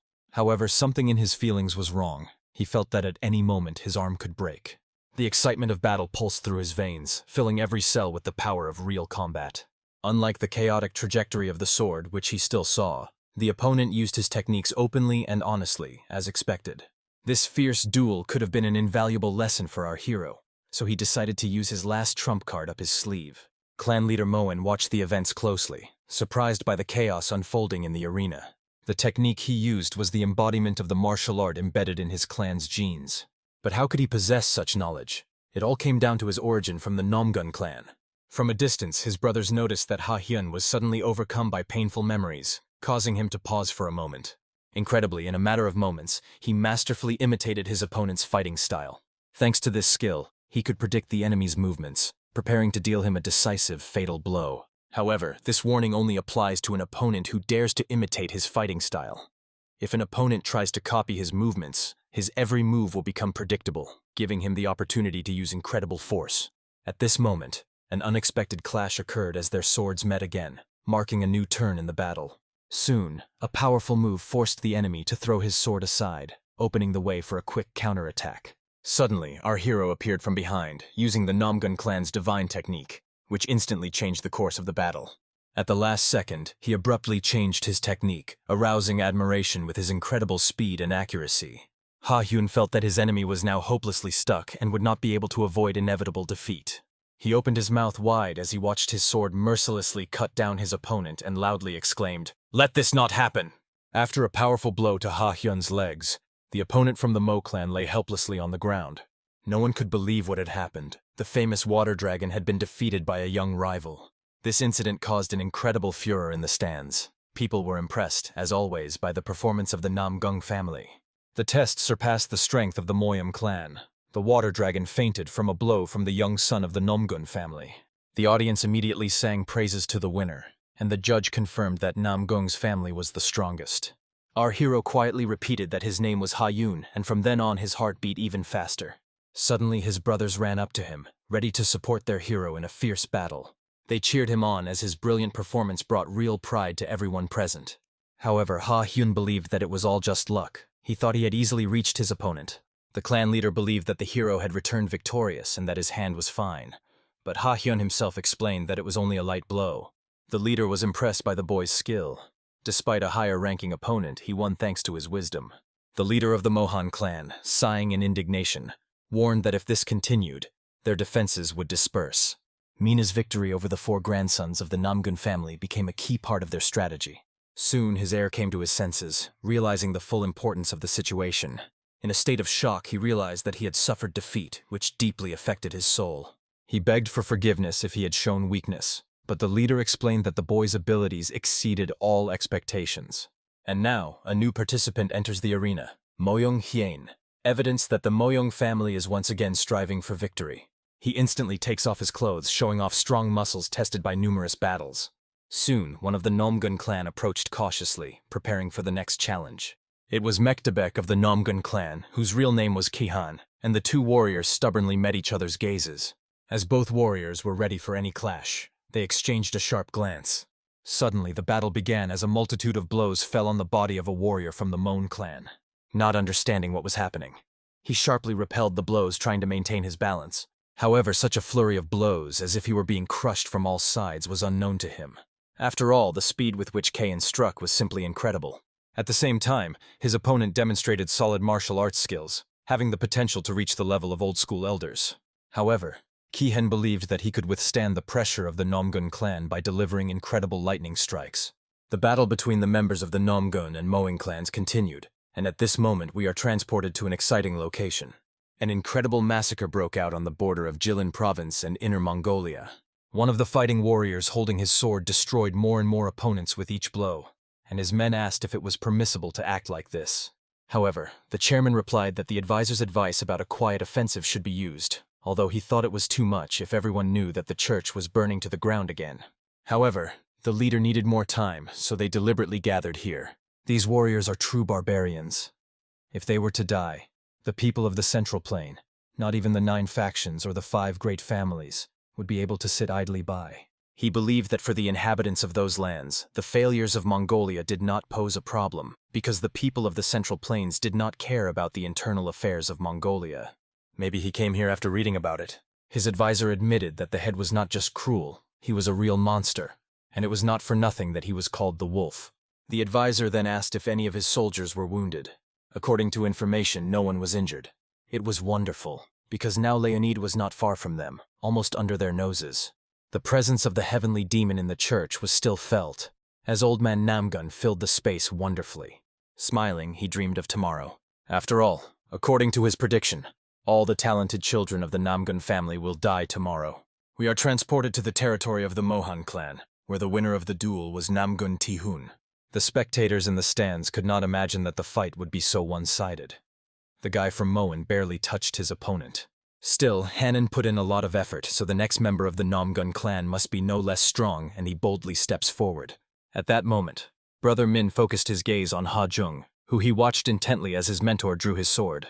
A mentor's serious intention is a rare sight, so everyone prepared for immediate action.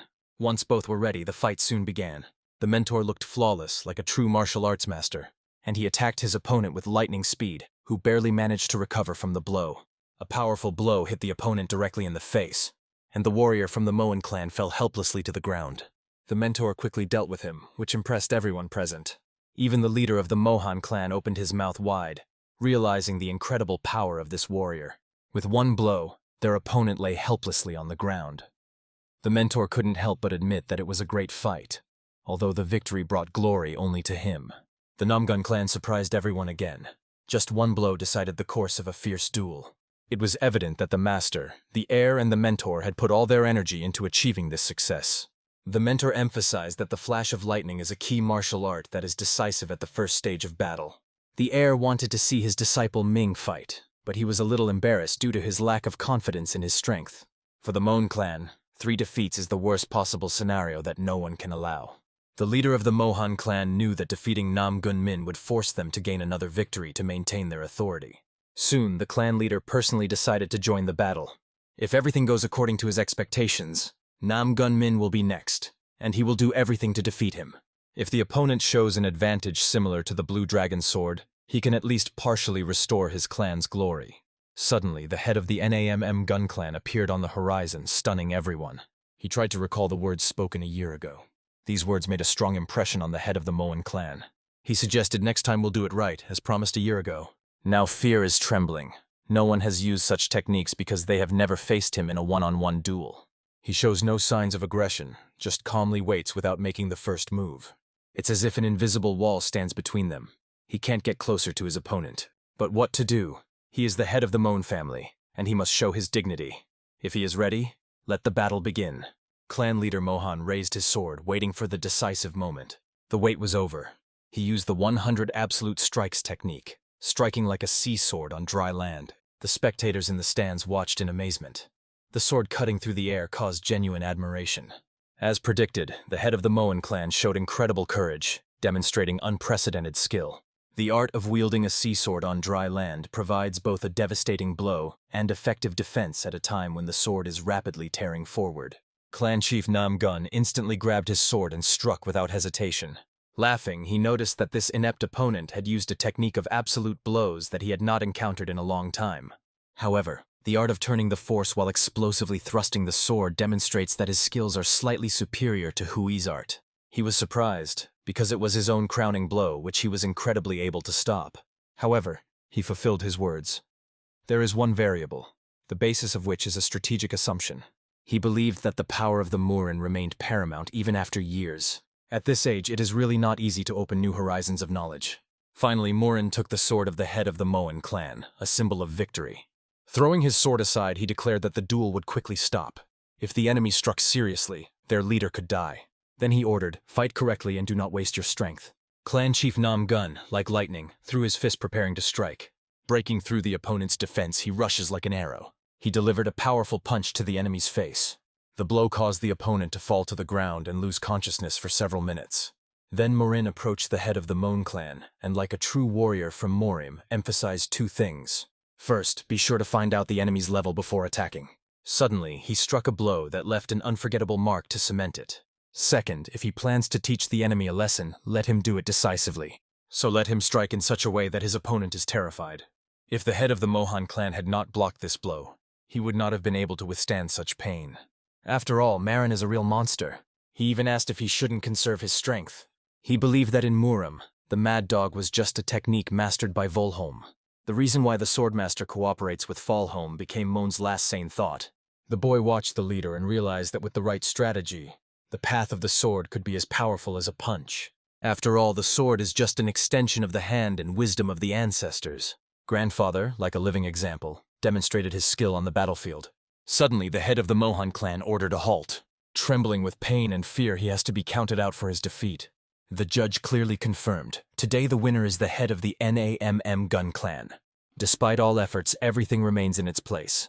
The students closely monitored to make sure everything was okay, and having made sure of the leader's safety, returned to their positions. When they broke up, he didn't expect it to be so simple. It really surprised him. Everyone wondered, would this boy be the first breakthrough and how powerful a 12-year-old warrior could be? It was all the leader's fault because he wasn't too concerned about this matter. The martial arts of the non-gun clan cannot be predicted in advance. The family's disciples have always felt the power of the non-gun clan, and from now on, all he can do is enjoy the fight. The heir to the Namgun Min clan enters the ring, ready to challenge. The collection has just begun. Everyone was tense because there was a decisive stage of the test in front of them. The bald mentor began to explain the rules, emphasizing the importance of discipline and strict compliance. He added that this is the final stage and no one will get the right to make a mistake. Everything will be resolved right now. The elder clan Moon, Chusan, did not even think of any indulgence. His determination was in his gaze. The guy appealed to him to teach him, full of hope and confidence in his own power. But in his thoughts, Chusan only mockingly called him a daring and overly confident novice. When both sides were completely ready, the moment came. The battle could be officially started. He did not even move out of place. He stood unwavering, as if there was something more than just a force. And Ming has already managed to move a few meters forward, preparing to strike a decisive blow. Only now did the Chusan notice what had happened to his weapon. The surprise flashed in his eyes. Exhausted, he fell on his knees. It seemed that the forces suddenly left his body. Ha, with a mockery said, how sorry. Zranya, hinting that the duel has not reached the climax. And he added with sarcasm, probably you just didn't have grown to my level, treat. He could not believe that the guy tried to knock him off his feet with ordinary basic technique. Squeezing his teeth, he acknowledged, good, your martial art deserves respect. But suddenly, at the same moment, he rushed forward. The attack had to become unexpected and decisive. The senior, as if from above, also decided to give advice, giving himself a wise mentor. His advice sounded strange. They say that through the rat one cannot be believed in his own strength. After such a valuable teaching, minds are already asked to show true experience in action. Chusan understood perfectly. The honest fight would be too difficult for him. There is almost no chance. So he made a decision to play dishonestly and capture the advantage at the expense of surprise. Stressing his palm, he struck a powerful blow to the guy's stomach. It was to complete the battle. But his eyes remained wide open. He looked forward, not understanding at all. After all, Ming remained standing. The blow did not act at all, as if he had not felt pain. When asked what it was, Ming calmly replied, it's just a standard technique, 10,000 muscles. And now it became clear there is a young man in front of him who surpassed him in the inner strength. But now his time has come. The guy warned that he was on the offensive. And with a smile added, let me show my steep side, especially for the younger ones. The dazzling lightning outbreak, a wooden sword just on the back with incredible accuracy. And so the enemy falls face to the ground, humiliated, broken, silently kissed dust. He is lacking only to start crawling on the ground. Then it will be exactly like a regular worm. The judge, without holding back smiles, jokingly added, this time the end has come lightning. The winner is a Ming from the clan Nagagun. For the audience, it was like a thunder in the clear sky. No one believed that he witnessed such a turn. The teacher did not hide the delight. He praised the student, calling the performance simply shiny. Summary of all 7 matches. 5 wins and only 2 defeats are a real breakthrough. Even the senior opponent was greeted with decent participation and shown. They openly admitted their defeat and promised that they would not create any problems in the future. As a strong and noble personality, Ming addressed Chusan with a caring question about his condition. Thanks to your care, I didn't get serious injuries. We'll get the arena, so go first and rest. Ming heard their conversation, but his thoughts were completely different. Something was not released from the inside.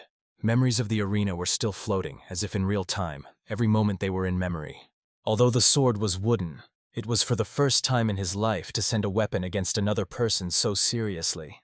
The taste of a real victory. And even now this feeling seemed unrealistic, like a dream that is difficult to believe. At this point, my sister was indignant, but if I was fighting a real sword, I would definitely win. She also asked her grandfather to remember how she hit almost near the vital organs. They say she was very close. At the same moment, Ming stood near the lake, thinking about how his grandfather was waiting for this tournament. But in fact, he did not get anything. Looking at his reflection in the water, he reasoned, what did he need to compete on an equal footing with other craftsmen? Suddenly there was a voice nearby, wait for only 3 years. If you wait, I become a real master and worthy of your rival. It was a Khan who approached him with a serious look and a friendly smile. Ming replied that he was hopeful. Hyan would grow even faster and darken even him. They exchanged jokes as if they were still boys without the burden of responsibilities.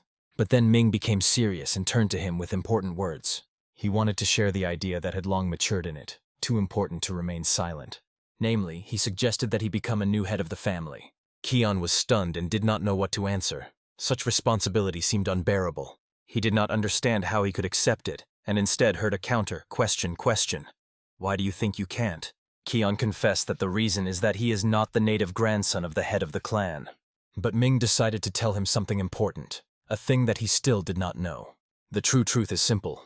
In the Klumne, the reconciliation is possible if you have a talent. It is he who determines your place.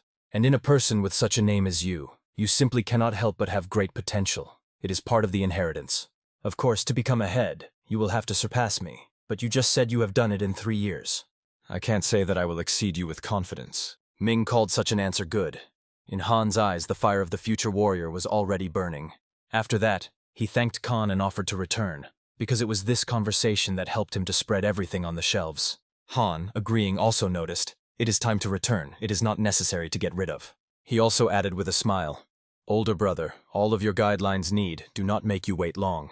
Meanwhile, the girl continued to justify the reason for her defeat called the lack of inner strength. She spoke to the mind, and when she did not receive a clear answer, she said she was going to her grandfather on the elixir. But Mine asked her to wait a little. They were still in the house of the Moon Clan.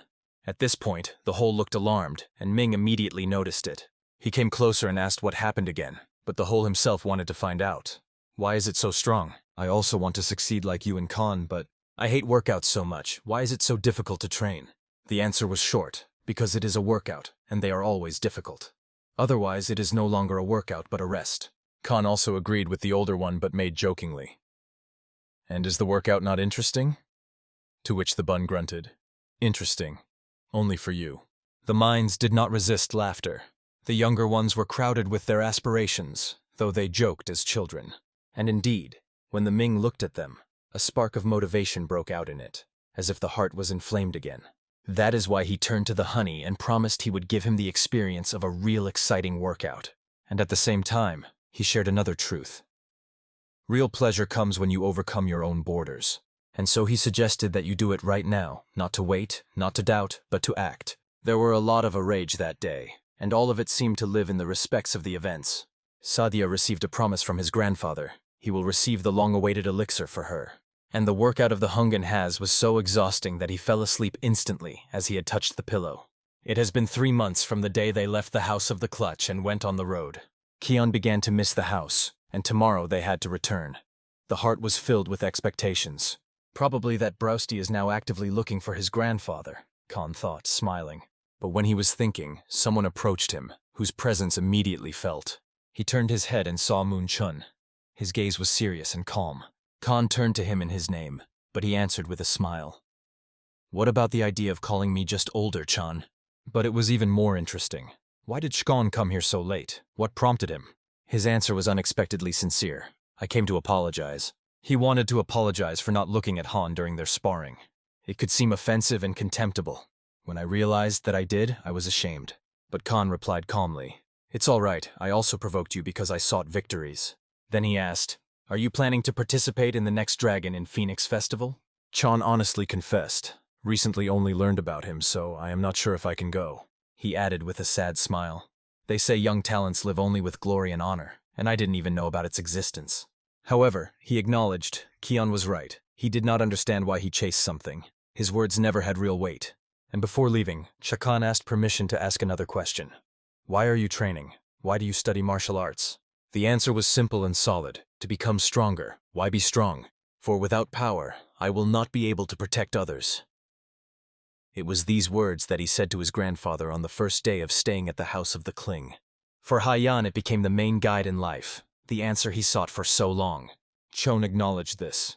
Today he learned a lot and gratefully grateful for it. Finally, Chon asked Han again to appear at the Dragon and Phoenix Festival, to get together again. Due to the fact that they both recognized each other, a real respect was born between them. They were not concerned about the result of the battle or the age. All this did not matter. At that moment, they were only two followers of martial arts, warriors equal in the spirit. The sword with a sharp sound is stuck in the ground as if it became a point after what he said. The words are heard. It seems that there is no one to greet here. But sooner or later, everyone will go through this place again. Already holding the sword, splashed with blood, he waited for the return of the family, and something important matured in his gaze. The next morning, his grandfather carefully listened to the request from the leader Moon. He brought something significant. It was a gift. Once it was opened, the space around seemed to light a special light.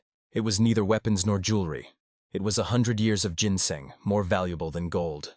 He was handed over to young Mrs. Sokf. Chon explained that although he is not as powerful as a 10-year ginseng, he still has a considerable effect. And in general, he said that the family Nagin would no longer face troubles. After all, it was thanks to them that he received a valuable lesson. In response, Grandpa said, "Moon's family is also one of the factions. Isn't it worth going forward together?" "The second time may not be," the grandfather warned. Chon nodded. He remembers these words. After that, everyone said goodbye and went home. Trying to taste ginseng, Sadhu was skeptical. "Are you sure that he really has at least some effectiveness?" Kion also tasted the root, and she reminded, "Don't forget, I shared it. Probably because he did not even think. But at this point, he promised he will once pay off." The grandfather was a little worried, no matter how bad happened after taking the medicinal root. But it seems that time has already passed. A calm smile appeared on his face. Meanwhile, the horses were already ready. It was only necessary to harness them and move on. The border area of the Inner Mongolia is a cold wind and alert view. They were stopped at the entrance, not allowing to pass without confirmation of the person. In fact, they asked at least some certificate. The situation is tense, they check everyone. Then his grandfather calmly took the plate and demonstrated her guard. She spoke for herself. Seeing the swordmaster, the guard almost came out of surprise. He instantly apologized for his impolite and allowed to go through, explaining the harshness. The country is now a difficult situation, so the protection on the border was intensified. It was interested. What is the situation? What happened so serious? A real bloody massacre was arranged on the western border. Many of their people were killed, and they suspect that it is a matter of the hands of someone from Murim. The investigation is still ongoing. There is no official conclusion. Grandpa knew, outside the Central Plains, their influence weakens. But it is the inhabitants of the plains who have the unspoken right not to obey others. The Guardian's care has once again asked them to be careful. Then the way promises to be dangerous. However, my grandfather felt something wrong. He ordered to speed up and asked everyone to stay close. Now they raced forward at high speed, as if the road was drove forward. Although the elders were moving in constant, the children were not far behind. It was visible how much they gave a lot of strength to daily training. Grandpa generally flew. The hare was working behind him like a spoiler on a speed cart. But suddenly he stopped sharply and gave a signal. "Stop everything immediately." Then he calmly asked, "Look forward, what do you see?" When nothing suspicious was noticed, he pointed to the grass on the side of the road. "Look on both sides." And it was at this point that he appeared, immediately turning to the old acquaintance. "I see you became more attentive from our last meeting," said a stranger with a predatory smile. The old man immediately recognized him. There was a bloody wolf in front of him. And at the same moment everything became clear. It is the basis. But there was no need to understand something. The enemy came out of the shadow. Ordinary people go this road, so their goal is us, my grandfather thought, wadding the situation. The bloody wolf laughed somehow terribly, so the frost went on the skin. There was nothing human in that laugh. The old man realized that the recently revealed activity of a demonic cult was a matter of this freak. The bloody wolf is exactly involved. But the enemy calmly specified, "This is not a demonic cult. It's a sect of a heavenly demon." Kion immediately felt a powerful depressing energy that came out of it. It cut the air like a blade. He instinctively closed his ears. This aura pressed so much that he seemed to tear her head. And the worst thing, he realized that he had already felt this energy before. "You are not confused with anything. On the day when the Tyre family died," and these words were ominously from the mouth of the bloody wolf, Then you fully enjoyed your play with death, remember? He threw it as if he had been a memory. The old man didn't answer. Instead, he asked the question. Recent clashes with small fractions of Maroom. Is this your business? Try to overthrow me like then, the wolf replied as if challenging, filled with cruel irony, and immediately sent 2 of his fighters towards Myrnin. The attack was rapid and sudden. But Myrnin neutralized both with one movement of the sword. They did not even have time to react. There is only one on this battlefield who can say the last word, and I will be, he said coldly. The reason why the Bloody Wolf led only 10 fighters to the elite detachment of the Bloody Sword was simple. If there were at least 3 captains in this detachment, they would be able to cope with the leader of the old school clan without any difficulty. So he ordered his people to attack, 3 for each adult and 1 for each child. He expected that even despite the greatness of the spirit with which the old man grabbed the sword, he was tired, not as sharp as before. The grandfather briefly told the children to keep together, the 3 against the 3, without panic as one. And indeed, the children gathered in a circle like a real family that protects each other. It seemed funny to enemies, as if children were just playing in war. They decided not to rush. They wanted to see how long these kids will withstand. The first was the Kion. He put his sword under the enemy without hesitation of a second. The sword of the enemy was overwhelmed by the thirst for blood, but Khan firmly believed he would handle it. Already at the same moment, he determined which art the sword is best to apply right now. It was a large extension technique, powerful, flexible, and murderous in melee. The enemies were convinced that the children would only be defended. Too easy, they thought, to read such a strategy. They believed that even if they were children from the clutter, they were still just children. One of them cast a look at the Soak, considering her the weakest just because she was a girl, and decided to start with her. However, his first attack did not go away. The sewing blocked the blow. Moreover, she even managed to repel the enemy's sword. Power and techniques spoke for themselves. She withstood my blow. He flashed into his head, not believing in what he saw. And it was at this point that, seeing that the enemy opened, Khan rushed into the attack. Unfortunately, it was inconvenient to be inconvenient, so it was not possible to hit the sword. I had to push the enemy with a foot. That evil threw a brazen boy, eyes blazed with anger. But he did not even imagine what he was waiting for him. The fact is that the children just suffered as if they were focused on defense, and it was at that moment that Khan went on the offensive. From the very beginning, they planned to reduce the vigilance of the enemy cunning. And here is the perfect moment, a moment to move to a real attack. They had to make him scream, make him shed blood. Everything was thought out to the little things. Even now the enemy did not believe what happened. It seemed to be sleeping. Another moment ago he was about to attack the weak girl, and now he was lying in his own blood on the ground. Others saw how in a moment the children broke up to one point and again gathered in combat. Is it possible? The fighter from their elite detachment, from those who were considered invincible, was destroyed in one past. Now in their eyes the children looked quite differently, not like weak puppies, but as real warriors. Lightning broke out, and another bastard lay motionless on the ground. Another barely kept on his feet, in fact, was already brought out of battle. They really dodge, thought among enemies mixed with nervousness. Ming watched the fight with interest. How long will they be able to evade such accuracy? One of the enemies had already lost his hand. Blood was streaming. The morale crashed at the seams. But relying on some unclear inner feeling, he again rushed to the attack, calling the children, "Pants!" He waved his sword, trying at least once to get on them. The rage covered her eyes.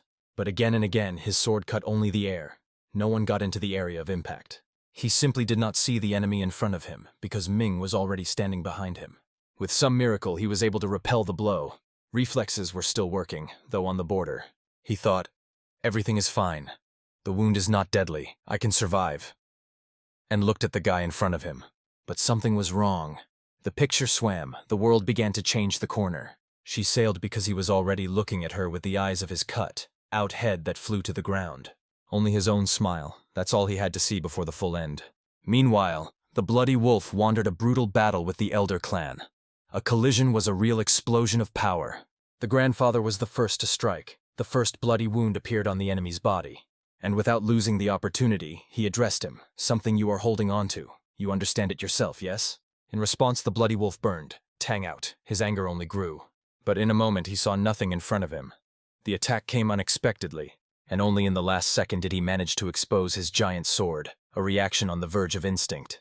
In 30 years that the cult of demon has acted in the shade, the Bloody Wolf learned to walk around the edge of death. It has reached new levels of insight and has become stronger than ever. But now he is not just a grandfather before him. In front of him is a silhouette of a giant tiger that breaks through light and shadow, ready to kill. The bloody wolf felt like a rat trapped, driven and powerless. It was then that he came to a real understanding. The path of study has no end. There is no boundary. And at that moment, he remembered one feeling that had long gone out of it, which he has not remembered for decades. This word was simple but ruthless: fear. And it was at the moment they raised the swords to the family. They, in fact, had no chance. The reconciliation of Murian, who, during his training with Han, gained a small but real understanding. It was in this moment that he felt the power concentrated in his body. Before him was a bastard who tried to hit the sword, but it was too late to change something. Murn managed to repel the enemy's blows several times, calmly, without panic. The old man turned to the enemy with a smile. "Do not change your mood. When your movements are so predictable, it's easy to read. It would be strange if I did not evade such a straight line," he added with a cold irony. But after evading, his grandfather suddenly realized this freak did not aim at him.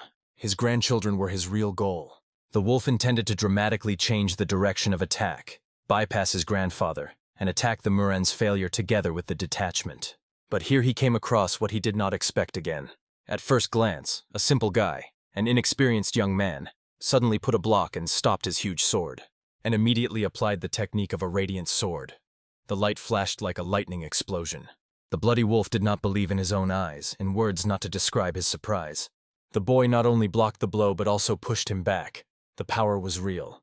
On the night before leaving the Hebei clan, Pen showed him the technique of 5 tigers that punch the gate. She perfectly complements the shining sword, and now Murn has proven it brilliantly. In battle with the bloody wolf, an opponent of the level of deadly threat, his grandfather could not afford to miss any of his movement. Meanwhile, the bloody wolf mentioned a report that it was written. There is only one to beware, a blue dragon sword, a mine's. After that, the bloody wolf turned to his detachment and sharply ordered everyone to get out of here. But who did he talk to? Hello? All his people were already lying on the ground filled with blood, dead or fainting. Everything was over. To continue the battle is senseless. Resistance will only accelerate death. The elder suggested that he make the last right decision, to go to the Murim Union and to tell about the activities of a demonic cult. But what happened that no one could predict? The energy of the bloody wolf has changed suddenly and sharply. It was felt around. Even just looking at him at this moment was painful. She cut off the air like a poisoned needle. The elder did not understand at first. It is not anger or rage. It was a huge inner strength. And when the bloody wolf again rushed into the attack, the old man calmly said, "You will die here." But where did he come so much? The question was in the air. Did he just hide his true power all this time? And so, breaking through the old man, he changed the target. This time he rushed directly to the mine. Let it be there, he thought, but I have to take at least one with me. Ming collided with an enemy who has never seen. It was a real demon in the human body. Putting all his energy into the sword, he tried to restrain the fierce pressure of the bloody wolf, the battle until the last breath. Lowering his gaze, Ming saw. Blood was already flowing from his leg. He was wounded, but still held. The honey looked at his brother with anxiety. His heart was squeezed from excitement.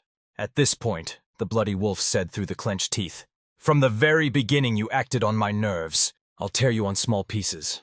His aura became so murderous that even the skin was done with fear. Will mine avoid this blow? But does it make sense to evade when the chance of survival is close to 0? Skills will help little now. He even consulted his grandfather earlier, and Khan was well aware. Everything was very bad when he saw this bastard simply on him. At that moment, the Hoon focused. All thoughts were combined into one single line, clean and clear. The world seemed to stop. The sound subsided, only the goal remained. The bloody wolf kept his army filled with dark energy like a bloody fog. Hyan felt this energy streaming and pulsating, and knew that he should use it against the enemy himself. With the skills that are now, with that internal energy, to resist him. Madness, he thought. But perhaps there is no other way out. If your own power is missing, the enemy's power should be used. The bloody wolf froze. There was something too familiar in the boy's movements, something that turned him back. He saw these movements, those who belonged to the air, and apparently, it was the last thing he saw in his nice, stinky, rotten life. A life that was more on a worm, who had a crane all his life and passed it through himself. The captain of the bloody sword detachment is dead. It is overthrown in the battle, which he considered an easy walk. But the merit is not an elder fascination, but the younger grandson of this family, the one who was underestimated by everyone. Everyone on the battlefield could not believe what happened. It seemed simply unrealistic. Even the reconciliation of Gekul, shouting his relative's name, admitted the bloody massacre ended in an instant. He was sitting on the ground, confused, explaining. Everything was calm, and at the end I ran like a fool. He recognized it himself, but suddenly, behind their backs, he came into the center of attention again. And he called everything that happened, not heroism, but ordinary luck. Like, if the enemy was not inattentive, if he had not wounded his grandfather, he would simply could not answer that blow. But my grandfather thought completely differently. In his eyes, there was no accident. The last course of the boy was brilliant. Even with his experience, he could not predict this final movement. To make the coincidence inevitable is the true ability of Han, he thought. And he wondered, maybe he is not the same guy he saw before. This is a new level. After the battle, the boys consulted. It is possible to call back safe. When he asked Han where he plans to go further, he replied, Beijing is nearby. It's time to visit Penclan. And a friend immediately said, I'll go with you. Everything is normal, said one of the guys. He dealt with everything even in our absence. But he asked, look at my father and Mint until I am. But Hyan did not leave thoughts. The last words of the bloody wolf were settled in his head, as if poison. The activity of the demonic cult was not completed. It was only one page in much darker history. They will continue to threaten and may still appear worse than a bloody wolf. But if he ever managed to cope with them, he will be able to find the answer to the main question that does not give him rest. The time has passed. Master Pen Gilson arrived at the battlefield. His figure suggested peace and respect. He stood over the body of a bloody wolf, calmly asked, where is the Elder Mirn? Hearing that he is asleep, he just smiled lightly. Do not awaken him for no serious reason. Looking at the wolf's corpse, he quietly acknowledged, I would ever come together in battle. But he died by Moran's hand. So another warrior of this era passed away, and although the wolf deserved death, it was difficult not to feel that the whole era was coming to an end. Then the master addressed the eldest. Is your father a compartment for his head? But the answer was unexpected. It did key on. He had long heard of the guy's talent, but could not believe that he was able to reach the level compared with the bloody wolf. Once it was about him, the master asked, where is this pitch now? And they answered, now the boy is training it himself in full silence. Hilson slowly approached Han, amazed at the very fact he still trained. He could not even believe after all that chaos, after death, battle, and blood. The guy continued to manage himself. Stopping nearby, the master began to look closely. What exactly did he do? The first movement is a sword in a circle around him, then the second, third. Everything is concentrated and clear. Hilson saw the Chen made a horizontal incision, accurate as along the line. But something didn't happen. Isn't it just a sword method? He thought. But with a small amount of energy, a fog began to emerge around like a ball of thin threads. Ascension level, dance with a sword, education technique. The gift of the language just taken away. Hilson frozen, unable to say a single word. And Han's eyes, they were filled with something deep, almost uncontrolled. It was a thirst, so strong that it pervaded at first sight. It was enough to look. And suddenly, Kion fell sharply to the ground, as if consciousness came out of the body. Hill's son ran, but he saw with relief. Fortunately, he just fell asleep from exhaustion. The master himself once trained in his youth, but to reach such a level at the age of Han seemed impossible. And now he had a boy who not just grew up. He cut off his head to the enemy who was the level of a real monster. It was at that moment that Hilson realized, this guy. He can no doubt be a new hope of all Marima. And then he made a decision. He cannot leave such a talent without support. It is the future that is worth protecting. When the cheese woke up, he was a little confused. He seemed to fall asleep in the woods and now, in a soft bed, in a room that looked familiar. And here the room ran into the room. You are home to the Pen family. Others immediately came after her. Everyone asked how he felt. But Conan was more important. How did they all find themselves here? And he got a complete explanation. Everything came into place. The most important thing is that all alive, all goals, and even if they were wounded, now everything is behind. But something new was waiting for him. Not a battle, but a task. He was informed. Today he has only one mission, not getting out of bed for a minute, except to eat. And this news led the guy in a shock. He did not expect such an important thing. Friends have seriously explained this is not a joke. They just worry about him. He needs to rest all day because everyone saw how exhausted he was. And rest, they said, it is necessary to take not as weakness but as part of the workout. Explaining all the rules of the day, friends have already turned to get out. One of them added, a maid is on duty in front of the door. Do not shy contact if something is needed. And then Kion was left alone. The room was filled with silence. He looked at his hands, and in his thoughts returned to the moment before falling. Then he realized something. But he was forbidden to even think about training. And now, he already catches himself on what he thought again. So it went. Smiled to himself. Suddenly he heard a rustle behind the door and said, "Who is there?" The room included a girl, leisurely with a light smile. She was a pleasant appearance. Going closer, she stopped and clarified. "Is that you, Cone?" Hyan, not understanding who she was, nodded. "Yes, I...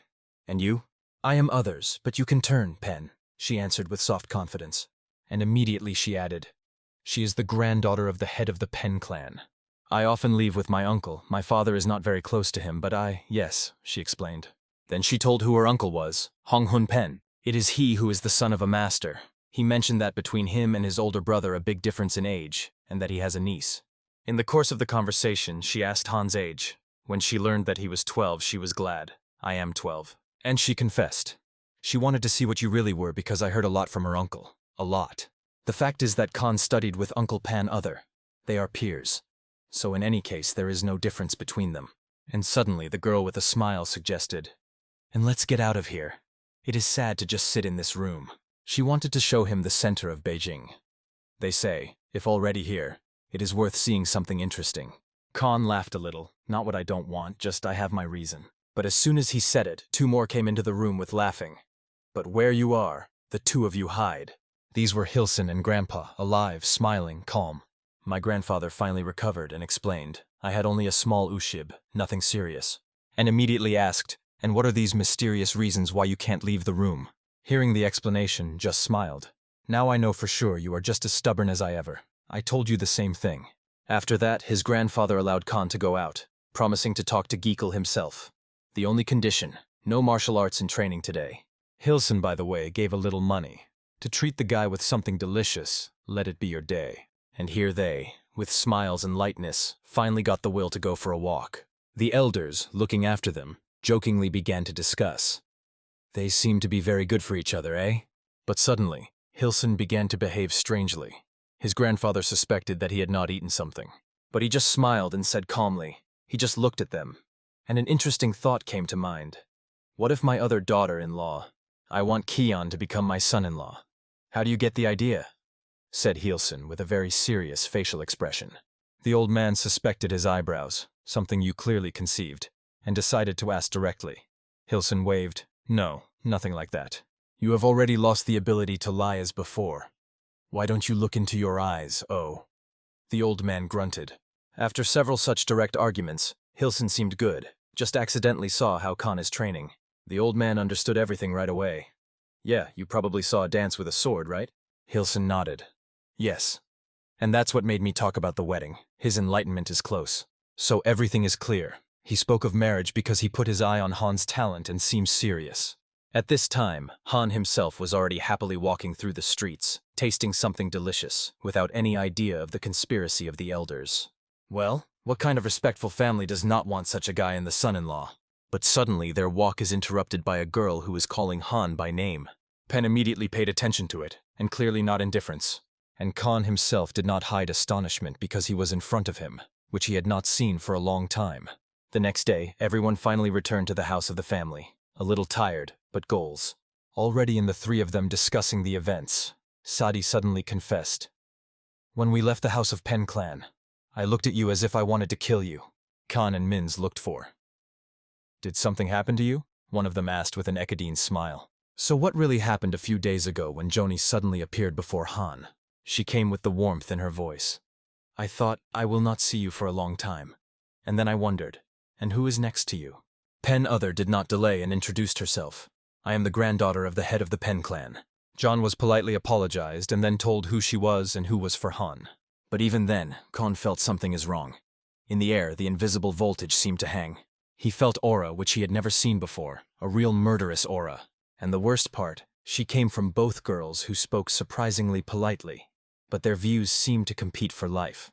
When Joni suggested that you all have tea together, etc., sharply refused, "We are very busy," and added, "Hyan wanted to relax before returning home. You probably have to go." John still tried to stop them, shouted afterwards, "Wait!" Han, not having enough experience in these girlish games, did not understand why everything happened. And the explanation of others, it was, to put it mildly, clumsy. "I have... just feet hurt." Then she added another argument. "They say at the Dragon and Phoenix Festival, many already aimed at him, and even confessed that she is one of those who wanted to challenge the challenge.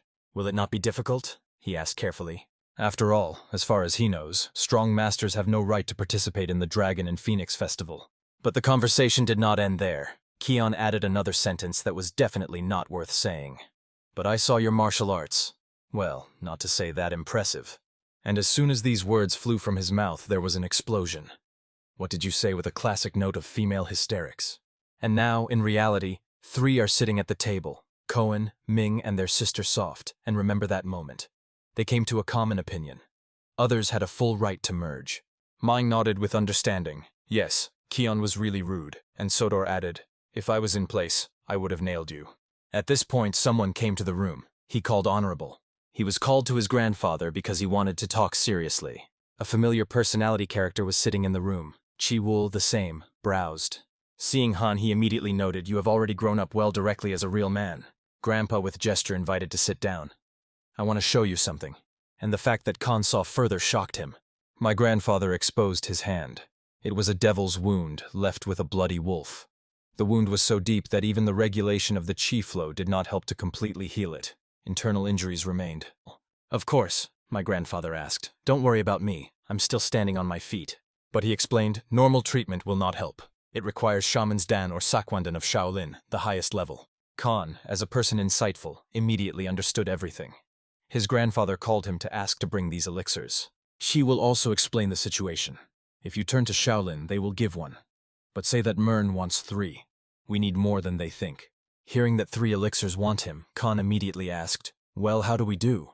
But such a direct question seemed to be the will Brown, almost offensive, as if the guy questioned his authority. Showing his finger on him, he began to explain, 3 generations of our Shaolin pupils are the formation of 18 architectures. The bald monk also indignant. Some vagrant allows yourself to speak about our Shaolin. It's too much. But after the pause, he acknowledged, if Marion's grandson is able to destroy the formation of 18 architectures, I will give him 1 Sakwandan. Thus, the will made a couple with a bald monk, and not even his students, but on the grandchildren of the elder. Although Brousty himself believed that the monk first started, he showed disrespect for him. After discussing Han, they addressed the direction. Are you ready to go to Shaolin along with a minor? This should be done immediately. There is no time for reflection. The sooner they get, the faster they will complete the task. The old man asked the mine immediately. One of the students went to call, and the elder and Brousty stayed together. The old man looked at the distance and said quietly, you will no longer have a second chance for actions of special importance. It's time to open up in Marima openly. Chival suddenly admitted, I thought you would be more caring because he was your grandson. The elder only sighed, but you won't do anything about it. Because now those who have to resist the storms are not us, but our children. The appearance of a bloody wolf has become official proof for the Muram Union. The activity of the devil's cult resumed. The peace preserved after a great war of 30 years of age can be scattered at any moment. The time of change will come soon, and in one you can be sure. This time we have no right to make the same mistake. After a while, Khan did not resist and asked the mentor, what is the story with Shuvandesam? He just sighed, I have never lost this boy. There is only one thing I do. And this is 1, the number of students. Chauvin has 4 students, and his students have more than 30 pupils. Khan was immediately interested in, why do you have no student? Bravesti smiled and explained, my student should be special, and after a person meets me, hardly anyone will still be able to attract her attention. Then maybe everything will be decided if I become your student truly, said Kun with a smile. Of course, Brewsty realized, his grandfather will always be a real master for Han. He does not claim such a place. But there are times when one student is taught by several mentors, and here he was thought of. Hyan can become a worldly student of the community of the Lease. All you have to do is get permission from the head of one of the branches of this organization. Hyan first thought it was difficult, but the brewery only waved. But it's the little things. Now I will go and tell about it in elderly reconciliation. The elder, hearing the idea, eagerly agreed. He believed in the potential of Han. Joan Bank, the head of the community, also agreed, but put forward several conditions. The most important thing, they were agreed by Chon Singing, the head of the Dragon Branch. The basic condition is that Hyan will not learn the formation of 18 architectures, secret technology, which is protected as a relic. Now it seemed that an unusual rivalry began between grandfather and Brovosti.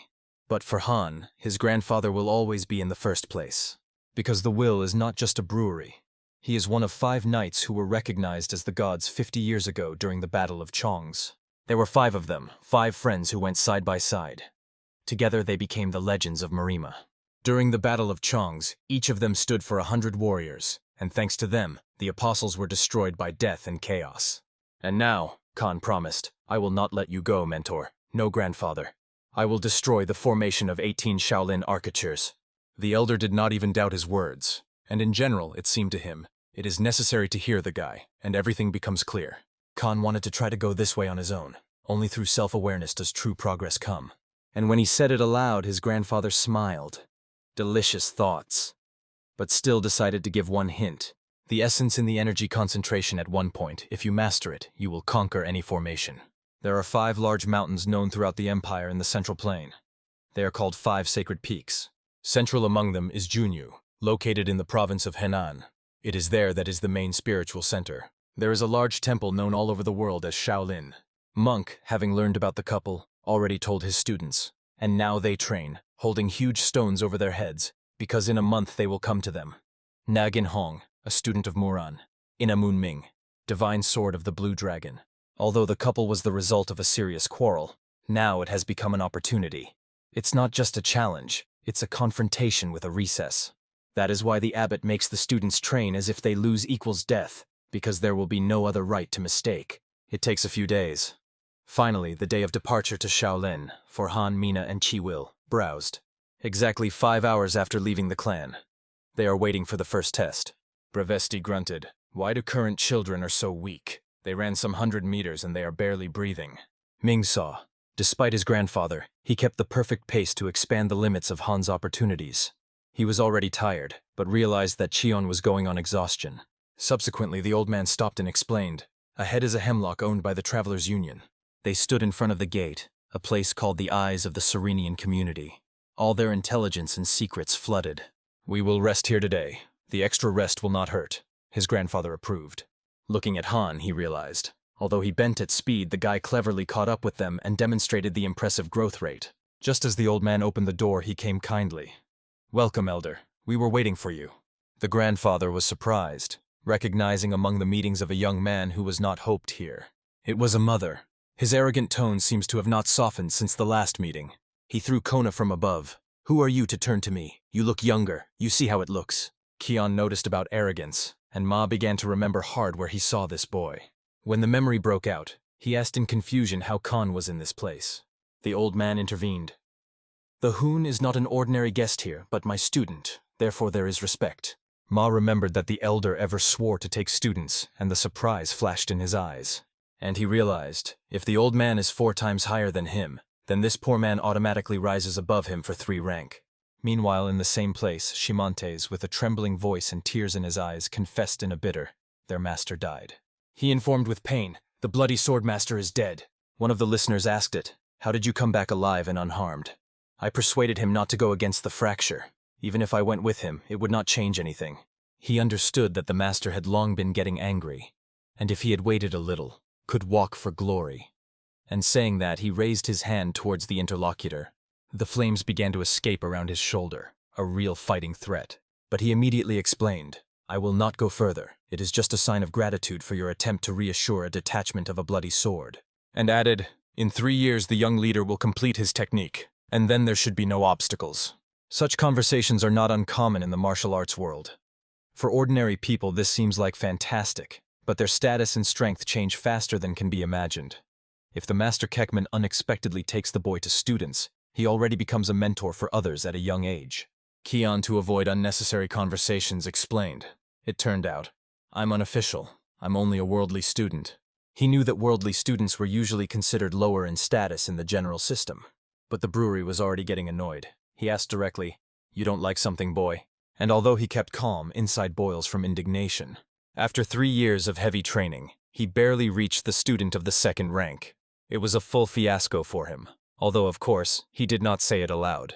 The honey with a smile suggested the decision, and let's sparring that will put in places.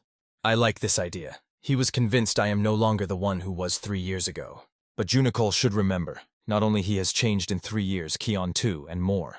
Soon they stood on the ground, fought on wooden swords, face to face. The difference in power was felt immediately, and although the Junqiao was trying, Kion kept control without tension. But even Cone admitted, you really added well. It's not the guy that was ever. At the same time, Junicole could not understand how he became so strong at all. What did he do for the last 3 years? Khan suggested, come on again, focus. The first attack lasted exactly 9.08 seconds. Fast, sharp, accurate. The next attempt is another 40 seconds of intense battle. Yunchul thought he would win this time. But again he was on the ground, looking into the sky. Considering that Junkel was now fencing and the staff did not use a long time, the gap was huge. This clearly showed how much the Kion escaped forward. It was a complete defeat, but at the same time, a valuable lesson that Junicole will definitely not forget. Kion calmly gave him some advice, even without a shadow of superficiality. And then he reached out, we will work out more when I will come back. After such a battle, it was time to rest. A long and serious way was waiting for them. At the same time, Soft left home. Sovis went out to a familiar place and she did not leave a strange feeling. There was always Nen here, and now he is gone. But she also realized something changed, although not as rapidly as Han. But it is gradually growing. She remembered his words. If you remained at the same level as last year, then you need to train more. Her workout today came to an end, and she firmly said, I will start going to the training hall tomorrow. But suddenly, behind her back, a voice came. Someone turned to her. It was a brother Pen Other. He came closer and said, you are always here on the territory of the clan, but it seems to me that we have not seen each other for a long time. Sad smiled. I always train here. Why didn't you come? He shrugged. I thought you were training in the training room. They realized that they were constantly needed, although they were both around. That is, you went there to work with me? She asked. Yes, just want to train with you. This answer knocked her out of the panther a little. She slightly blushed and asked, why? That's what with me. For except you, I have no one now. Her cheeks became even red. It was not just confusion, it was a real emotional shock. She did not expect that he would say something like that. It was unexpected, and at the same time touching. Although, of course, he could not compare with a minor or a hoon. But right now he looked surprisingly courageous. Tayadin, whom I can fight on an equal footing, teaching 100%, he calmly explains, frankly confessing in his desire for honest rivalry. I made a considerable jerk forward, but now my situation is weird. For the subordinates I'm already too strong, and for mentors is still not enough. None of our warriors are no longer a rival, but looking at Senbei, I see that they are far ahead. How much you didn't think. You alone have similar skills with me. Salkov became unfortunate. She hoped for warmer words. From the realization that only about training, she took her from a quiet but evil disappointment. Her sudden, like a lightning, a blow to the stumble of him suddenly. He did not expect that the girl would react with his fist, not a shy look. Your chat's about equality, she made the harsh boredom. And in her eyes, the fire of real combat excitement broke out. You want sparring? You will get immediately. She leaned sharply, not giving him a word inserting. He just managed to whisper that he was not yet ready to resist. And the enemy, you think, will wait for you to prepare, cut off the sewing, already moving into a rack, ready to prove its point of view. Meanwhile, in the province of Henan, travelers go to the main avenue of the community of the Stanikov. It is difficult not to exhale the captured wow. After learning about the arrival of the elder, the local students lined up, bowed, and the choir greeted him. For them it was a great honor and a rare event. The elder answered every short nod, noting that all present in accordance with the hierarchy were inferior to him at least one rank. At the sight they met a hole and a sank. It has passed a lot of time from their last conversation, and respect and views remained unchanged. The elder heard that these two are the highest rank in the community, not taking into account his himself and the supreme head. The curiosity was mutual. The views of the masters immediately fell on the teenager nearby. Isn't the Hakin Vagran? They asked, carefully evaluating the posture and a calm shine in his eyes. The smile of the elder confirmed their guesses. Yes, it is this guy, the music student from the clan Negan, for whom Shaolin is already preparing the test. The masters did not hide astonishment, but the elders seemed that this respect was too cool for guests of this level. They justified, they would never despise you. But the old man explained that he was not about him, but about Han. You are subordinate chapters, and he is a student therefore, according to the hierarchy of Kion, your senior, the elder emphasized. Hundreds of apologies sounded at the same moment. The air was filled with bows and shutter clothing on his knees. The old man only laughed slightly in his beard, as if secretly tasting the situation from which others were red. Thank you that they overcame all the way. The guests of the Dragon Branch, Chones Shining, bowed to Khan and his companions. Kion answered with a slope. There were minds and a will watching the ceremony carefully. Go up, do not lean so low, the head said gently, with a gesture inviting them closer. How could I not come? Now I partly belong to your community. Khan replied, what I immediately liked the head. He explained that although the workers look like a wandering, their home lives in a strict discipline and a clear code. Hyan confessed that he had not yet heard about local canons and asked to personally familiarize him with the rules. We only have one rule, said Chon singing, and silence fell in the hall. Honor justice is the whole dogma that keeps the scattered travelers together. Some people whispered in surprise. And that's all? Only one rule? We're looking for underwater stones. It was this simple commandment that made the community of the Foxes one of the strongest and most respected factions of Marima. Then the head appealed to Han, as a representative of the martial arts faction. Do you know why we are generally called a faction? After all, the community of the workers could easily be considered an opposition, an independent force. Do we have the right to call a faction of martial arts? Han, without hesitation, replied, because you value justice and morale. One day my grandfather told me, he began, martial arts without justice and spirit is not a warrior, but an ordinary avenger. There are many people who do not have combat skills but remain worthy. Hearing these words, the head for the first time really realized why the will of the will was lonely, just to wait for this guy. But Bravesti only waved, but I was not so lonely, simply demanding in the choice. And then the head decided to talk to Han alone. Did they go deep in the path when Khan asked, is everyone in your community so creative? He just laughed. You know what is the most difficult in asking? And then I stopped and looked into the eyes. The reason I brought you here, I want to convey to you the history of martial arts. Yes, the story itself, because not everyone is able to hear it, but even less to pass on. I will not repeat, so listen carefully. It's not just a story as a testament. And then the head began to tell scripture. There was a story that changed the whole generation. The technique of the sword conscription, although the basis of training is considered staff, in such a long history could not be no fencing techniques.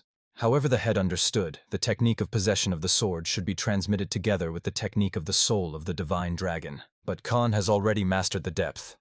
Now, there is a risk of unwanted side effects, so there is no choice. He must understand alone. The head asked, did you realize that Kudzi is a cruel technique used to punish evil? A mighty energy that warmed the air around. The head looked and did not believe in his eyes. Did he understand the essence of Kudzi's technique? Just hearing the description? But Khan just got amazed. Oh, I'm a little distracted. Then he calmly said, can I show? I want you to check if I understand everything right. And holding only a wooden sword in his hands, Khan waved him. He rolled a thick tree and also hit the second one, which stood on. How to describe the facial expression at this moment? Shock, awe, and surprise mixed in one. For the first time in 30 years he saw the perfect reproduction of Kudzi. Technique lost during devastation of a demonic cult. In his eyes, Han was now extremely similar to Mohong Vig's elder, a legend whose shadow lived in memory. And of course Bravesti could not miss this scene. He followed everything from a distance.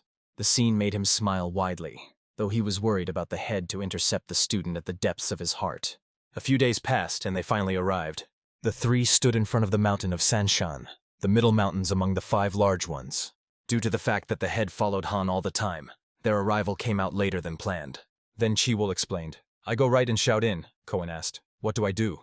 The old man was silently pointing to the top that hid behind the clouds. It was the highest point of Mount Sunshine, a place where only the boldest leads. He said, you have 6 days. Take the things I left on top and then come to Shaolin. And if you do not cope, the smile disappeared from his face. Come to a hard punishment. The collection has just begun. Everyone was tense because there was a decisive stage of the test in front of them. The bald mentor began to explain the rules, emphasizing the importance of discipline and strict compliance. He added that this is the final stage, and no one will get the right to make a mistake. Everything will be resolved right now. The elder clan Moon, Chusan, did not even think of any indulgence. His determination was in his gaze. The guy appealed to him to teach him, full of hope and confidence in his own power. But in his thoughts, Chusan only mockingly called him a daring and overly confident novice. When both sides were completely ready, the moment came. The battle could be officially started. He did not even move out of place. He stood unwavering, as if there was something more than just a force. And Ming has already managed to move a few meters forward, preparing to strike a decisive blow. Only now did the Chusan notice what had happened to his weapon. The surprise flashed in his eyes. Exhausted, he fell on his knees. It seemed that the forces suddenly left his body. Ha, with a mockery, said, how sorry. Zrania, hinting that the duel has not reached the climax, and he added with sarcasm, Probably you just didn't have grown to my level, treat. He could not believe that the guy tried to knock him off his feet with ordinary basic technique. Squeezing his teeth, he acknowledged, "Good. Your martial art deserves respect." But suddenly, at the same moment, he rushed forward. The attack had to become unexpected and decisive. The senior, as if from above, also decided to give advice, giving himself a wise mentor. His advice sounded strange. They say that through the rat one cannot be believed in his own strength. After such a valuable teaching, Mind's already asked to show true experience in action. Chusan understood perfectly. The honest fight would be too difficult for him. There is almost no chance. So he made a decision, to play dishonestly and capture the advantage at the expense of surprise. Stressing his palm, he struck a powerful blow to the guy's stomach. It was to complete the battle. But his eyes remained wide open. He looked forward, not understanding at all. After all, Ming remained standing. The blow did not act at all, as if he had not felt pain. When asked what it was, Ming calmly replied, "It's just a standard technique, 10,000 muscles." And now it became clear. There is a young man in front of him, who surpassed him in the inner strength. But now his time has come. The guy warned that he was on the offensive, and with a smile added, "Let me show my steep side, especially for the younger ones." The dazzling lightning outbreak, a wooden sword, just on the back with incredible accuracy. And so the enemy falls face to the ground, humiliated, broken, silently kissed dust. He is lacking only to start crawling on the ground. Then it will be exactly like a regular worm. The judge, without holding back smiles, jokingly added, "This time the end has come lightning. The winner is a Ming from the clan Nagagun." For the audience it was like a thunder in the clear sky. No one believed that he witnessed such a turn. The teacher did not hide the delight. He praised the student, calling the performance simply shiny. Summary of all 7 matches. 5 wins and only 2 defeats are a real breakthrough. Even the senior opponent was greeted with decent participation and shown. They openly admitted their defeat and promised that they would not create any problems in the future. As a strong and noble personality, Ming addressed Chusan with a caring question about his condition. "Thanks to your care, I didn't get serious injuries. We'll get the arena, so go first and rest." Ming heard their conversation, but his thoughts were completely different. Something was not released from the inside. Memories of the arena were still floating, as if in real time. Every moment they were in memory. Although the sword was wooden, it was for the first time in his life to send a weapon against another person so seriously. The taste of a real victory. And even now this feeling seemed unrealistic, like a dream that is difficult to believe. At this point, my sister was indignant. But if I was fighting a real sword, I would definitely win. She also asked her grandfather to remember how she hit almost near the vital organs. They say she was very close. At the same moment, Ming stood near the lake, thinking about how his grandfather was waiting for this tournament. But in fact, he did not get anything. Looking at his reflection in the water, he reasoned, what did he need to compete on an equal footing with other craftsmen? Suddenly there was a voice nearby. "Wait for only 3 years. If you wait, I become a real master, and worthy of your rival." It was a Khan who approached him with a serious look and a friendly smile. Ming replied that he was hopeful. Hyan would grow even faster and darken even him. They exchanged jokes, as if they were still boys without the burden of responsibilities. But then Ming became serious and turned to him with important words. He wanted to share the idea that had long matured in it, too important to remain silent. Namely, he suggested that he become a new head of the family. Hyan was stunned and did not know what to answer. Such responsibility seemed unbearable. He did not understand how he could accept it, and instead heard a counter, question. "Why do you think you can't?" Hyan confessed that the reason is that he is not the native grandson of the head of the clan.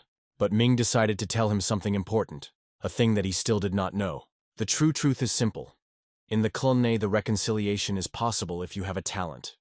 It is he who determines your place. And in a person with such a name as you simply cannot help but have great potential. It is part of the inheritance. Of course, to become a head, you will have to surpass me. But you just said you have done it in 3 years. I can't say that I will exceed you with confidence. Ming called such an answer good. In Han's eyes, the fire of the future warrior was already burning. After that, he thanked Khan and offered to return, because it was this conversation that helped him to spread everything on the shelves. Han, agreeing, also noticed, "It is time to return. It is not necessary to get rid of." He also added with a smile, "Older brother, all of your guidelines do not make you wait long." Meanwhile, the girl continued to justify the reason for her defeat called the lack of inner strength. She spoke to the mind, and when she did not receive a clear answer, She said she was going to her grandfather on the elixir, but mine asked her to wait a little. They were still in the house of the Moon clan. At this point, the whole looked alarmed, and Ming immediately noticed it. He came closer and asked what happened again, but the whole himself wanted to find out. Why is it so strong? I also want to succeed like you and Khan, but I hate workouts so much. Why is it so difficult to train? The answer was short. Because it is a workout, and they are always difficult. Otherwise, it is no longer a workout, but a rest. Khan also agreed with the older one, but made jokingly, "And is the workout not interesting?" To which the bun grunted, "Interesting. Only for you." The minds did not resist laughter. The younger ones were crowded with their aspirations, though they joked as children. And indeed, when the Ming looked at them, a spark of motivation broke out in it, as if the heart was inflamed again. That is why he turned to the honey and promised he would give him the experience of a real, exciting workout. And at the same time, he shared another truth. Real pleasure comes when you overcome your own borders. And so he suggested that you do it right now. Not to wait, not to doubt, but to act. There were a lot of rage that day, and all of it seemed to live in the respects of the events. Sadia received a promise from his grandfather. He will receive the long-awaited elixir for her. And the workout of the Hunganhas was so exhausting that he fell asleep instantly as he had touched the pillow. It has been 3 months from the day they left the house of the clutch and went on the road. Hyan began to miss the house, and tomorrow they had to return. The heart was filled with expectations. Probably that Browsty is now actively looking for his grandfather, Khan thought, smiling. But when he was thinking, someone approached him, whose presence immediately felt. He turned his head and saw Moon Chun. His gaze was serious and calm. Khan turned to him in his name, but he answered with a smile. "What about the idea of calling me just older Chon?" But it was even more interesting. Why did Chon come here so late? What prompted him? His answer was unexpectedly sincere. "I came to apologize." He wanted to apologize for not looking at Han during their sparring. It could seem offensive and contemptible. When I realized that I did, I was ashamed. But Khan replied calmly, "It's all right. I also provoked you because I sought victories." Then he asked, "Are you planning to participate in the next Dragon and Phoenix Festival?" Chon honestly confessed, "Recently only learned about him, so I am not sure if I can go." He added with a sad smile, "They say young talents live only with glory and honor, and I didn't even know about its existence." However, he acknowledged, Hyan was right. He did not understand why he chased something. His words never had real weight. And before leaving, Chakan asked permission to ask another question. "Why are you training? Why do you study martial arts?" The answer was simple and solid. To become stronger. Why be strong? For without power, I will not be able to protect others. It was these words that he said to his grandfather on the first day of staying at the house of the Klimg.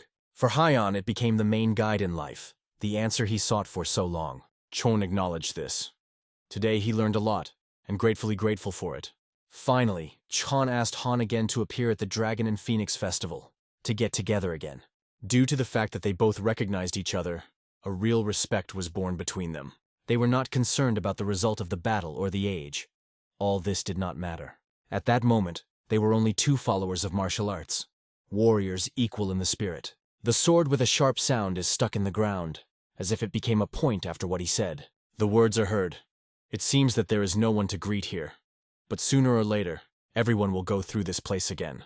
Already holding the sword, splashed with blood, he waited for the return of the family, and something important matured in his gaze. The next morning, his grandfather carefully listened to the request from the leader moon. He brought something significant. It was a gift. Once it was opened, the space around seemed to light a special light. It was neither weapons nor jewelry. It was 100 years of ginseng, more valuable than gold. He was handed over to young Mrs. Sokf. Chon explained that although he is not as powerful as a 10-year ginseng, he still has a considerable effect, and in general he said that the family Nagan would no longer face troubles. After all, it was thanks to them that he received a valuable lesson. In response, Grandpa said, "Moon's family is also one of the factions. Isn't it worth going forward together?" "The second time may not be," the grandfather warned. Chon nodded. He remembers these words. After that, everyone said goodbye and went home. Trying to taste ginseng, Sadhu was skeptical. "Are you sure that he really has at least some effectiveness?" Hyan also tasted the root, and she reminded, "Don't forget, I shared it." Probably because he did not even thank. But at this point he promised he will once pay off. The grandfather was a little worried, no matter how bad happened after taking the medicinal root.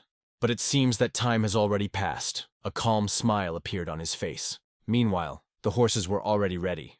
It was only necessary to harness them and move on. The border area of the Inner Mongolia is a cold wind and alert view. They were stopped at the entrance, not allowing to pass without confirmation of the person. In fact, they asked at least some certificate. The situation is tense. They check everyone. Then his grandfather calmly took the plate and demonstrated her guard. She spoke for herself. Seeing the swordmaster, the guard almost came out of surprise. He instantly apologized for his impolite and allowed to go through, explaining the harshness. The country is now a difficult situation, so the protection on the border was intensified. It was interested. What is the situation?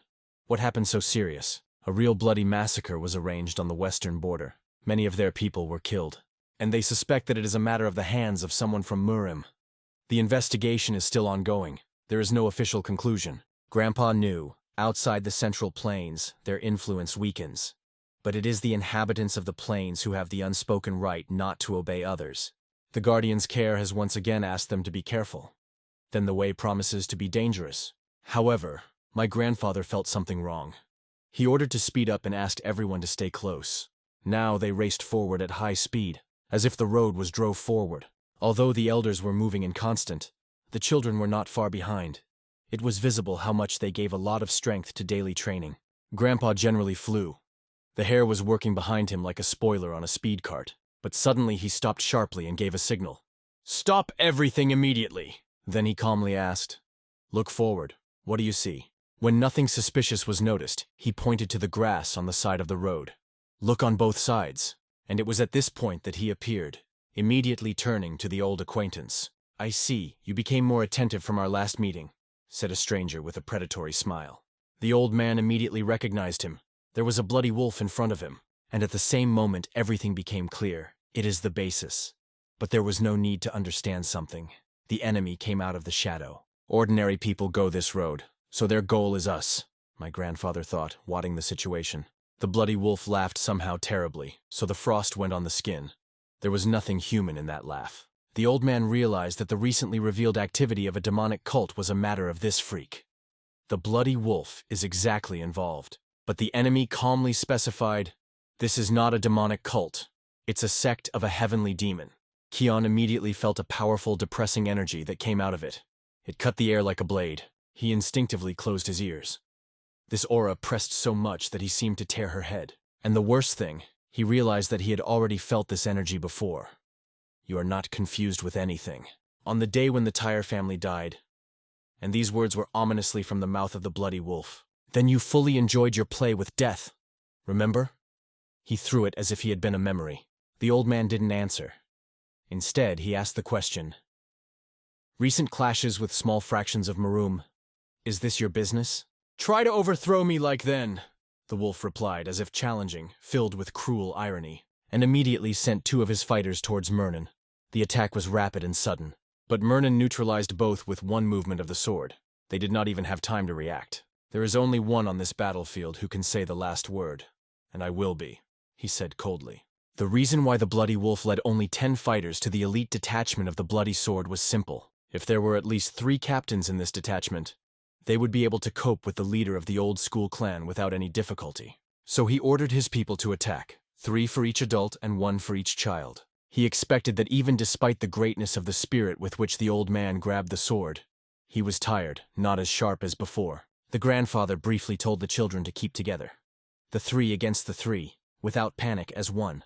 And indeed, the children gathered in a circle like a real family that protects each other. It seemed funny to enemies, as if children were just playing in war. They decided not to rush. They wanted to see how long these kids will withstand. The first was the Hyan. He put his sword under the enemy without hesitation of a second. The sword of the enemy was overwhelmed by the thirst for blood, but Khan firmly believed he would handle it. Already at the same moment he determined which art the sword is best to apply right now. It was a large extension technique, powerful, flexible, and murderous in melee. The enemies were convinced that the children would only be defended. Too easy, they thought, to read such a strategy. They believed that even if they were children from the clutter, they were still just children. One of them cast a look at the Soak, considering her the weakest just because she was a girl, and decided to start with her. However, his first attack did not go away. The sewing blocked the blow. Moreover, she even managed to repel the enemy's sword. power and technique spoke for themselves. "She withstood my blow?" He flashed into his head, not believing in what he saw. And it was at this point that, seeing that the enemy opened, Khan rushed into the attack. Unfortunately, it was inconvenient to be inconvenient, so it was not possible to hit the sword. I had to push the enemy with a foot. That evil threw, "A brazen boy!" Eyes blazed with anger. But he did not even imagine what he was waiting for him. The fact is that the children just suffered as if they were focused on defense. And it was at that moment that Khan went on the offensive. From the very beginning, they planned to reduce the vigilance of the enemy cunning. And here is the perfect moment. A moment to move to a real attack. They had to make him scream, make him shed blood. Everything was thought out to the little things. Even now the enemy did not believe what happened. It seemed to be sleeping. Another moment ago he was about to attack the weak girl, and now he was lying in his own blood on the ground. Others saw how in a moment the children broke up to one point and again gathered in combat. Is it possible? The fighter from their elite detachment, from those who were considered invincible, was destroyed in one pass. Now in their eyes the children looked quite differently, not like weak puppies, but as real warriors. Lightning broke out, and another bastard lay motionless on the ground. Another barely kept on his feet, in fact, was already brought out of battle. They really dodge, thought among enemies mixed with nervousness. Ming watched the fight with interest. How long will they be able to evade such accuracy? One of the enemies had already lost his hand. Blood was streaming, the morale crashed at the seams. But relying on some unclear inner feeling, he again rushed to the attack, calling the children pants. He waved his sword, trying at least once to get on them. The rage covered her eyes. But again and again, his sword cut only the air. No one got into the area of impact. He simply did not see the enemy in front of him, because Ming was already standing behind him. With some miracle, he was able to repel the blow. Reflexes were still working, though on the border. He thought, everything is fine. The wound is not deadly. I can survive. And looked at the guy in front of him. But something was wrong. The picture swam. The world began to change the corner. She sailed because he was already looking at her with the eyes of his cut. Outhead that flew to the ground. Only his own smile. That's all he had to see before the full end. Meanwhile, the Bloody Wolf wandered a brutal battle with the Elder Clan. A collision was a real explosion of power. The grandfather was the first to strike. The first bloody wound appeared on the enemy's body. And without losing the opportunity, he addressed him. Something you are holding on to. You understand it yourself, yes? In response, the Bloody Wolf burned. Tang out. His anger only grew. But in a moment, he saw nothing in front of him. The attack came unexpectedly. And only in the last second did he manage to expose his giant sword, a reaction on the verge of instinct. In 30 years that the cult of demon has acted in the shade, the Bloody Wolf learned to walk around the edge of death. It has reached new levels of insight and has become stronger than ever. But now, he is not just a grandfather before him. In front of him is a silhouette of a giant tiger that breaks through light and shadow, ready to kill. The Bloody Wolf felt like a rat trapped, driven and powerless. It was then that he came to a real understanding. The path of study has no end. There is no boundary. And at that moment, he remembered one feeling that had long gone out of it, which he has not remembered for decades. This word was simple but ruthless: fear. And it was at the moment they raised the swords to the family. They, in fact, had no chance. The reconciliation of Murian, who, during his training with Han, gained a small but real understanding. It was in this moment that he felt the power concentrated in his body. Before him was a bastard who tried to hit the sword, but it was too late to change something. Mern managed to repel the enemy's blows several times. Calmly, without panic, the old man turned to the enemy with a smile. Do not change your mood. When your movements are so predictable, it's easy to read.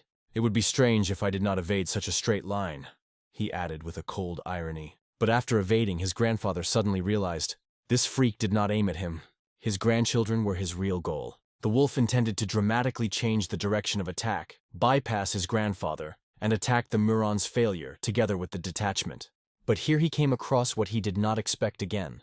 At first glance, a simple guy, an inexperienced young man, suddenly put a block and stopped his huge sword, and immediately applied the technique of a radiant sword. The light flashed like a lightning explosion. The Bloody Wolf did not believe in his own eyes. In words not to describe his surprise. The boy not only blocked the blow but also pushed him back. The power was real. On the night before leaving the Heibei clan, Pen showed him the technique of 5 tigers that punch the gate. She perfectly complements the shining sword, and now Mern has proven it brilliantly. In battle with the Bloody Wolf, an opponent of the level of deadly threat. His grandfather could not afford to miss any of his movement. Meanwhile, the bloody wolf mentioned a report that it was written, "There is only one to beware, a blue dragon sword, a mines." After that, the bloody wolf turned to his detachment and sharply ordered, "Everyone to get out of here." But who did he talk to? Hello? All his people were already lying on the ground, filled with blood, dead or fainting. Everything was over. To continue the battle is senseless. Resistance will only accelerate death. The elder suggested that he make the last right decision, to go to the Murim Union, and to tell about the activities of a demonic cult.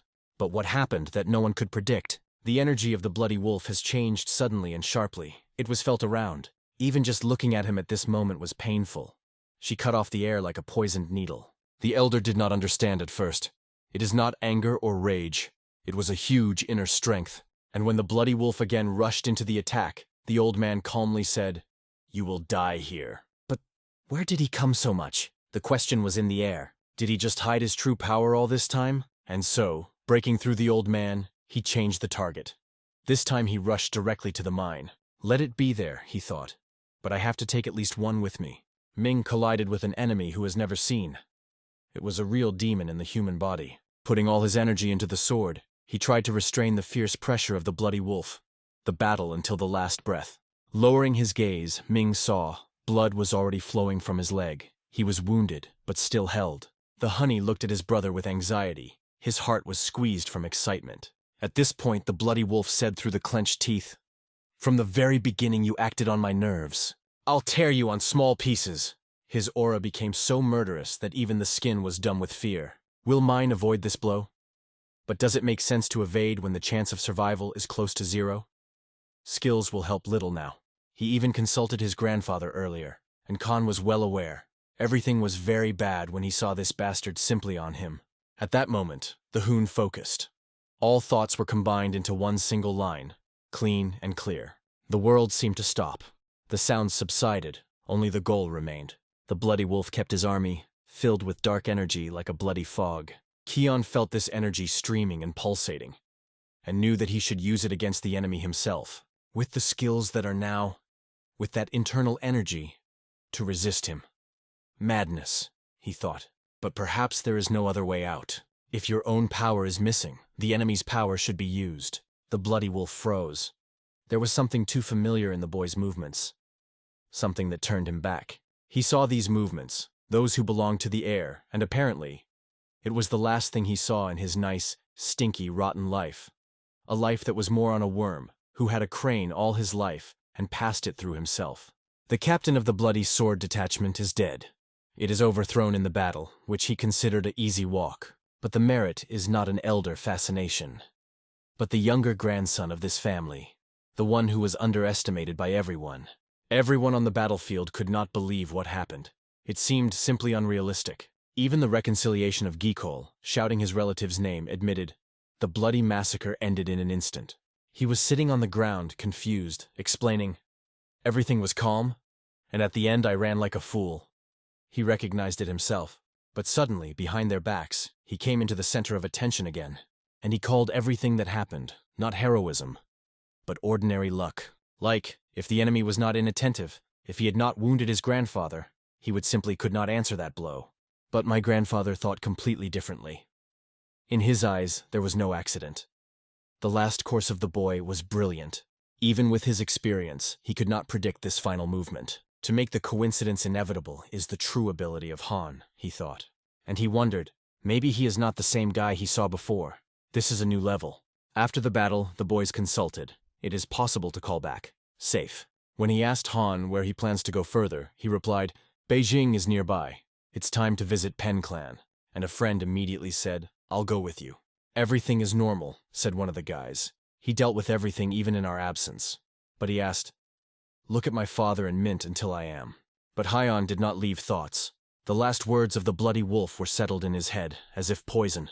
The activity of the demonic cult was not completed. It was only one page in much darker history. They will continue to threaten, and may still appear worse than a bloody wolf. But if he ever managed to cope with them, he will be able to find the answer to the main question that does not give him rest. The time has passed. Master Pengilson arrived at the battlefield. His figure suggested peace and respect. He stood over the body of a bloody wolf, calmly asked, "Where is the Elder Mern?" Hearing that he is asleep, he just smiled lightly. Do not awaken him for no serious reason. Looking at the wolf's corpse, he quietly acknowledged, "I would ever come together in battle." But he died by Muron's hand, so another warrior of this era passed away. And although the wolf deserved death, it was difficult not to feel that the whole era was coming to an end. Then the master addressed the eldest. "Is your father a compartment for his head?" But the answer was unexpected. It did Hyan. He had long heard of the guy's talent, but could not believe that he was able to reach the level compared with the bloody wolf. Once it was about him, the master asked, "Where is this pitch now?" And they answered, "Now the boy is training it himself, in full silence." Hyan slowly approached Hyan, amazed at the very fact he still trained. He could not even believe, after all that chaos, after death, battle, and blood, the guy continued to manage himself. Stopping nearby, the master began to look closely. What exactly did he do? The first movement is a sword in a circle around him, then the second, third. Everything is concentrated and clear. Hyan saw the Chen made a horizontal incision, accurate as along the line, but something didn't happen. Isn't it just a sword method? He thought. But with a small amount of energy, a fog began to emerge around like a ball of thin threads. Ascension level. Dance with a sword. Education technique. The gift of the language just taken away. Hyan frozen, unable to say a single word, and Han's eyes. They were filled with something deep, almost uncontrolled. It was a thirst, so strong that it pervaded at first sight. It was enough to look, and suddenly, Hyan fell sharply to the ground, as if consciousness came out of the body. Hyan ran, but he saw with relief. Fortunately, he just fell asleep from exhaustion. The master himself once trained in his youth, but to reach such a level at the age of Hyan seemed impossible. And now he had a boy who not just grew up, he cut off his head to the enemy, who was the level of a real monster. It was at that moment that Hyan realized, this guy. He can, no doubt, be a new hope of all Murima. And then he made a decision. He cannot leave such a talent without support. It is the future that is worth protecting. When the cheese woke up, he was a little confused. He seemed to fall asleep in the woods, and now, in a soft bed, in a room that looked familiar. And here the room ran into the room. "You are home to the Pen family." Others immediately came after her. Everyone asked how he felt. But Conan was more important. How did they all find themselves here? And he got a complete explanation. Everything came into place. The most important thing is that all alive, all goals, and even if they were wounded, now everything is behind. But something new was waiting for him. Not a battle, but a task. He was informed. Today he has only one mission, not getting out of bed for a minute, except to eat. And this news led the guy in a shock. He did not expect such an important thing. Friends have seriously explained, this is not a joke, they just worry about him. He needs to rest all day because everyone saw how exhausted he was. And rest, they said. It is necessary to take not as weakness, but as part of the workout. Explaining all the rules of the day, friends have already turned to get out. One of them added, "A maid is on duty in front of the door. Do not shy contact if something is needed." And then Hyan was left alone. The room was filled with silence. He looked at his hands, and in his thoughts returned to the moment before falling. Then he realized something. But he was forbidden to even think about training. And now, he already catches himself on what he thought again. So it went. Smiled to himself. Suddenly he heard a rustle behind the door and said, "Who is there?" The room included a girl, leisurely with a light smile. She was a pleasant appearance. Going closer, she stopped and clarified, "Is that you, Kon?" Hyan, not understanding who she was, nodded. "Yes, And you?" "I am others. But you can turn. Pen," she answered with soft confidence. And immediately she added, "She is the granddaughter of the head of the Pen clan. I often leave with my uncle. My father is not very close to him, but Yes," she explained. Then she told who her uncle was, Hong Hun Pen. It is he who is the son of a master. He mentioned that between him and his older brother a big difference in age, and that he has a niece. In the course of the conversation, she asked Han's age. When she learned that he was 12, she was glad. "I am 12, and she confessed. She wanted to see what you really were because I heard a lot from her uncle." A lot. The fact is that Khan studied with Uncle Pen other. They are peers. So, in any case, there is no difference between them. And suddenly, the girl with a smile suggested, "And let's get out of here. It is sad to just sit in this room." She wanted to show him the center of Beijing. They say, if already here, it is worth seeing something interesting. Khan laughed a little. Not what I don't want, just I have my reason. But as soon as he said it, two more came into the room with laughing. But where you are, the two of you hide. These were Hilson and Grandpa, alive, smiling, calm.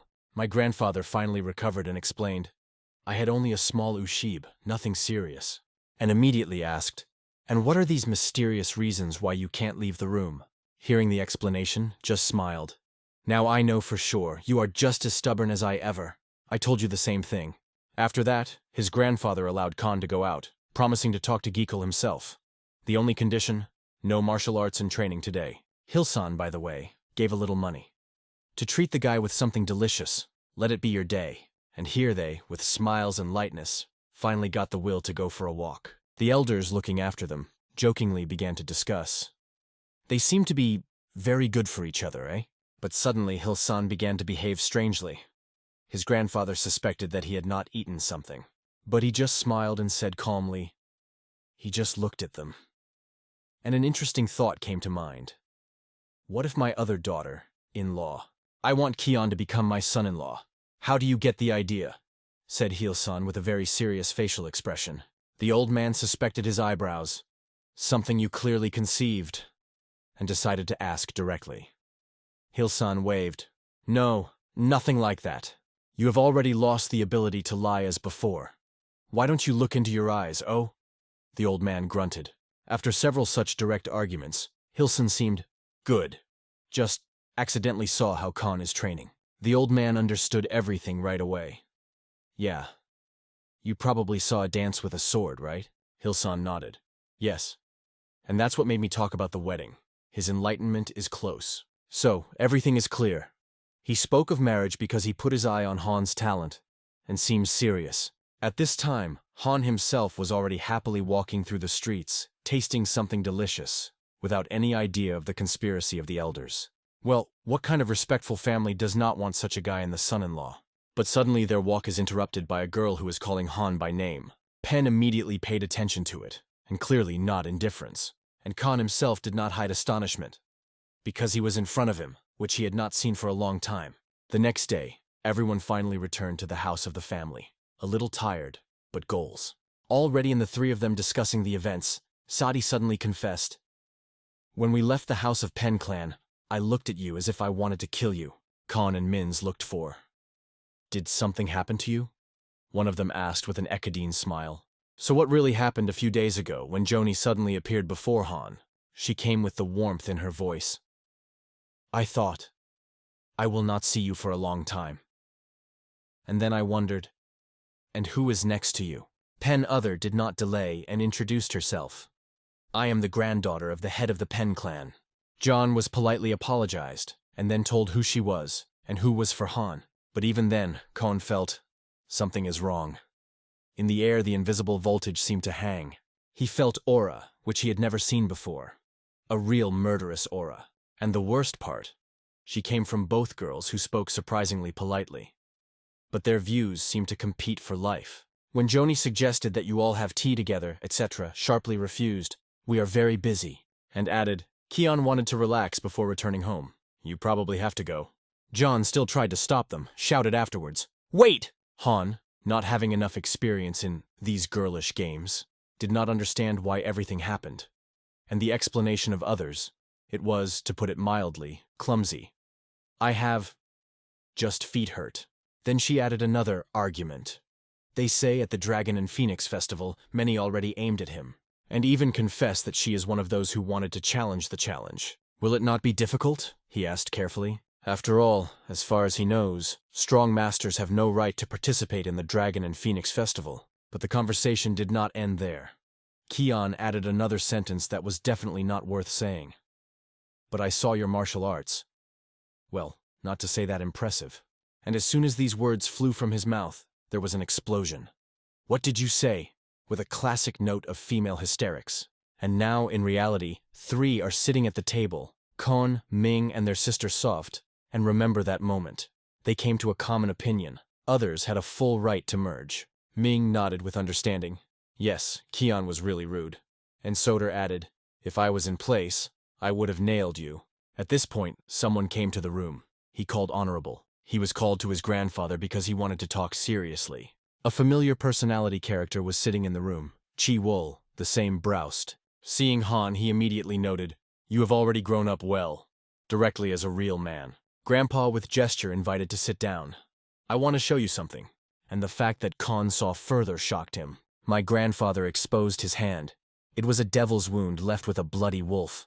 The wound was so deep that even the regulation of the chi flow did not help to completely heal it. Internal injuries remained. Of course, my grandfather asked, "Don't worry about me, I'm still standing on my feet." But he explained, "Normal treatment will not help. It requires Shaman's Dan or Sakwandan of Shaolin, the highest level." Khan, as a person insightful, immediately understood everything. His grandfather called him to ask to bring these elixirs. Chi-will also explained the situation. "If you turn to Shaolin, they will give one. But say that Mern wants 3. We need more than they think." Hearing that 3 elixirs want him, Khan immediately asked, "Well, how do we do?" But such a direct question seemed to be the will, Brown, almost offensive, as if the guy questioned his authority. Showing his finger on him, he began to explain. 3 generations of our Shaolin pupils are the formation of 18 architures. The bald monk also indignant. "Some vagrant allows yourself to speak about our Shaolin? It's too much." But after the pause, he acknowledged. "If Murian's grandson is able to destroy the formation of 18 architures, I will give him 1 Sakwandan." Thus, the will made a couple with a bald monk, and not even his students, but on the grandchildren of the elder. Although Brousty himself believed that the monk first started, he showed disrespect for him. After discussing Han, they addressed the direction. "Are you ready to go to Shaolin along with a minor? This should be done immediately. There is no time for reflection. The sooner they get, the faster they will complete the task." The old man asked the mine immediately. One of the students went to call, and the elder and Brousty stayed together. The old man looked at the distance and said quietly, "You will no longer have a second chance for actions of special importance. It's time to open up in Marima openly." Chi-wol suddenly admitted, "You know, I thought you would be more caring because he was your grandson." The elder only sighed, "But you won't do anything about it, because now those who have to resist the storms are not us, but our children." The appearance of a bloody wolf has become official proof for the Murim Union. The activity of the Devil's cult resumed. The peace preserved after a great war of 30 years of age can be scattered at any moment. The time of change will come soon, and in one you can be sure. This time we have no right to make the same mistake. After a while, Khan did not resist and asked the mentor, "What is the story with Chuvon Desom?" He just sighed. "I have never lost this boy. There is only one thing I do, and this is 1, the number of students. Chuvon has 4 students, and his students have more than 30 pupils." Khan was immediately interested in, "Why do you have no student?" Bravasti smiled and explained, "My student should be special, and after a person meets me, hardly anyone will still be able to attract her attention." "Ha! Then maybe everything will be decided if I become your student truly?" said Kun with a smile. Of course, Bravasti realized, his grandfather will always be a real master for Han. He does not claim such a place. But there are times when one student is taught by several mentors, and here he was thought of. Hyan can become a worldly student of the community of the Lease. All you have to do is get permission from the head of one of the branches of this organization. Hyan first thought it was difficult, but the brewery only waved. "But it's the little things. Now I will go and tell about it in elderly reconciliation." The elder, hearing the idea, eagerly agreed. He believed in the potential of Han. Joan Bank, the head of the community, also agreed, but put forward several conditions. The most important thing? They were agreed by Chon Singing, the head of the Dragon Branch. The basic condition is that Hyan will not learn the formation of 18 architures, secret technology, which is protected as a relic. Now it seemed that an unusual rivalry began between grandfather and Brovasti. But for Han, his grandfather will always be in the first place, because the will is not just a brewery. He is one of 5 knights who were recognized as the gods 50 years ago during the Battle of Chongs. There were 5 of them, 5 friends who went side by side. Together they became the legends of Marima. During the Battle of Chongs, each of them stood for 100 warriors, and thanks to them, the apostles were destroyed by death and chaos. And now Khan promised, "I will not let you go, mentor. No, grandfather. I will destroy the formation of 18 Shaolin architures." The elder did not even doubt his words. And in general, it seemed to him, It is necessary to hear the guy, and everything becomes clear. Khan wanted to try to go this way on his own. Only through self-awareness does true progress come. And when he said it aloud, his grandfather smiled. Delicious thoughts. But still decided to give one hint. The essence in the energy concentration at one point. If you master it, you will conquer any formation. There are 5 large mountains known throughout the empire in the central plain. They are called 5 sacred peaks. Central among them is Junyu, located in the province of Henan. It is there that is the main spiritual center. There is a large temple known all over the world as Shaolin. Monk, having learned about the couple, already told his students. And now they train, holding huge stones over their heads, because in a month they will come to them. Nagan Hang, a student of Muran Inamun Ming, divine sword of the blue dragon. Although the couple was the result of a serious quarrel, now it has become an opportunity. It's not just a challenge, it's a confrontation with a recess. That is why the abbot makes the students train as if they lose equals death. Because there will be no other right to mistake. It takes a few days. Finally, the day of departure to Shaolin, for Han, Mina, and Chi will. Broust. Exactly 5 hours after leaving the clan. They are waiting for the first test. Bravasti grunted, "Why do current children are so weak?" They ran some 100 meters, and they are barely breathing. Ming saw. Despite his grandfather, he kept the perfect pace to expand the limits of Han's opportunities. He was already tired, but realized that Hyan was going on exhaustion. Subsequently, the old man stopped and explained. Ahead is a hammock owned by the Travelers' Union. They stood in front of the gate, a place called the Eyes of the Serenian community. All their intelligence and secrets flooded. "We will rest here today. The extra rest will not hurt." His grandfather approved. Looking at Han, he realized. Although he bent at speed, the guy cleverly caught up with them and demonstrated the impressive growth rate. Just as the old man opened the door, he came kindly. "Welcome, elder, we were waiting for you." The grandfather was surprised, recognizing among the meetings of a young man who was not hoped here. It was a mother. His arrogant tone seems to have not softened since the last meeting. He threw Kona from above. "Who are you to turn to me? You look younger, you see how it looks." Hyan noticed about arrogance, and Ma began to remember hard where he saw this boy. When the memory broke out, he asked in confusion how Khan was in this place. The old man intervened. "The Hoon is not an ordinary guest here, but my student. Therefore there is respect." Ma remembered that the elder ever swore to take students, and the surprise flashed in his eyes. And he realized, if the old man is 4 times higher than him, then this poor man automatically rises above him for 3 rank. Meanwhile, in the same place, Shimantes, with a trembling voice and tears in his eyes, confessed in a bitter. Their master died. He informed with pain, "The bloody sword master is dead." One of the listeners asked it. "How did you come back alive and unharmed?" "I persuaded him not to go against the fracture. Even if I went with him, it would not change anything." He understood that the master had long been getting angry, and if he had waited a little, could walk for glory. And saying that, he raised his hand towards the interlocutor. The flames began to escape around his shoulder, a real fighting threat. But he immediately explained, "I will not go further. It is just a sign of gratitude for your attempt to reassure a detachment of a bloody sword." And added, "In 3 years, the young leader will complete his technique, and then there should be no obstacles." Such conversations are not uncommon in the martial arts world. For ordinary people, this seems like fantastic, but their status and strength change faster than can be imagined. If the master Kekment unexpectedly takes the boy to students, he already becomes a mentor for others at a young age. Hyan, to avoid unnecessary conversations, explained, "It turned out.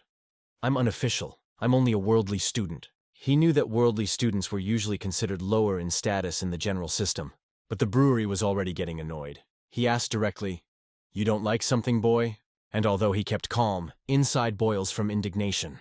After 3 years of heavy training, he barely reached the student of the 2nd rank. It was a full fiasco for him, although, of course, he did not say it aloud. The honey with a smile suggested the decision. "And let's sparring. That will put in places." I like this idea. He was convinced. I am no longer the one who was 3 years ago. But Junikol should remember, not only he has changed in 3 years, Hyan too, and more. Soon they stood on the ground, fought on wooden swords, face to face. The difference in power was felt immediately, and although the Junchao was trying, Hyan kept control without tension. But even Khan admitted, "You really added well. It's not the guy that was ever." At the same time, Junikol could not understand how he became so strong at all. What did he do for the last 3 years? Khan suggested, come on again, focus. The first attack lasted exactly 9.08 seconds. Fast, sharp, accurate. The next attempt is another 40 seconds of intense battle. Yunchol thought he would win this time. But again he was on the ground, looking into the sky. Considering that Junkel was now fencing and the staff did not use a long time, the gap was huge. This clearly showed how much the Kion escaped forward. It was a complete defeat, but at the same time, a valuable lesson that Junikol will definitely not forget. Kion calmly gave him some advice, even without a shadow of superficiality. And then he reached out, we will work out more, when I will come back. After such a battle, it was time to rest. A long and serious way was waiting for them. At the same time, Soft left home. Sovus went out to a familiar place, and she did not leave a strange feeling. There was always Knen here, and now he is gone. But she also realized something changed, although not as rapidly as Han. But it is gradually growing. She remembered his words. If you remained at the same level as last year, then you need to train more. Her workout today came to an end, and she firmly said, I will start going to the training hall tomorrow. But suddenly, behind her back, a voice came. Someone turned to her. It was a brother Pen Other. He came closer and said, You are always here on the territory of the clan, but it seems to me that we have not seen each other for a long time. Sad smiled. I always train here. Why didn't you come? He shrugged. I thought you were training in the training room. They realized that they were constantly needed, although they were both around. That is, you went there to work with me? She asked. Yes, just want to train with you. This answer knocked her out of the panther a little. She slightly blushed and asked, Why? That's what with me? Except you, I have no one now. Her cheeks became even red. It was not just confusion. It was a real emotional shock. She did not expect that he would say something like that. It was unexpected and at the same time touching. Although, of course, he could not compare with a miner or a hoon. But right now, he looked surprisingly courageous. Tayadin, whom I can fight on an equal footing, teaching 100%, he calmly explains, frankly confessing in his desire for honest rivalry. I made a considerable jerk forward, but now my situation is weird. For the subordinates, I am already too strong, and for mentors is still not enough. None of our warriors are no longer a rival, but looking at Senbei, I see that they are far ahead. How much you didn't think? You alone have similar skills with me. Sokf became unfortunate. She hoped for warmer words. From the realization that only about training, she took her from a quiet but evil disappointment. Her sudden, like a lightning, a blow to the stumble of him suddenly. He did not expect that the girl would react with his fist, not a shy look. Your chats about equality? She made, the harsh boredom. And in her eyes the fire of real combat excitement broke out. You want sparring. You will get immediately. She leaned sharply, not giving him a word inserting. He just managed to whisper that he was not yet ready to resist. And the enemy, you think, will wait for you to prepare. Cut off the sewing, already moving into a rack, ready to prove its point of view. Meanwhile, in the province of Henan, travelers go to the main avenue of the community of the Stanikov. It is difficult not to exhale the captured wow. After learning about the arrival of the elder, the local students lined up, bowed, and the choir greeted him. For them it was a great honor and a rare event. The elder answered every short nod, noting that all present in accordance with the hierarchy were inferior to him at least one rank. At the sight, they met a hole and a sank. It has passed a lot of time from their last conversation, and respect and views remained unchanged. The elder heard that these two are the highest rank in the community, not taking into account his himself and the supreme head. The curiosity was mutual. The views of the masters immediately fell on the teenager nearby. Isn't the Hakin Vagran? They asked, carefully evaluating the posture and a calm shine in his eyes. The smile of the elder confirmed their guesses. Yes, it is this guy, the music student from the clan Nagan, for whom Shaolin is already preparing the test. The masters did not hide astonishment, but the elder seemed that this respect was too cool for guests of this level. They justified, they would never despise you. But the old man explained that he was not about him, but about Han. You are subordinate chapters, and he is a student, therefore, according to the hierarchy of Kion, your senior, the elder emphasized. Hundreds of apologies sounded at the same moment. The air was filled with bows and shutter clothing on his knees. The old man only laughed slightly in his beard, as if secretly tasting the situation from which others were red. Thank you that they overcame all the way. The guests of the Dragon Branch, Chon, shining, bowed to Khan and his companions. Hyan answered with a slope. There were minds and a will, watching the ceremony carefully. Go up, do not lean so low, the head said gently, with a gesture inviting them closer. How could I not come? Now I partly belong to your community, Khan replied. What I immediately liked the head. He explained that although the workers look like a wandering, their home lives in a strict discipline and a clear code. Hyan confessed that he had not yet heard about local canons, and asked to personally familiarize him with the rules. We only have one rule, said Chon, singing, and silence fell in the hall. Honor justice is the whole dogma that keeps the scattered travelers together. Some people whispered in surprise. And that's all? Only one rule? We looking for underwater stones. It was this simple commandment that made the community of the Foxes one of the strongest and most respected factions of Marima. Then the head appealed to Han as a representative of the martial arts faction. Do you know why we are generally called a faction? After all, the community of the workers could easily be considered an opposition, an independent force. Do we have the right to call a faction of martial arts? Han, without hesitation, replied, because you value justice and morale. One day my grandfather told me, he began, martial arts without justice and spirit is not a warrior, but an ordinary avenger. There are many people who do not have combat skills but remain worthy. Hearing these words, the head for the first time really realized why the will of the will was lonely, just to wait for this guy. But Bravasti only waved. But I was not so lonely. Simply, well, demanding in the choice. And then the head decided to talk to Han alone. Did they go deep in the path when Khan asked, is everyone in your community so creative? He just laughed. You know what is the most difficult in asking? And then I stopped and looked into the eyes. The reason I brought you here. I want to convey to you the history of martial arts. Yes, the story itself. Because not everyone is able to hear it, but even less, to pass on. I will not repeat, so listen carefully. It's not just a story as a testament. And then the head began to tell scripture. There was a story that changed the whole generation. The technique of the sword conscription, although the basis of training is considered staff, in such a long history could not be no fencing techniques. However, the head understood. The technique of possession of the sword should be transmitted together with the technique of the soul of the divine dragon. But Khan has already mastered the depth. Now, there is a risk of unwanted side effects, so there is no choice. He must understand alone. The head asked, did you realize that Kudzi is a cruel technique used to punish evil? A mighty energy that warmed the air around. The head looked and did not believe in his eyes.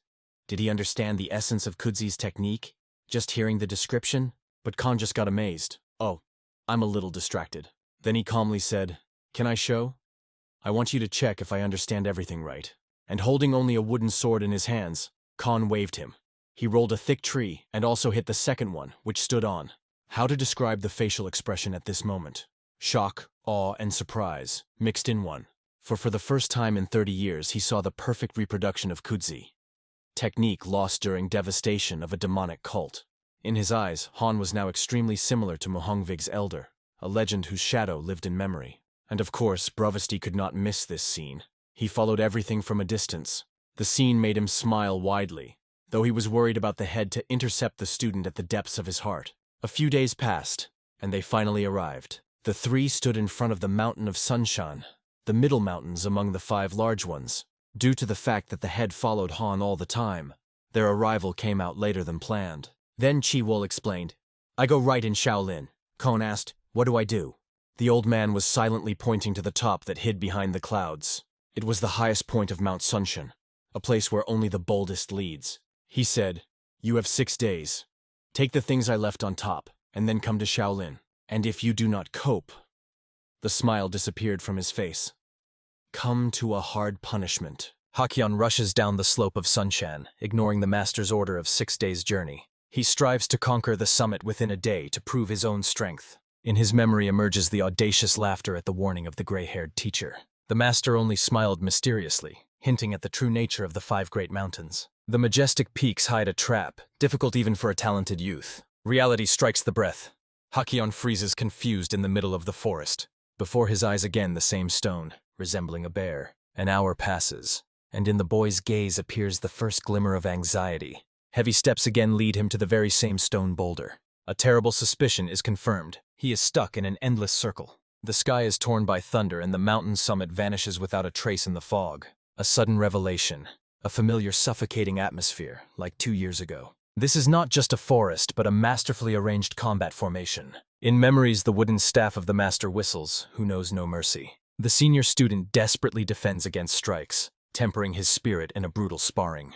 The exhausted boy begs for a break, barely standing on his feet. The teacher laughs. For the first time in years, the proud student admitted his weakness. The master, enveloped in an aura of wind, enjoys genuine combat experience. His cunning smile reveals satisfaction from the pupil's progress. The old man praises the student, but he worries about the fate of his younger brother. Will Hyan be able to escape the trap set by the patriarch himself? Doubts are obvious. Such a trial borders on deadly risk. The master is unwavering.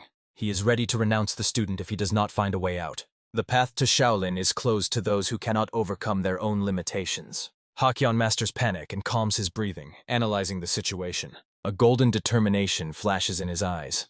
Time to recall every word of the teacher. The basics of truth are simple. Traps can be human or natural. The mathematics of battle requires control, direction, distance, target. Breaking even one link, he will shatter the illusion to pieces. His gaze scans the space in search of the hidden key to freedom. Hyan freezes near a familiar boulder. It is the only clue in this forest. A vigilant look reveals the truth. The stone looks alien. A victorious smile lights up the face. The solution is found. The boulder is buried too shallow. It was placed here deliberately. The young man presses his palms against the rough surface, gathering willpower into a fist. A scream breaks the silence. The body trembles from immense tension. Once physically weak, now he challenges his own limits. Inner energy seeks an outlet, turning muscles into steel. Golden flame envelops the hands. Rage becomes pure power. A burst of strength sweeps away the obstacle. 3 years of training have borne fruit. The illusion melts, revealing under the sun the true path to the peak. The formation seems simple if you find its vulnerable core.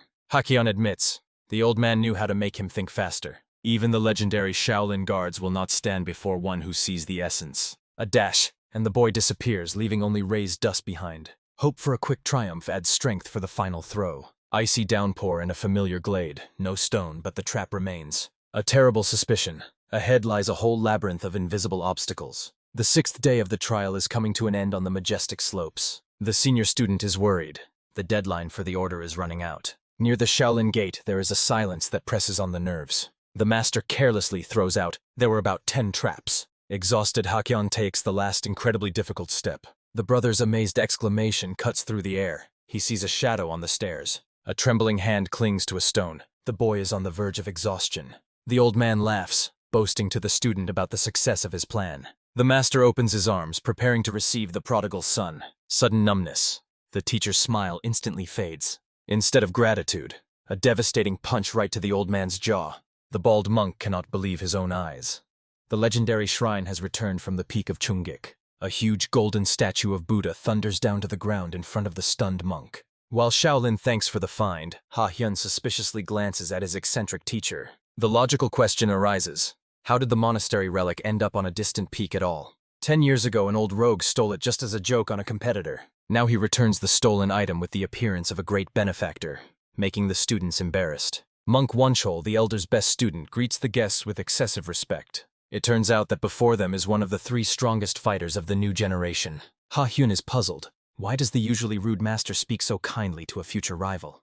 Wunchol radiates holiness, assuring that their goal is mutual development, not hostility. The old man is ironic, calling the monk the savior of the relic, although he only followed orders. The youth in saffron robes shines with happiness, attributing everything to the higher will of Buddha. The master fumes to himself. It was his personal will, not divine intervention. Shaolin impresses with its scale. It is not just a temple, but a whole city under the protection of faith. Here, martial arts masters and ordinary people live side by side in complete harmony. Hyan instantly draws a parallel with the traveler's community, the only analog in the world. The teacher sends the youth on a break, and he himself sets off to meet the ancient idiot. After 6 days of hellish traps, Hyan can barely stand on his feet. The very word formation causes the boy to twitch nervously and feel uncontrollable fatigue. The elder brother confesses. While the little one wandered the forest, he fought the elder every day. The result is disappointing. No attack penetrated the monk's absolute defense. Defeat for a warrior of such a level is a bitter experience, but the Namgunis do not know the word give up. The brother's eyes flash with excitement. He is ready to attack again, just to touch the opponent at least once. Hyan sees in this stubbornness a common trait of his entire fierce clan. Pride in his own blood fills his heart. True Namgunists never stop. Suddenly, the eccentric old man notices the overly confident gaze of the young man. The upbringing was not in vain, but the old man wants to personally test Hyun's skills. The boy does not avert his eyes, accepting the challenge with a barely noticeable predatory smile. Against the backdrop of the setting sun, the beginning of a new grand duel is being prepared. Hyun refuses the sword. Today his weapon is his own fists. The golden energy of chi flares in the palms, signaling the start of a fierce duel. The ground beneath the feet explodes. The young man rushes forward in a frontal attack. A powerful strike cuts through the air, but the old master melts away like a ghost. Shocked, Hyan cannot believe his eyes. The opponent is elusive. A furious exchange of blows begins, where every move of the elder is a perfect lightning strike. Logic retreats. Hyun surrenders control of his body to pure instinct. The intense pressure continues. The young man squeezes out all his accumulated experience. Circular leg attack fails. The master deliberately pins the boy against the wall. The old man flies up with a sneer, pushing off a stone above the student's head. Instant enlightenment. Hyun notices the only vulnerable second in the enemy's movement. Endless steps of the Namguns. The boy soars into the sky, leaving a bright energy trail. The master's eyes widen in horror. He did not expect such speed in the air. The companion freezes in silent admiration of Hyun's incredible dive. Maximum concentration. The elder brother's technique emerges in the mind. Strike! The fist crashes into the master's block, releasing a wave of destructive power. The fighters land. The old man irritably hisses through his teeth at the lost moment. Hyun unexpectedly interrupts the fight with a traditional bow. The confused master does not understand why the youth stopped at the very peak. Goal achieved. One touch of the legend was enough to win over oneself. The old man grumbles about a foul mood and goes to drown his defeat with sacrificial rice. The majestic sunset over Shaolin witnesses a quiet triumph. While the world watches the greatness of the elders, Hyun makes his move toward enlightenment. Inner peace and a bright aura confirm. This experience has become priceless. Morning in Shaolin explodes with 1,000 synchronized strikes of the warrior monks. From the high roof, the heroes observe the iron discipline of the monastery. Suddenly, a giant figure radiating absolute power rises behind their backs. Chuan Desa, a living legend, greets the guests with sharp irony aimed at friends. The old masters instantly clash in a comical quarrel, forgetting their status. However, Chuan's gaze becomes serious. He sees Hyun's true strength. The dark aura of the genius leaves no doubt. Shaolin students face a serious defeat. A group of heroes freezes before the Shaolin elder to the accompaniment of the mountain wind.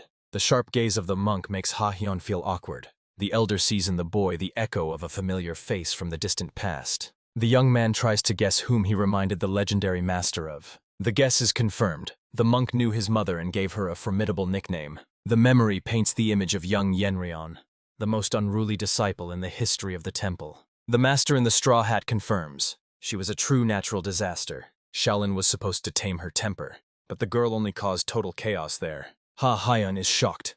His gentle mother once held the entire monastery in fear. The nickname Poisonous Jewel was born as an ironic remark at farewell. The elder only wanted to tease her for her unbearable, sharp character. However, Yenryeon accepted this name with pride, making it her legend. The monk admits. His accidental joke became a name that spread all over the world. Stories about a troublemaker do not at all fit the image of a wise woman from the son's memory. Love transformed the rebellious child into a model of refinement and calm. The atmosphere changes sharply. The monk's gaze becomes heavy and probing. The elder searches into the boy's soul for signs of a destructive thirst for murder. He feared that dark revenge had completely blinded the mind of the Namgun heir. Hyun admits, hatred does not control his life, but it has not disappeared anywhere. A brief pause. The young man prepares to voice his main life principle. He does not live for revenge, but will strike without hesitation when the time comes. The master in the hat is satisfied. The student's wisdom impressed even the Holy Father. Strength is needed by the boy only so as not to waste his only chance. Amid loud shouts of the monks, Hyun succinctly confirms his readiness. The old monk prepares to test whether the boy's words are worth anything in real combat. The fog envelops the majestic roofs of Shaolin, hiding the secrets of future battles. Leaving the courtyard, Hyun tries to comprehend the hidden meaning of their visit. He sees no benefit in watching others training without practical experience. The old man smiles slyly. He came to personally assess future enemies. A professional eye noticed falseness and clumsiness even in the unshakable ranks of Shaolin. The master is confident none of Shaolin's best disciples can defeat Hyun in a fair fight. The stunned youth cannot believe his own ears at such a high appraisal. The old man knows the truth. Each new generation of Namguns becomes increasingly dangerous. The only real threat is the legendary formation of Arhats, which Hyan has already felt himself. The price of defeat is too high, and the boy is well aware of it. The night's silence is broken by the whistle of steel. Hyan prepares his blade for the decisive battle. The last training is interrupted by a mysterious figure emerging from the darkness. This is Chuvondesa. His cunning laughter cuts through the night chill. The old monk tests the youth's will by asking about the true price of victory. Triumph is needed by Hyan not only for the sake of papers but also for his own path. The master offers a deal that, it would seem, is impossible to refuse. The 3 promised documents can become his right now, without any risk. The price of peace is the voluntary refusal of tomorrow's duel. The monk reminds, 18 Arhats of Shaolin have never lost in history. The true glory of the formation lies in its invincibility, which must not be jeopardized. The monk's philosophy is simple. The best way not to lose is not to start the fight. But Hyan sharply interrupts this sermon of submission. He demands that the master forever forget this cowardly offer. The monk's shock turns into sincere laughter. He underestimated the youth's power. It was only a cunning test of loyalty to one's own principles. The tension disappears when Hyan understands the true game of the old master. The psychological test is passed, but ahead lies the trial of strength. Instead of papers, Chuvondesa hands the boy an old worn book. Trembling hands accept the gift, more precious than any gold in the world. These are personal letters from his mother, the last connection to the woman who is not near. Hyan presses the treasure to his chest, feeling the warmth of a loved one. The monk walks away, half-jokingly begging for mercy in tomorrow's battle. The master in the hat watches from the shadows, scolding the old monk for his eternal riddles. For Shaolin, reputation is at stake, but for the world, the birth of a new legend. The old master whispers the name Yenryon, addressing the cold moon. Ahead is a battle that will change the fate of the entire world of martial arts. Hyan meditates in the dark, trying to unravel the secret of the invincibility of the 18 Arhats. A bad premonition pierces consciousness. The upcoming fight seems completely unpredictable. Every cell of the body senses danger. After bloody battles, his senses have sharpened to the limit. Now he senses the smell of power, a heavy and dense aura inherent only to true monsters. Through the crowd of monks, Hyan searches for the source of the strongest spirit, assessing the opponent's strength. No vigilance can be lost. Any random variable can become fatal. A familiar rumble makes the young man stop. His brother has not yet ended the exhausting training. From around the corner shines a golden glow. Namung is surrounded by sparks of devastating electrical energy. The light blinds. The brother's power has reached a new, incredible level. Exam morning. Abbot Wonjin greets guests with a calm smile. The slender rows of monks freeze in perfect steel discipline. The white-browed elder is irritated by the protocol. He craves the immediate start of the fight. The look at the abbot reveals alarm. Festive attire signifies the peak of combat readiness. What began as a bet turned into a brutal test of honor. The best Shaolin disciples enter the arena, and Hyan accepts the challenge with audacious ease. A brief exchange of greetings. The warriors' names are etched in the silence before the storm. Wonjin awaits the duel that is to become a legend within these walls. Hyan appears like a ghost behind the teacher, maintaining icy calm. A sudden scream breaks the silence. The outraged Elder Chusun bursts onto the platform. The supreme abbot of Shaolin in person. Every step he takes weighs a ton. Wonjin justifies himself before the mentor, trying to save face. The old masters exchange barbs, 80 years of rivalry in one glance. The command to battle cuts through the air. 18 monks close the circle. Fists and staffs rise up. The formation of Arhats comes alive. Hyan's gaze scans the trap. 4 warriors in front, 6 behind, 8 hold the flanks. The brother instantly reads the structure. 8 I Ching trigrams form an unshakable axis. There will be no mercy. The monks will attack with a continuous, exhausting whirlwind. The roar attack! And the avalanche of yellow robes bursts into motion. Hyan flashes a dive under the staff, which whistles as it cuts through space. The gaze focuses on the target. Now every second decides the fate of the victor.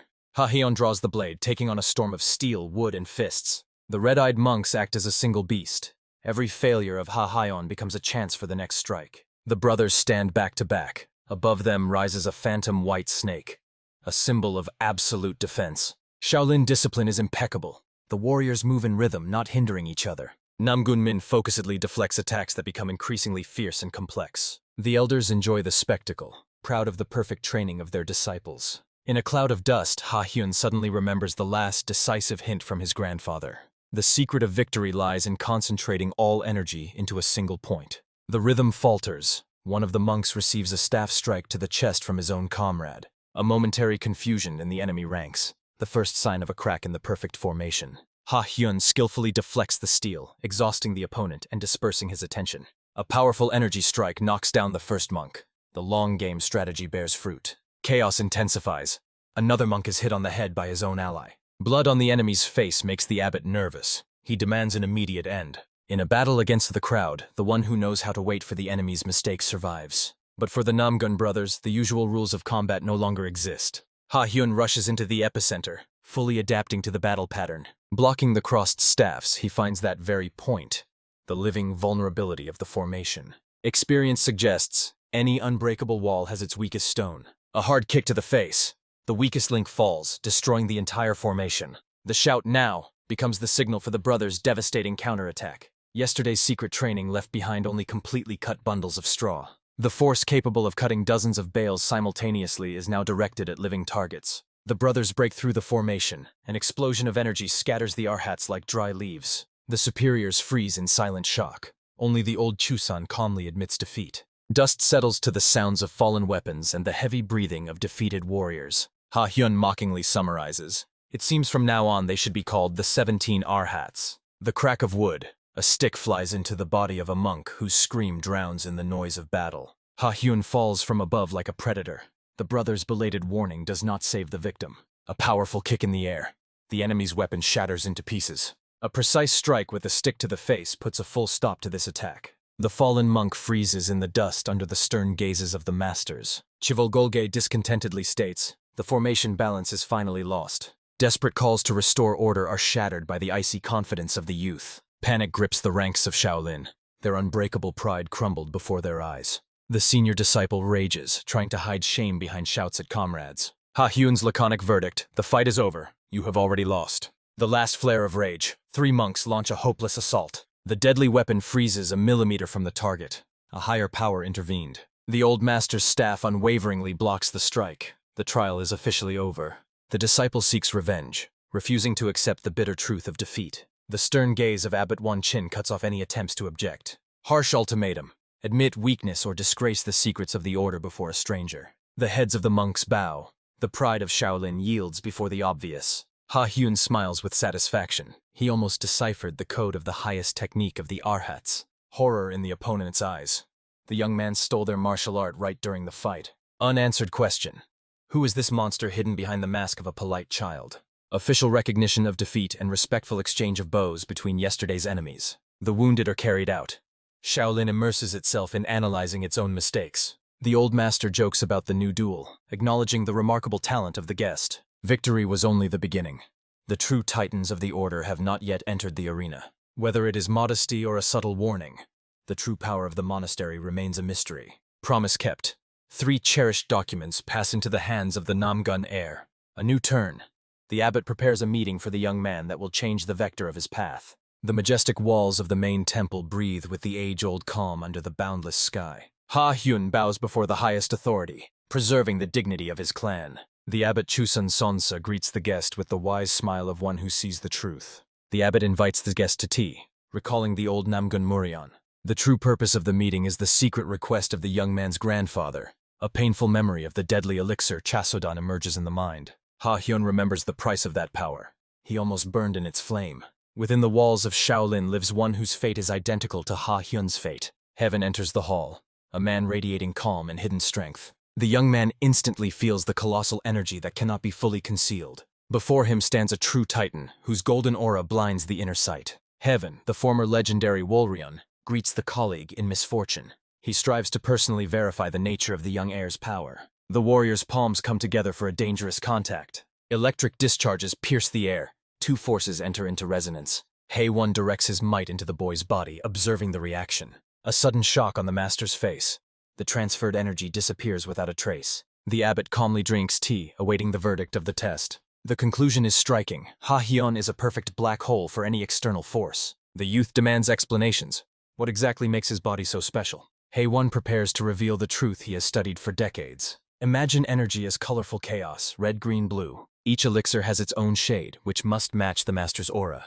Incompatibility of spectra leads to pain, exhaustion, or instant death. Ordinary people are limited to only one color of inner strength. However, Hyan and Hyeon are exceptions that stand outside these rules. Their inner energy has no color. It is completely transparent. This makes them universal vessels, capable of absorbing any power in the world. But there is a difference. Heaven is only semi-transparent, while Hyan is crystal clear. Inside, the young man burns a perfect sphere, ready to engulf an entire ocean of power. This is the gift of absolute copying and instant mastery of any techniques in the world. Heaven sees in this a meeting determined by the higher will of Buddha. The past of the demon is over. The monk is ready to leave the world of battles forever. Behind Hyan's confident words, he sees the deep, unspeakable sorrow of the old master. This decision is the final act of atonement and the last gift for the new generation. Heaven declares his will, to transfer all his energy to Hyan to the last drop. The heir of the Namguns is stunned. The legend offers him a gift bordering on a miracle. Once this old man lost all his brothers in the bloody battle at Chianza. The tragedy of the past echoes in the young man's heart with a mute shock. Among the mountains of corpses, the young monk vowed to become stronger than death itself. For 20 years he lived like a fierce demon, whose soul was forged in steel and rage. Only in his twilight years did he find true peace within the monastery walls. Ironically, the will of Buddha finally caught up with the one who ignored it all his life. But the fighting spirit demands an heir. Heaven decides to pass his power to Hyan. The young man hesitates. Why should he, a stranger, receive Shaolin's greatest treasure? The abbot explains, the transfer of energy is a deadly risk, not just a gift. Usually the lion's share of the power dissipates, never finding a new home. Foreign energy is a wildfire that burns the unprepared body from within. Madness and loss of control. This is the price for greedy absorption of another's power. However, the master's intuition did not fail. He felt perfect compatibility during the first contact. Hyan is the only one capable of accepting this ocean of power without losing his mind. This energy is born from pain and fierce desire to protect dear people. The youth clenches his fist. His heart beats in unison with the old warrior's aspiration. The vow given. From now on he bears responsibility for the demon's legacy. Amid the silence of the temple, the future titan humbly bows before his benefactor. The burden of great power will not scare one who knows its true price. The monk's hands flare with gold. The ritual begins without any delay. The explosion of primal might makes the room tremble to its very foundation. The master's voice through the roar. Do not fight, become part of this flow. Dazzling radiance and a scream. The boy's body transforms into a living energy crucible. The golden stream pierces the chakras, closing infinite cycles of new power. The old man is amazed. Hyan accepts foreign might so naturally, as if it had always been his. The abbot watches from the shadows the birth of a new monster in the world of martial arts. Relief and exhaustion. The master has fulfilled his last earthly duty. Hyan freezes in the eye of the storm, having fully mastered the tamed element. The abbot addresses his friend one last time as the legendary warrior Wolrion. The old warrior laughs. In this moment he is once again the same unstoppable demon of battle. The last sparks of burning golden energy dissolve into the air, leaving emptiness. The abbot is stunned. An ordinary person would not withstand even a third of such power. But the energy did not just settle. It permeated every cell of Hyan's body. The inner sight reveals a miracle. Golden clusters of power are evenly distributed throughout the being. This is unprecedented potential. The boy is capable of absorbing power without any limits. The old monk only smiles gently, entrusting fate to a higher will. Tears of relief flow down the cheeks. His earthly duty and the burden of power are finally passed on. The sadness of loss the master hides behind a joke, bidding farewell forever to the combative past. Hyan jumps out of bed, feeling the unusual heaviness of the renewed body. The abbot calmly waits by the window, watching the awakening of the new titan. The boy's body still trembles. The ritual has reborn his inner channels. One glance at his own palms, and the world around becomes different. Fists clench, releasing a double portion of golden fury, strong as granite. Now it is his own burden. He must master this ocean of power on his own. The harsh truth. Hyan has become an ordinary man, giving all of himself without reserve. Hyan bows his head, crushed by the grandeur of this selfless sacrifice. Despite the colossal power, in his soul he still remains a sincere boy. The abbot changes his tone. The time has come for talks about true values. The question of true justice hangs in the air under the clear sky of Shaolin. The shot sharply takes us to the luxurious estates of the powerful Namgun clan. Gichol meets an unexpected guest, the influential trusted person Ryu Inpa. Old acquaintances exchange pleasantries, recalling times that flew by in a flash. Light flirting and compliments hide the true purpose of the visit. The cold Namgun warriors are rarely eloquent, which only amuses the guest. Ryu Inpa gets down to business. She brought news from the very Iron Fist. Matchmaking? Gichol is sure it is about the pride of the clan, Mina. However, the matchmaker smiles mysteriously. The rules of the game have suddenly changed. The choice of the clan head shocks. The groom is not at all who everyone expected. The name of the chosen one sounds like thunder in a clear sky. Namgun Hyan. Gikol freezes in silent shock. The loser Hyan has become the center of a great game. Hyan is puzzled. The word justice in the master's mouth sounds like a trap. The young man feels. The old sage is not asking for a dictionary definition. He is seeking the essence. The abbot smiles. In the simplest sense, justice is absolute honesty. The elder's gaze becomes heavy. It's time to move from theory to dangerous practice. A direct strike to the core. Can the cult of the devil be called just? Hyan is convinced. It is pure evil, but the master demands deeper reflection. For the boy, this is an axiom, yet the old man forces him to seek the root of this hatred. Bloody images of mad killers who bring only death appear before his eyes. An unexpected question presses. Do we have the right to such an unequivocal verdict? Hyan freezes in shock. This doubt seems to him the edge of madness. The elder reassures. This is only a test for the mind, not an insult to the clan's principles. He recalls the fiery mother of the boy, who would have already rushed into battle for such words. The next trial? Are the warriors of Safa truly evil? Hyan is unwavering. Those who bring chaos do not deserve justification. Their path is the destruction of peace and endless suffering of innocent people. The elder closes his eyes. Where then lies the true boundary of righteousness? The final question strikes at the very soul. Who truly defines the rules of morality? The young man hesitates. Can someone's evil be a distorted justice for another? Safa consciously chose darkness, neglecting peace for their own benefit. However, the cult of the devil is something else, much more dangerous and fanatical. These killers have their own distorted concept of truth, for which they are ready to die. Their law is ruthless. Only the one whose sword is sharper and hand stronger is right. Since ideological understanding is impossible, the only language left is battle. But the sage reminds about the main thing. Any murder is a stain on the soul. Hyan listens enchanted about the clash of two polar and irreconcilable worlds. When coexistence is impossible, the warrior's choice becomes a matter of humanity's survival. The young man's voice sounds firm. Their version of justice is falsehood and ruin. They may believe in their sanctity, but to the world they will forever remain evil. The abbot bows his head. The test of spiritual maturity and clarity of views is past. The starry sky above the residence, the master's voice warns not to lose faith in the heart. The elder near the abyss under the cold moon. The wind howls, mourning his doubt. In the master's heart, bitter repentance for the committed sin of manipulating the young man. He only wanted to harden Hyan's will before the inevitable bloody revenge. The world of martial arts is fading. It needs a leader capable of leading. The old masters are only shadows of the past, powerless to retreat before time. Tired eyes see the truth. The world urgently needs a new support. Prophetic vision. Hyan at the center of the flame of the future world war. For the sake of this future, the monk is ready to wash away his sin even in the flames of hell. Namgun residence. The father wonders if the son met the daughter of the leader. The mysterious request of the girl for rescue once more sows anxiety in his thoughts. He believes in the son's nobility.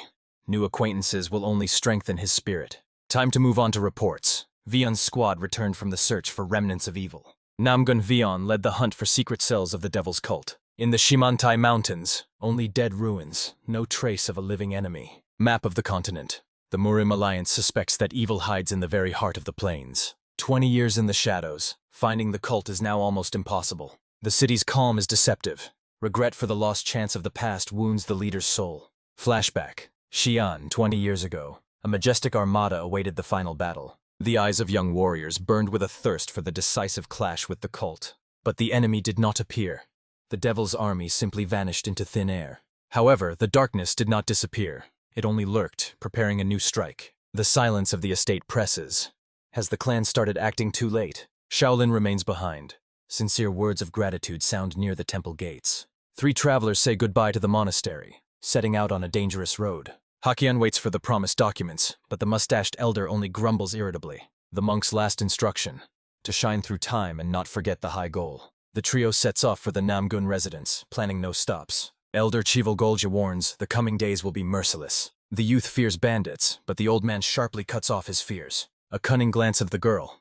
It's time to test Hyan's new power in real combat. The master's maniacal smile. He has already prepared a cruel surprise for the students. 3 travelers rush swiftly along the dirt road. The young man with a top knot feels an unprecedented lightness. His inner strength is growing.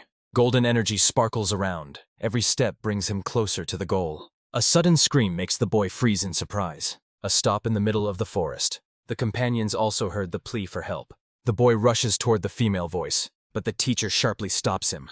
Instead of him, the old man sends the more experienced Hyan. One powerful dash, and the young man disappears into the forest thickets. The junior student hesitates, but the teacher orders him to follow. A cunning smile appears on the old man's face. The show begins. Meanwhile, in the clearing, men in black block the luxurious palanquin. The leader of the attackers with a huge sword mocks the exquisite carriage. The guards try to buy off the enemies, mistaking them for ordinary bandits. But they only laugh scornfully in response. Money does not interest them. The killers demand to leave the palanquin under threat of death. The defenders draw their blades. Inside is General Chan's wife. The chance for rescue is lost. The leader raises the blade for execution. Fear binds the warriors. The enemies are too professional for simple robbers. Despite trembling, the young guard prepares to die for his lady. The first bandit makes a swift lunge for a deadly strike. A sharp whistle of air, and an ordinary stone intervenes in the fight. A precise blow to the head instantly knocks the attacker unconscious. The body slides through the dust right to the feet of the shocked accomplices. The bandits are stunned. They did not notice the moment of the attack. The leader is puzzled. An ordinary stone caused such damage to his man. From the shadow comes Hyun-ah, calmly blocking the path of the killers. The young man is openly bored. The standard questions of the enemies have tired him. A confident smile on the boy's face only angers the enemies more. The killers grip their weapons tighter, preparing to tear apart the audacious kid. Rage blinds the attackers. They call their master for help. Hyun-ah gives the killers a last chance to leave peacefully in exchange for the truth. The enraged bandits rush into attack, promising the boy a painful death. The young man barely smiles, revealing his blade. The dance of death begins, lightning-fast parries and the ringing of steel. Enemies in shock. In one strike, the young man manages to deliver 4 blows. Maximum concentration, Hyun-ah transforms into an elusive element. An elegant strike, and the first opponent chokes on his own blood. The secret technique of the moon sword comes into play. A deadly dive under the enemy's strike ends with a devastating slash. The frightened leader shouts to his subordinates to stop the chaotic hacking. Hyun-ah mocks. It's hard to fight without swinging the weapon. A powerful blow throws the bandit leader to the ground. The resistance is broken. The young man calmly walks over the bodies of the defeated. Like a reaper, the broken leader begs for mercy, frozen with fear. Instead of execution, Hyun-ah orders the enemy to immediately save their wounded. A gentle smile hides a cold threat. An attempt to escape means death. From the hideout emerge the elder and the junior apprentice. The master is satisfied. He has seen with his own eyes the greatness of his protege. A triumphant reunion. New energy has made Hyun-ah incredibly fast. The rescued guard bows deeply in gratitude. The old master receives a dubious compliment about his youth. The guard recognizes in Hyun-ah an honored guest from Mr. Chan's estate. The secret is revealed. Before them stands the elite of the Namung clan. The bandits are horrified. They challenge the protege of the mad dog. The elder demands immediate answers, preparing retribution. The teacher's fist glows with a burning aura, hinting, the time for talk is over. The leader realizes the mistake. They are in the jaws of the mad dog of the wanderers. The captured mercenary trembles under the elder's icy gaze. The silver in the chest was only an advance payment for the kidnapping. The bandit confesses. They are pawns from the unknown Kyoryuan clan. The elder only frowns confusedly. He has never heard of them. A small gang from Hubei turned out to be just a tool in foreign hands. Hyan suspects the worst. These amateurs are engaged in human trafficking. A sudden realization. The old man instantly puts together the crime puzzle. An iron grip on the captive's throat. Time for a sincere confession. These are miserable degenerates from the Safa faction who have crossed the line. The old man entrusts the apprentice with an urgent task. Order. Summon the people of the traveler community and hand over the killers to the Alliance. A contemptuous throw to the ground. The scoundrel does not deserve respect. The elder promises to extract the whole truth before killing. From the palanquin steps out Chan Soyu, the youngest daughter of an influential clan. In her eyes is anxiety. Has the danger really passed? The guard assures the lady that the sky has sent them salvation. The old man only grumbles. The sky has nothing to do with it. Hakyeon did everything. The girl bows in deep gratitude before the rescuer. Introduction. Before her stand the heir Namgun and Master Chivol Golge. The elder continues the interrogation, calling the bandit clan worms. He is not interested in the names of the worthless. He needs facts. The kidnapper's route led to Anhui province. A powerful blow to the jaw. The clients are already waiting for their prey. Soyu is used to attacks. Being the daughter of a rich man means living under a target. She is grateful but asks the heroes not to interfere further in family matters. Guard Khan is tense. Excessive attention threatens him with a reprimand. The Chan family promises to personally punish the organizers of the ambush. The elder acknowledges the dignity of the girl and allows her to leave. The sun sets behind the mountains. The rescuers must hurry before night. Members of the Kyoryuan clan are captured. The elder asks the apprentice's opinion. Hyan senses falseness. The behavior of the rescued is too suspicious. This case smells fishy. The master fully agrees. Chen Soyu disappeared too quickly, confirming the suspicions. The elder awaits a decision. What will the young master do? Hyan chooses duty over home. He must learn the truth. The teacher's sly smile indicates full approval. The time has come for a lesson in tactics and strategic tricks. A sharp mind requires practical cunning. Hyan becomes a disciple, but the old man says, "Next time you will act alone." Rule 1. Any plan begins with gathering information. There is time. The meeting with the clients is scheduled for the day after tomorrow. The target is set. The squad heads to the enemy's lair in Yanyan. The young man hesitates. Is the master going to arrange a bloodbath? The old man's bloodthirsty grin reveals the essence of the plan. The goal is not death, but absolute control over the clan for leverage. Frightened Unhu begs for mercy, promising complete obedience. No mercy for the scoundrels who suck the blood of the weak. In the enemy's lair, there are only 18 fighters, including the leader. Hyan studies the leader's past, searching for his weak spots. Rumors say that the clan head is a loser exile from a great school. A classic story, a mediocrity who became a bandit due to ambitions. The trio arrives at the pompous clan residence. Hyan orders the prisoner to go first. It's time to pay a visit. The young man's attentive gaze notices a glaring detail of the surroundings. The luxurious sign costs a fortune, too much for a gang. Anger boils. This gilding is earned on the tears of innocent people. Steel whistles out of the sheath. Diplomacy is over. One devastating strike cuts through the air. Massive gates shatter into pieces under the pressure of force. Hyan enters through dust and debris, terrifying the inhabitants. Inside the residence, panic. The bandits did not expect such audacity. An armed crowd rages, trying to understand who broke into them. A cold young man leads a trembling prisoner behind him. With a predatory smile, Hyan prepares for battle. Today will be a long day. Hyan avoids the attack. The bandits panic, trying to stop him.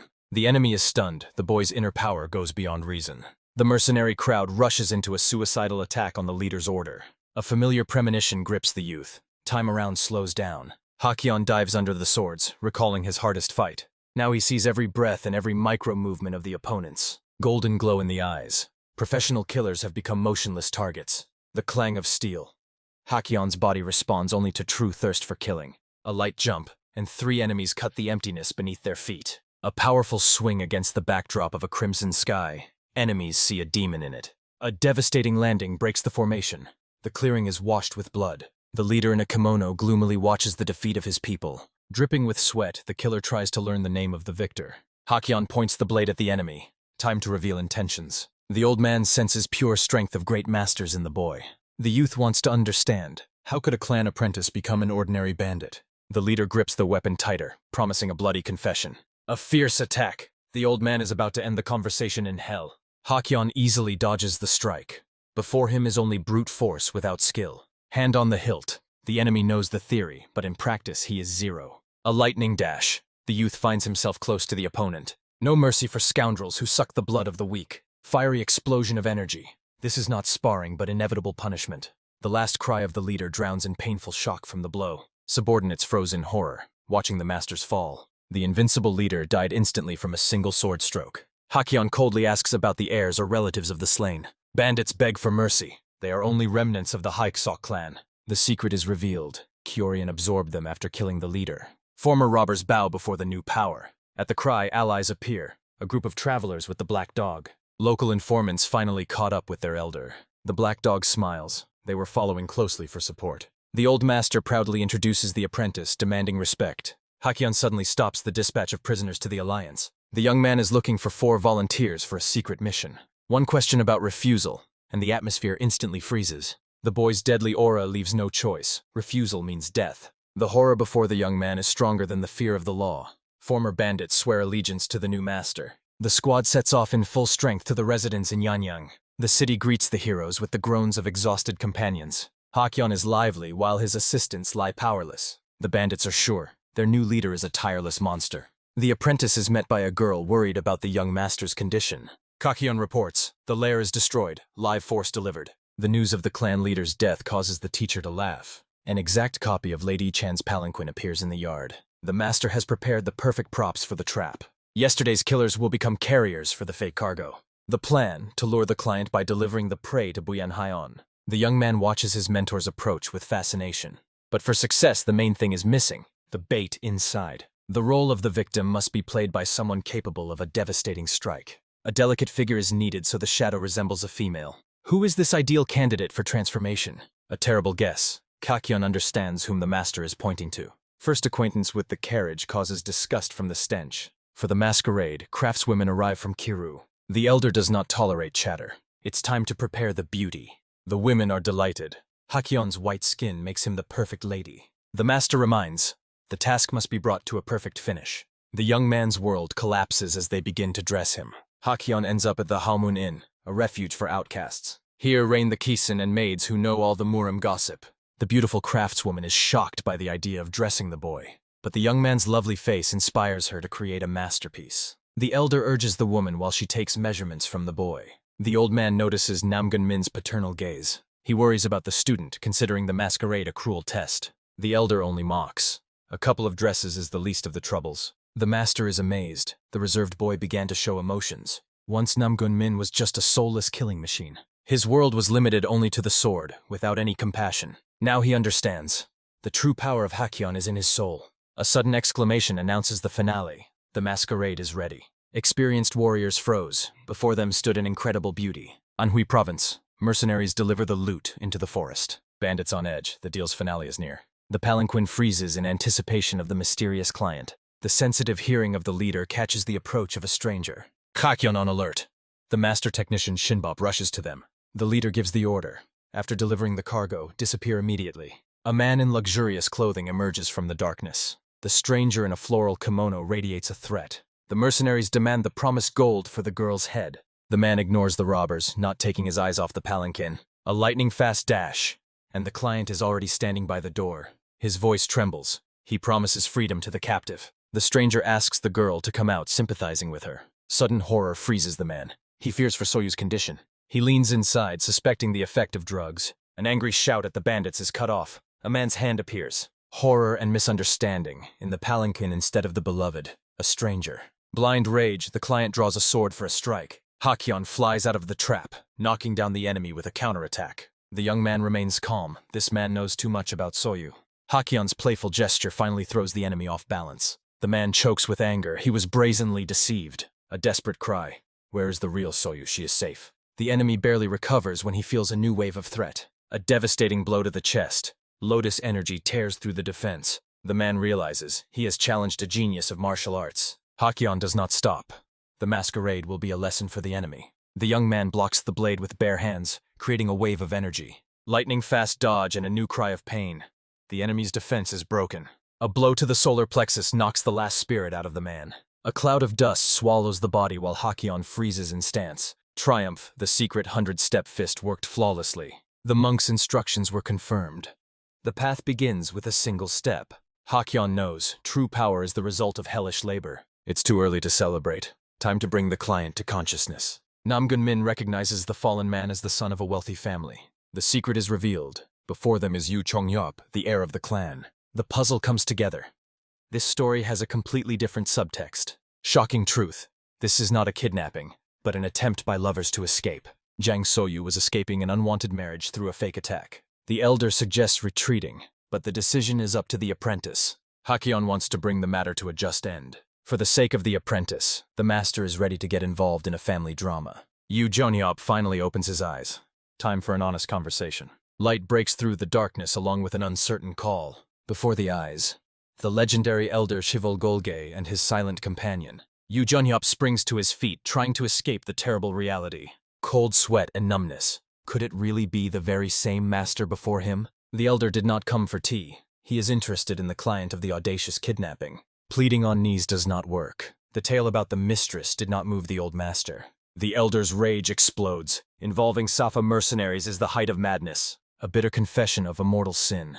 Despair left him no other choice. The question about the lady winner only provokes the elder's mocking laughter, the emotionless gaze of the same beauty. The masks are off. This is Hyan, the heir of Namgun and the disciple of the great master. A harsh reproach. Selfish love almost cost the lives of the honest guards. Tears of despair. The verdict is final. The road to the Murim alliance already awaits.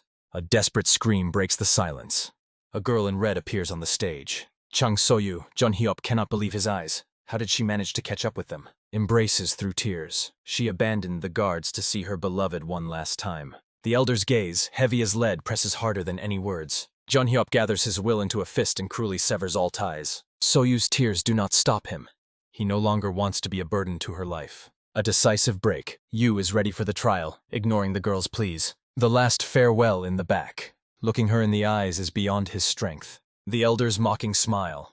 This cheap drama has finally come to an end. A cruel parting advice, to return home and forget about the dead man. Figures disappear into the twilight, leaving Soju broken on the cold ground. The night city and a palanquin filled with quiet sobs. Return to the golden cage, the Gimva merchant clan. Only despair in the eyes. The future husband, Gil Chinok, evokes only disgust in her. The Gimva clan, an empire of greed built on dirty deals with Safa. Gil Chinok, the embodiment of all the vices of his kind in one glance. A mysterious figure blocks the way.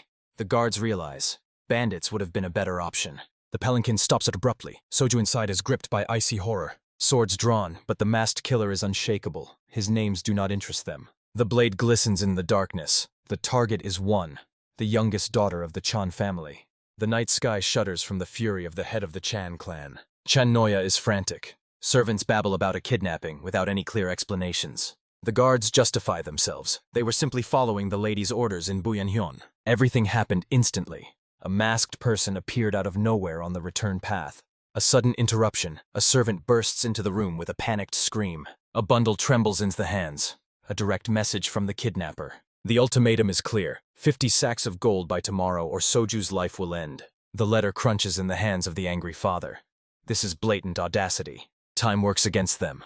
Gathering such a mountain of gold in a day is an almost impossible task. An order across the entire market. Scrape together every coin.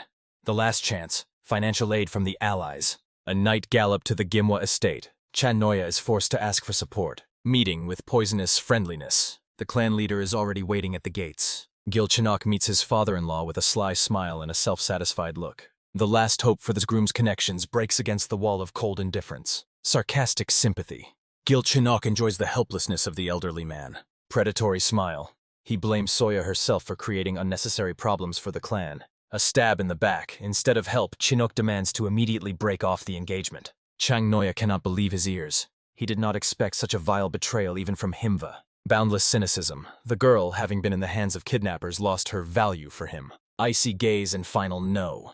For him, she is already dead or disgraced. Cold wind over the night estate emphasizes absolute hopelessness, loneliness, and despair. One night destroyed everything the clan leader had built for years. Bitter image of the daughter before his eyes.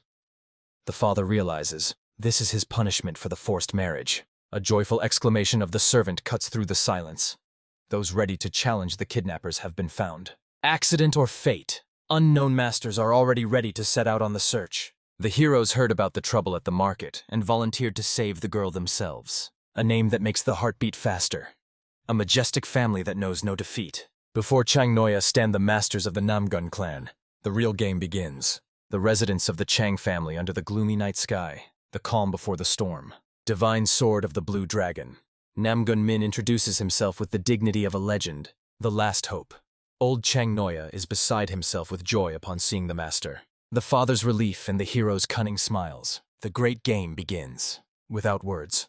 The plan is already in action, and everyone knows their role. Morning, the courtyard is filled with warriors ready for anything. The magic of the title. Every word of Namgun Min is caught by the crowd with open mouths. Master's order. Stay as far away from the gates as possible to avoid startling the beast. Boldness in the ranks. One of the warriors decides to test the patience of the heroes. Disdainful gesture towards Hyan. Could a child really be better than the veterans? A brief exchange of glances. Permission to demonstrate strength granted. A lightning-fast attack. Steel freezes a millimeter from the insolent's face. Shock and numbness. The crowd didn't even have time to blink. Cold sweat and paralysis. Death just breathed in the warrior's face. Pride broken. Instead of threats, trembling pleas for forgiveness. Hakyan's friendly smile. Speed is the best argument in a dispute. Doubts vanished. The crowd respectfully parts before the pair of heroes. Min's complaints about the harshness of the methods. But he himself sought tricks. A serious look into the past. It all started with the teacher's crazy idea. The Chivol Golge plan is simple and audacious. We will kidnap the girl ourselves. The master in the mask easily takes Soju, unfolding his own chess game. Observation of Chinook. The merchant left empty-handed. The deal failed. The master's disgust. The mercantilism of the Gimva clan knows no bounds. The real situation confirms. Almost all the teacher's guesses were prophetic. Perhaps this is not a strategy, but the teacher's refined revenge for the student's stubbornness. Time to act. Namgun-min is ready to make his contribution to the rescue operation. Confidence and a steel grip. The plan must work flawlessly. New ultimatum. Mount Guansan, 7 in the morning. The countdown has begun. The audacity is striking. The letter was nailed right to the wall under the guards' noses. Panic of Chang Noi. There is no gold, and the kidnapper has already set a meeting. Namgun-min's plan. A chest with a double bottom. Cheap copper at the bottom, shiny gold on top. The calculation is simple. While the kidnapper counts the coins, the heroes will deliver a fatal blow. Jang Noya agrees. He must personally lead the procession to avoid startling the beast. Hyan details. He will go as a shadow, but the team needs one more reliable fighter. The candidate for leader Kaveh-san is rejected. Too reckless for such a delicate game. Namgun-min looks for someone colder and more skilled. Hyan names a name that makes Jang Noya's heart freeze. Yu Chun-hyop. The argument is ironclad. For Yu, this mission is personal. He will fight to his last breath. The father's silent realization. This guy is the very beloved of his daughter. Emotions aside, Jang Noya gives the go-ahead. Yu Chun-hyop goes with them. Dawn in the Kwanzan Mountains paints the forest in bloody pink colors. A heavy burden on Yu's shoulders. The chest with gold becomes a ticket to saving Soyu. A wasteland. A cold voice from the fog. You are just in time. The man in black provokes only uncontrollable rage in Yu Chun-hyop. A cheeky response. This is not a kidnapping, but merely a loan. Chang No barely restrains his anger. The dull thud of the chest on the ground. The bargaining for life has begun. The father explodes. No gold until he sees his daughter alive. The kidnapper's ultimatum. Inspection in the cabin behind the rock. But the child remains a hostage. Chang No relies on the secret support of Namgun-min and the skill of Hyan. The men leave, leaving the youth face to face with danger. As soon as the footsteps fade, Hyan bursts out laughing. The enemy's acting is flawless. The mask is removed. Beneath it, the dissatisfied face of the old master. Complaints about the suffocating fabric and compliments from the student for the masterful performance. But the show goes on. The master hides his face again. The final act must be perfect. A real-time strategy lesson. Who am I to the world right now? The plan unfolds. Righteous warriors must epically defeat the villain in front of the family. The spectators return. Chan Noya and Yu freeze from what they see. True horror in the father's eyes. The scene looks too real. A blade at Soyu's throat. This is a test for Yu Chun-hyop. He must become the savior. A girl captive of a false demon. The future of their love is at stake. Namgun-min bursts into the frame. Hyan realizes the teacher has gone all in. A blazing aura and an open challenge. Time to draw swords.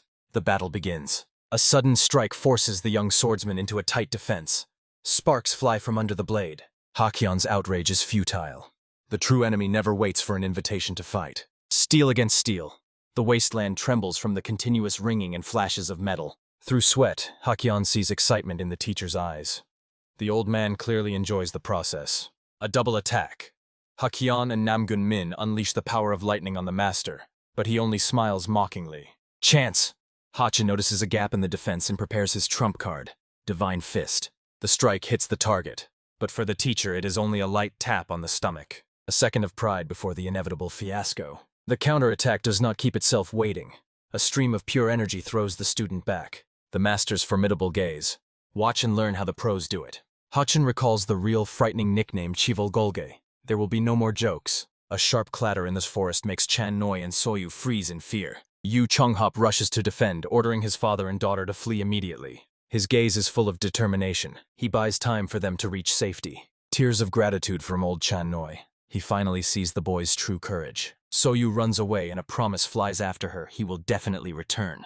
A powerful clash between Yu and the masked master. Energy tears the space around them. The master hesitates. The game is going too far, but Yu is not going to give up. The master's memories of past sins and a chance for redemption in the Murim alliance. For the first time in many years, he fights honestly, feeling the hot blood pulsing in his veins. Chon-hyop notices changes. The former villain has taken the path of righteousness. A calm response through the mask. From now on, this is his only path. A lunge forward. Welcome to a world where honest steel decides everything. Return to the reality of training. The master interrupts the fight with a brief question. He towers on a massive stone spiral. A vivid example of true control of power. The students are exhausted but impressed by the scale of their mentor's might. The elder's plan is deeper than it seems. He squeezes every drop of potential from them. The main test is assigned to Hyan. The teacher wants to see real growth. A golden glow in the youth's eyes. Time to show what he is truly capable of. A swift air attack. The Namgun Min sword crashes down on the teacher with incredible fury. The master stops the devastating blow with bare hands, releasing a wave of pure energy. Hyan is stunned. The mentor does not hold back even against his own, demonstrating an absolute level. The sword's hilt sparkles with lightning. The technique is still raw, but there will be no other chance. The 8th position and the 13 lightning strikes. Hyan goes all in, slicing the air with electricity. Even the old master exclaims in surprise, not expecting such power from the student. Namgun Min supports the attack with a massive azure explosion, destroying everything in his path. Instead of fear, a spirited laugh. The master accepts the challenge right in the palm, mocking the students. The clash of titans creates a giant pillar of fire reaching the heavens. The explosion pierces the forest canopy, leaving behind only scorched earth. The shockwave almost knocks Hyan off his feet. He holds the defense with his last strength. The smoke disperses, revealing the exhausted Namgun Min choking on a cough. The strongest technique drained all strength. The warrior collapses under the anxious cries of friends. A harsh reprimand from the teacher. Using unfinished techniques is suicide. The teacher cuts off Mina's childish excuses with a cold order to be silent. A sudden change in atmosphere. The heroes feel that they are no longer alone here. Channoya and Soyu freeze in the middle of the ashes, not believing their eyes. Panic grips the old man. He is convinced that their secret conspiracy has been exposed. The scene of total destruction leaves Channoya speechless. The father's greatest fear has come true. The invincible divine sword seems to be defeated. Hachin instantly takes on the role. He orders the old man to immediately take the girl and flee the mountain. Channoya is paralyzed with horror, barely breathing under the pressure of circumstances. The master approves Hachin's ingenuity. The student has learned to use chaos to his advantage. Memories of past weeks' enemies only emphasize Hachin's thirst for true power. Confident shoulder movement and a steel grip on the sword. Time for the second round. A direct challenge to the mentor. Hachin is no longer interested in weak opponents. The master's predatory smile beneath the mask. That fire in the student's eyes is his main reward. A crescent moon in the sky and the gleam of steel. Hyan is ready to give his all. The ninja is stunned. Could this youth really possess the forbidden Kuji technique? The sword pulses with light. The old moon technique can no longer contain the hero's power. The legacy of the Arhats and the will of Volrian merge into one deadly stream of energy. A golden aura cuts through the darkness. Hacyan's fighting style transforms right before the eyes, shining energy in the ninja's palms. For him, only raw power matters. A swift leap and a fiery trail. Hyan attacks like a falling star. Clash of auras. The ringing of metal against magical defense shakes the air over the wasteland. A lightning-fast dance of death. Each strike sparks and tests the fighter's limits of endurance. The energetic sickle cuts through the night silence with a whistle, aiming at the head. A game on the edge. The killer's blade passes a millimeter from the young man's face. Dust and numbness. The shockwave throws Hacyan back, but he remains on his feet. No pause. The ninja launches into a new attack, striving to finish what was started. A devastating strike from above, leaving no room for maneuver. Hacyan takes the weight of the enemy's fury on his blade in a low defensive stance. A battle of attrition. Every muscle on the verge of tearing under the enemy's fierce pressure. Rising through pain and sweat. Hacyan's gaze remains icy and focused. The killer's mockery. A sword throw. A perfect trap for overconfident novices. A calm response through the smoke. Every trick is a valuable lesson from a great master. The ninja's aura explodes in a pillar of fire. The time for the decisive round has come. Morning calm. The monk sighs with relief. All heroes have returned intact. Enemies defeated. Min is confident. After such a defeat, they will no longer appear. Rumors spread instantly. All of Murim now knows about the feat of the Namgun masters. Peaceful sky over the estate.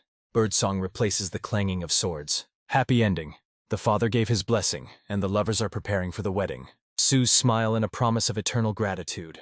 The golden cage dissolved. Deep reflections. The mission taught Hacyan tactics and the art of information warfare. The main wisdom of the mentor. In martial arts, the mind weighs more than muscles. Tenderness in the glances. True happiness, for which it was worth going through hell. A gaze into the distance. The young man wonders, what is true love that leads to the altar? The period is set. The exhausting incident on Mount Guanzan has finally become history. The white-haired elder greets the travelers. All matters are completed perfectly. Valuable gifts attract attention. What treasures did the heroes bring? 2 legendary blades from the grateful Chan Noi. The red and blue dragons. Exquisite sheaths and flawless steel. This weapon is made for great achievements. Emotional outburst. The elder rushes to Min begging for mentorship. Strange proposal. A former opponent now dreams of becoming Hyan's personal servant. Awkward smile and agreement. The traveling company gains another eccentric. Min's skepticism is obvious. This new companion will bring a lot of trouble. The road home is exhausting. The newly made servant barely stands on his feet from fatigue. The pace slows. Hyan offers a rest, seeing his companion's shortness of breath. 4 days of continuous running. The youth sincerely wonders at the weakness of the older comrades. The final burst through strength. The native home is already on the horizon. The grand gates of the Namgun clan. A place of power and ancient traditions. Hyan's joyful shout breaks the silence. The return home has happened. The faithful servant is overwhelmed with happiness upon recognizing the young masters. Wide open doors and sincere greetings. But the appearance of the strange Unku raises many questions. Explanations will come later. Right now the mind is filled only with thoughts of meeting the grandfather.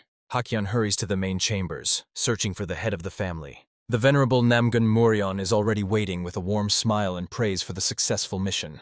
A respectful bow and an official report. Joy from the safe return fills the house. All attention is on the beloved grandson. Poor Min only receives playful remarks. Time to open the chest. How exactly did the Chang family repay for saving the daughter? A shining pearl on red silk, the legendary Shaolin elixir. A true treasure. Emotions run high. Hyan can't wait to share every detail of their adventure. The evening promises to be familial, but the grandfather has his own stunning news. The old man's sly smile makes the young man instantly wary. Shock and complete confusion. While Hyan was fighting, they had already found him a fiancé. The news of the engagement strikes like thunder out of a clear sky. Hyan is in despair. He hardly knows anyone outside the clan. Grandfather's response is staggering. The proposal came from the influential Qin family. The young man's mind is in chaos. What connection could there be between him and this family? A sudden flash of memory. The image of the beauty on Yong among the flowers. Grandfather explains. She is the youngest daughter of the clan, whom he met in Beijing. There is no need to rush. First, a family dinner after a long separation. The sister curiously questions about adventures in the traveler community. Hyan's description is grim, a gathering of vagabonds from all over the world. During the meal, memories come of Shaolin monks and bloody events in the Chang family. A depressing taste of betrayal. Discussion of the baseness of the Gimwa clan, which abandoned its own wife. Sister did not waste time. She devoted this entire period to exhausting training. A bold statement. Now even the older brother is no match for her. A playful challenge. She enjoys Hyan's confusion. The young man doubts. The sister's talent is great, but a real fight is another matter. Hidden thoughts under the calm sky of the native home. The appearance of a man with a scroll. A messenger of new changes. The atmosphere in this manner becomes tense in anticipation of news. Subtle mockery. For many, Hyan will forever remain a child. The harsh truth of the Central Plains. Political marriages know no feelings. The final touch. A secret message intended only for the young man's ears. Onyeon's words strike at the very heart. I beg you, save me again. The decision is made instantly. A meeting with the Qinjuan clan is inevitable. Shaolin treasures in action. 3 elixirs for healing and strength of future leaders. Black veins on grandfather's hand. Demonic energy continues its destructive work. Bitter memories of this bloody wolf, and the price of ancient confrontations. The departure of the era of titans. The old master feels time slipping away. Healer's warning. Healing is fragile. Any mistake will be fatal. Prohibition on overexertion. The patriarch's health is the highest priority. Grandfather's suspicious look. Mina's excessive care seems strange to him. Grandfather's sharp command. Mina, come here. Iron grip on the collar. The old man is not joking. Patriarch's rage. How could one bring oneself to such a terrible state? Internal injuries are critical. Who dared to beat the Namgun heir so badly? No time. The healer demands immediate acceptance of the elixir. Hyan, first. Memories of past pain. Every pill for the young man is a test of survival. A decisive gesture, the elixir is swallowed instantly. A flash of blue light. Energy tears the pill into atoms. Shock and fiery aura. Hyan's body becomes the epicenter of an energy storm. A coughing fit and the healer's panic. Something went wrong. Heavy breathing on the floor. The result was unpredictable again. Stunning truth. The priceless elixir simply dissolved in his body. Numbness of the masters. Such experience is not found in any treatise. The healer on his knees. He does not believe that such power can simply be absorbed. Grandfather's nervous laughter. The situation goes beyond common sense. The clan leader's hand on the grandson's shoulder. Time to look inside this monster. Vision of fire. Inside Hyan pulse glowing energy cores. Horror and delight. What kind of mad power is ripening in this young man? The legacy of Volrian in action. Ancient energy consumes everything to grow further. The body is only a vessel for the great flame. Hyan begins to understand his essence. The elixir became fuel for the inner beast that has not yet awakened. The healer's jokes through clenched teeth. The boy now has more problems than hair on his head. The only way is endless training. Chaos must be tamed. A familiar figure crosses the road. Someone was eagerly waiting for the hero's return. A warm greeting to an old acquaintance. A bold smile and the anticipation of battle. The time has come for a real sparring. The challenge is accepted. Sword in hand, excitement in the eyes. The fight will be glorious. The courtyard of the residence. Two young men prepare for a conversation that smells of tempered steel. Penhyeon's bold smile. Can the younger catch up with him in skill? Hyan does not remain in debt. He also strives to see the fruits of his friend's training. Both admit, the time of separation was spent in endless honing of deadly skills. Complaints about Nunu. The older sister did not give Penhyeon a single free minute. Shared pain in chibi style. Dealing with this woman was a fatal mistake. The new sword in Hyan's hands attracts attention. Time to get used to the true weight of the weapon. Behind, the basics. Ahead, full immersion in the secrets of Honwon Byonyokdo technique. Excitement in the young man's eyes. Did Penhyeon manage to reproduce the legendary power? Instead of explanations, a demonstration. A sly smile promises a real spectacle. A massive Dao flies out of the sheath, raising an energy whirlwind and clouds of dust. A series of devastating strikes tears the air with the whistle of an enraged beast. This is not the finesse of the moon sword. This is pure primal power. A familiar feeling. Hyan understands. Something magnificent is thickening in the air. The shadow of Pen Gilson behind the sun's back. The heritage of the family comes alive in every movement. A moment of silence. Hyan applauds. The spirit of the father has truly returned to this world. The great goal of Penhyeon is not just to follow, but to surpass the legendary ancestor. This is not copying. This is the birth of a new, unique combat system. Incredible progress for an ordinary person. Hyan is sincerely delighted. Motivation is off the charts. The young man feels his blood boiling in anticipation of a real duel. The challenge is thrown. The huge blade of Penhyeon is aimed directly at the comrade. Excitement cannot be hidden. Hyan literally trembles with the anticipation of the clash. A training sword in hand, calm leaves the hero, giving way to the thirst for battle. The origin of the weapon remains a mystery. Good always returns 100-fold. The fierce snarl of Penhyeon. The time for friendly talks is over. A sudden rush. The ground shakes under the feet of the enraged attacker. Hyan's sword flares with a fiery aura. He is not going to play submissive. An explosion of light and fury. Two elements collided in one devastating flash. Absolute exhaustion. Penhyeon is choking on sweat after the last lunge. Defeat in the shape of a star. Friendly offense. Hyan has become too strong and cruel. Jokes after the battle. Could it be that Penhyeon really fought half-heartedly? Shock and complete exhaustion. Penhyeon's former advantage dissolved in the incredible strength of his friend. Just lucky, but both know. Such luck chooses only the chosen. A shadow of doubt. Something in this story does not let Hyan rest. The sister's words echo in his head. My brother is no longer my equal. A comedic blow to the heart. Penhyeon hides behind concern for Sohwa. Walls have ears. Fear of the sister's sharp tongue makes Penhyeon nervously look around. The secret of the sparrings. Why does Penhyeon never use the true power of the sword against her? Philosophy of fencing. The purer the blade technique, the stronger the inner energy. Excuses sound uncertain. Hyan sees through his friend. A direct question. And Penhyeon's face instantly turns crimson with shame. Chibi panic. Just don't tell Seokwi. The secret is sealed under the residence roof. Intrigue in the corridors.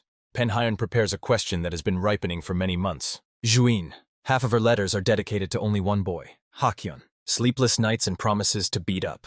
Rivalry turns into dangerous obsession. The burden of leadership. Seokwa, Juin, Penhyeon. They all look at Hyan's back. Melancholy of the summit. Being a landmark for everyone is exhausting loneliness. A friend's request. Always be one step ahead so I have somewhere to grow. Time flies. Returning home became the start of a new race. Dawn, cold steel, training instead of sleep. Hellish cocktail of physical exertion and meditations even before the first breakfast. Sisterly anger. You will kill yourself at this pace. But Hyan knows. This is the only way. Domino effect. Watching the brother, others are also forced to jump higher than their heads. Training to death. The decisive day is already at the doorstep. Discomfort in silk. The exquisite attire presses on the warrior's shoulders more than the armor. Wisdom of the patriarch. This day is only a brief moment in a long life. Sun above the Namgun gates. The Chinjuan clan is already at the doorstep. Diplomacy and marriage ties. The great families are preparing to redraw the map of influence. Namgun residence, the place where the fates of great clans are decided. Hospitable reception. Doors are open for important guests. Anticipated meeting. Hyan receives Anyong in the silence of closed chambers. Courtesy of the swordsman. Gratitude for the courage to come in person. Hyan.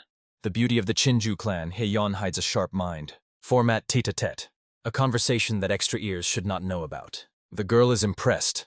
The family rarely allows such freedom in negotiations. Namguns value the decisive, and Hyan is ready to go against the rules for the sake of the goal. The fear of refusal is left behind, but the tension in the air is growing.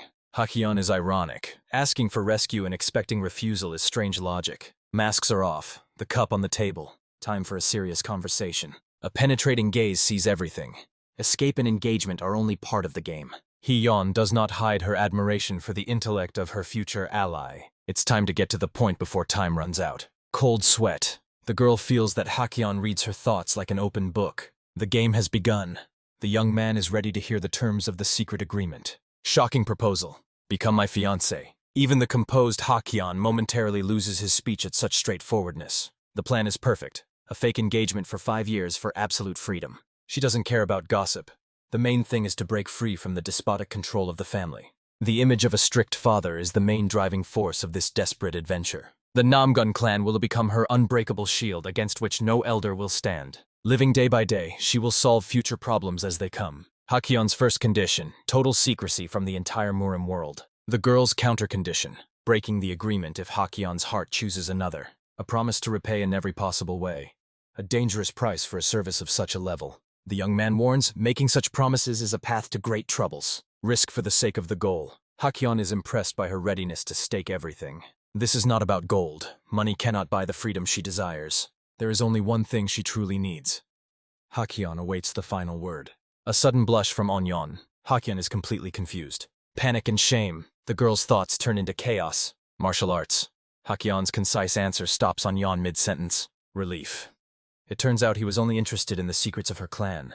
A playful question. Did you just blush? His goal is clear. To master the unique techniques of the An family. The misunderstanding disappeared. Could knowledge really be the only price of a sham marriage? The deal is accepted. Time to negotiate with the family. Chibi rage. Anyong is not happy that the young man revealed everything to the adults. Stability is better than endless escapes. Hyan's strategy works for the future. Truth is the best shield. He simply answered the elder's question honestly. Verdict of the masters. The girl's courage earned their sincere respect. Recognition of potential. The elder sees in her a future warrior, not just a bride. Silent shock. For the first time in her life, she was valued for her strength of spirit. Bitter memories. Her father saw in her only an obedient doll. Namguni recognized her as a person. Something changes forever in Anyong's soul. Hyan's responsibility. Having already interfered in her fate, he must see it through to the end. Tears that cannot be held back. The burden of others' expectations has finally fallen. The boy's panic and the girl's sincere gratitude through sobs. A new goal, to become a mentor to be proud of. An unexpected turn. Anyong is interested in Hyan's tastes regarding women. The question about the future chosen one catches the young man by surprise. Evening gossip. The maid considers Hyan not a very successful match. Too frivolous.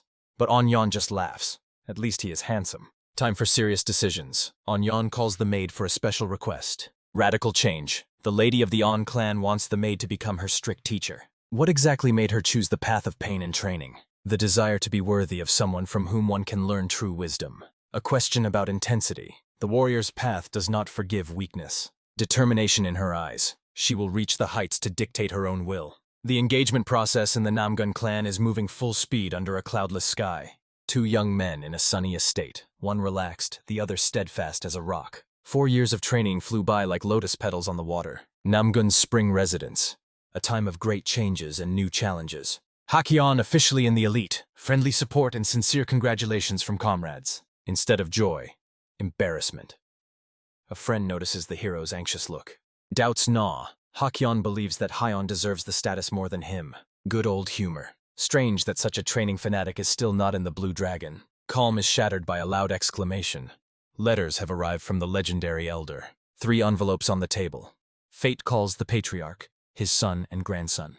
Murion's gaze becomes heavy. The content of the message promises nothing good.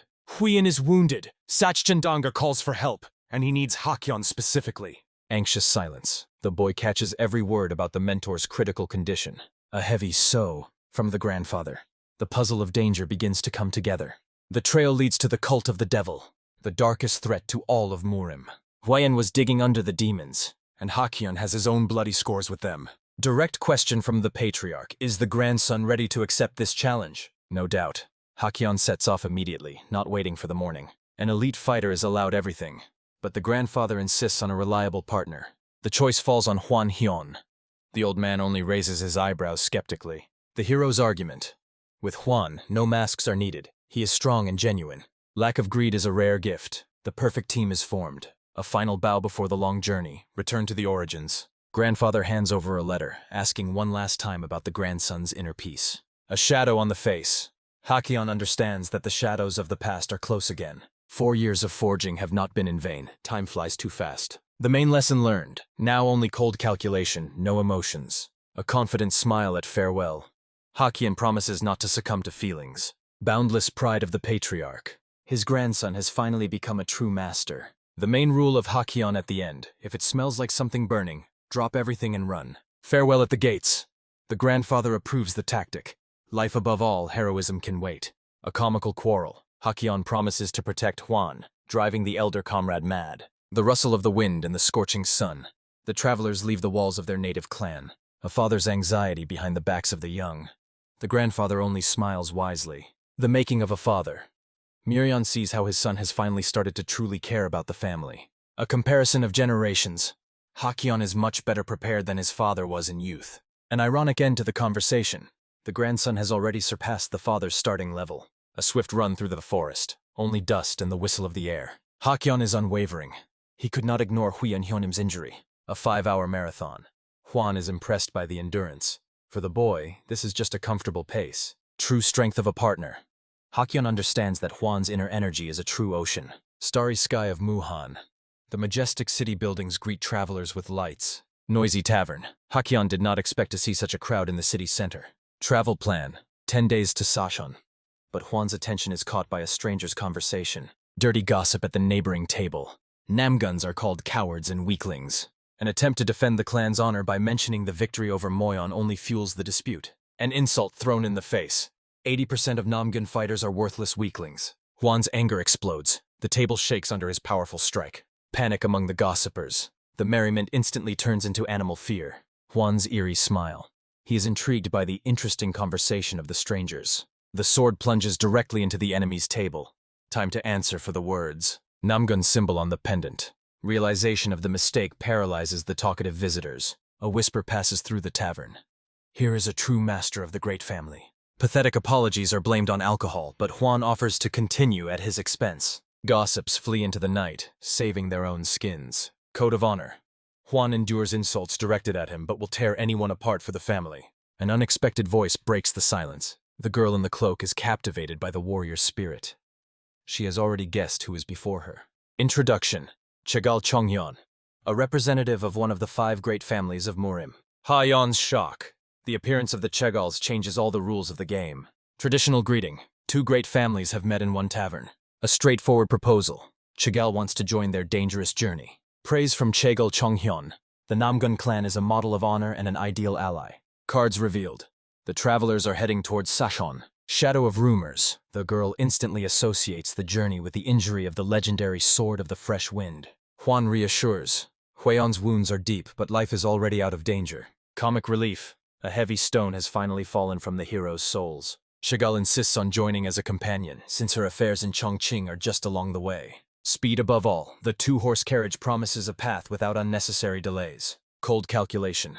Running would be faster, but strength will be needed for the upcoming battle. Fateful agreement. The joint journey begins amid loud laughter. Night road and endless chatter. Chegal turns out to be an unstoppable gossip. Admiration for the feat. Could this young man really have beheaded the bloody wolf with his own hands? Sober realism.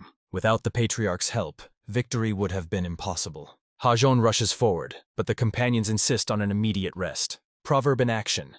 The quieter you go, the further you'll get. The stop is inevitable. Alertness. The appearance of the chosen establishment inspires no trust. A real haunted house on the edge of the world, but the girl jokes it off. The creak of the door and a call into the void. Chagall is looking for the owners. Dim light, cramped space, and a sticky premonition of trouble. The companion's self-reassurance. Things here supposedly are going well. A friendly hostess and a promise of a hot dinner for tired travelers. Fake compliments from the darkness from suspicious admirers of the heroes. Hwan's tension becomes physically palpable. Hyan demands explanations. Complete misunderstanding of Chagall. The atmosphere heats up to the limit. A harsh ultimatum. Are you in cahoots with the bandits or just oblivious? A cold calculation. Hyan sees 5, Hwan hears 7. 2 are waiting on the ceiling. A lightning-fast strike. Steel slices flesh, leaving bloody streaks in the air. Shock and slaughter instead of dinner. Chagall froze from sudden horror. Hyan's icy warning. One extra move, and she will become the next target. The table flies into the air. Hwan knocks the ground from under the feet of hidden enemies. Bloody whirlwind. Hwan's blade knows no mercy, cutting down attackers one by one. Panic at the epicenter of the slaughter. Chagall Jonghyeon watches as the brats turn the hotel into a graveyard. The finale of the massacre. 2 Namgun warriors tower over mountains of bloodied bodies. A brief exchange of glances. Both targets, the fight is over. Shock of the survivor. The enemies didn't even notice the moment when death touched their necks. Interrogation under the sword's blade. The Non-Nim group. That's who stands behind this trap. The gang's name strikes like thunder. Hyan cannot believe her own ears. The last agony. The bandit chokes on blood, losing consciousness forever. A dull thud of the body hitting the floor. Dead silence fell in the hall. The puzzle came together. These scoundrels had been hunting defenseless travelers for years. The last interrogation of the companion. Hyan still suspects the girl of conspiracy. Dead end for Chagall. Why did she choose this cursed place for the night? Official gratitude from the official. The Namgun clan solved the problem of the missing people with one blow. The secret lair has finally been uncovered. Hwan's name is now engraved in the memory of the local authorities. A row on the bodies. The incident is closed, but a long road lies ahead. Chagall's motives. A dangerous journey for the sake of glory and her own name. A bitter confession. The status of the youngest child in the family forced her to seek recognition at any cost. The collapse of illusions. Without the help of the Namguns, her path to glory would have ended in an unmarked grave. A sharp strike on the table. Hwan breaks off the companion's melancholic thoughts. A harsh refusal. No expeditions to the Non-Im lair until the main mission is completed. An alternative from Hyan. A joint journey to Sachon as the girl's last chance. Noble plan. After Sakon, the gang will be destroyed and all the glory will go to Chagall. Shame and gratitude. The girl understands that her clan is a sea of information that will be useful to the heroes. Enthusiasm instead of despair. Chagall promises to be as helpful as possible on the road. New ally. The Chagall clan becomes a reliable rear for the young masters. Finally, Sakon. The city where fate will again bring the heroes together in a single knot of events. The hustle of the market and conversations about the strange names of the Tan clan, dissolving into the crowd. The family traditions of Cheongryongak turn out to be too similar to the local harsh rules. Stone stairs lead to the goal that the travelers have pursued for long days. The majestic gates of Sachon-tan, the heart of one of the most powerful and dangerous clans. The joyful cry of this girl breaks the silence, calling the teacher to come out to meet her. The elder Chivol Golge appears with his usual irony and unchanged white hair. A warm greeting for Hwan, and a skeptical look at the weak-looking Hyan. Chagall Chonhyan officially presents his family, cementing the alliance between great houses. The old man jokes about the new companion, recalling the strange previous acquaintances of his pupils. But the time for entertainment is over. Everyone is only interested in the condition of the wounded Vion. The path through the labyrinth of pavilions leads to a room filled with the heavy smell of medicine. Shock from the meeting. The voice of the mutilated friend sounds surprisingly cheerful and confident. Vion smiles through the bandages. He is not one to succumb to death so easily. The friend's numbness, the sight of the shredded body hits the nerves harder than any words. The doctor's verdict gives hope. The internal organs survived, and the wounds will remain only as scars. Even in bed, Vion finds the strength to tease his loyal comrade Hwan. But the master's gaze instantly sharpens when he senses a new aura from Hyan. The former summer breeze has turned into an icy northern wind that chills to the bone. In battle, the young man becomes a completely different person.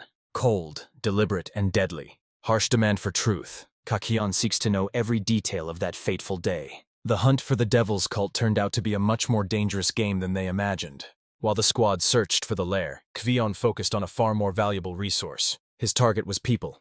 Witnesses who saw the face of true evil. Terrible truth. In 4 years, demons quietly erased 19 guilds from the face of the earth. The search for those who survived the massacre became a matter of honor for the wounded warrior. A secret meeting with the defector was supposed to open the way to the heart of the cult. Contact was established, but at the moment of information transfer, the trap snapped shut. The hotel was simply leveled to the ground, burying the heroes under tons of stone and dust. The elder concludes, Hyan is in a hospital bed only because he covered the fugitive. Both survived, but the rescued one is unconscious due to a severe head injury. Healers do not leave the bedside. Answers will appear only after his awakening. The question in the air, why was it the youth who were called, and not the mighty grandfather? Before the collapse, the informant managed to whisper something critically important to Hyan. Shock pierces the room. The survivor belongs to the destroyed Xing family. Hyan reacts instantly. This is a direct connection to Hyan's past. A tragedy without embellishment. The Xing guild has been wiped out or kidnapped to the root. The last clue. The fugitive was looking for some young master. Hyan's voice became steel. He must see the face of this person. The path leads to the Citadel of Medicine, the secret center of ActionToon. Meeting with a legend. The poisonous king Tan Gyuho welcomes the guests. The old master remembers Hyan as a child, but his gaze remains sharp. Gyuho sees through. Before him are not children, but warriors with dangerous energy. Without the king's escort, survival here is impossible. The beginning of the descent into the depths of the laboratories. 10 years have not changed Gyuho. Behind the mask of a fool hides deadly wisdom. Clicks of secret mechanisms. The walls of the mansion come alive under the master's hands. The passage into darkness is open. Tan Gyuho leads the group to the main secret. Mastery of ActionToon in traps is impressive. The last doors finally await. Hyan takes a step towards his worst nightmares. Curse and gift. The memory of the young man preserves every face from his native home. Tension to the limit. He forces himself to remember everyone he lost on that bloody night. A chilling flashback, rain, cult steel, and screams of defenseless women. Hyan's voice tears the nightmare apart, forcibly pulling his friend from the abyss of memories. The gaze into the void changes to a confused awareness of reality. A brotherly shoulder nearby. The past is only a shadow. Now he is Namung Hyan. A grateful nod and entrance to the chamber, where the scent of death and last hope lingers. A warm childhood memory. Games instead of boring books and the gentle reproach of the elder. The loneliness of the little master in an empty estate where the parents are forever absent. Hands that always catch you. A servant who became a source of warmth for the boy. A walk on the shoulders. The happiest moment of a carefree and lost past. Reality hits hard. Lying on the bed is the same kind giant from childhood years. Tears that cannot be held back. The steward of the Shinga house has finally found his master.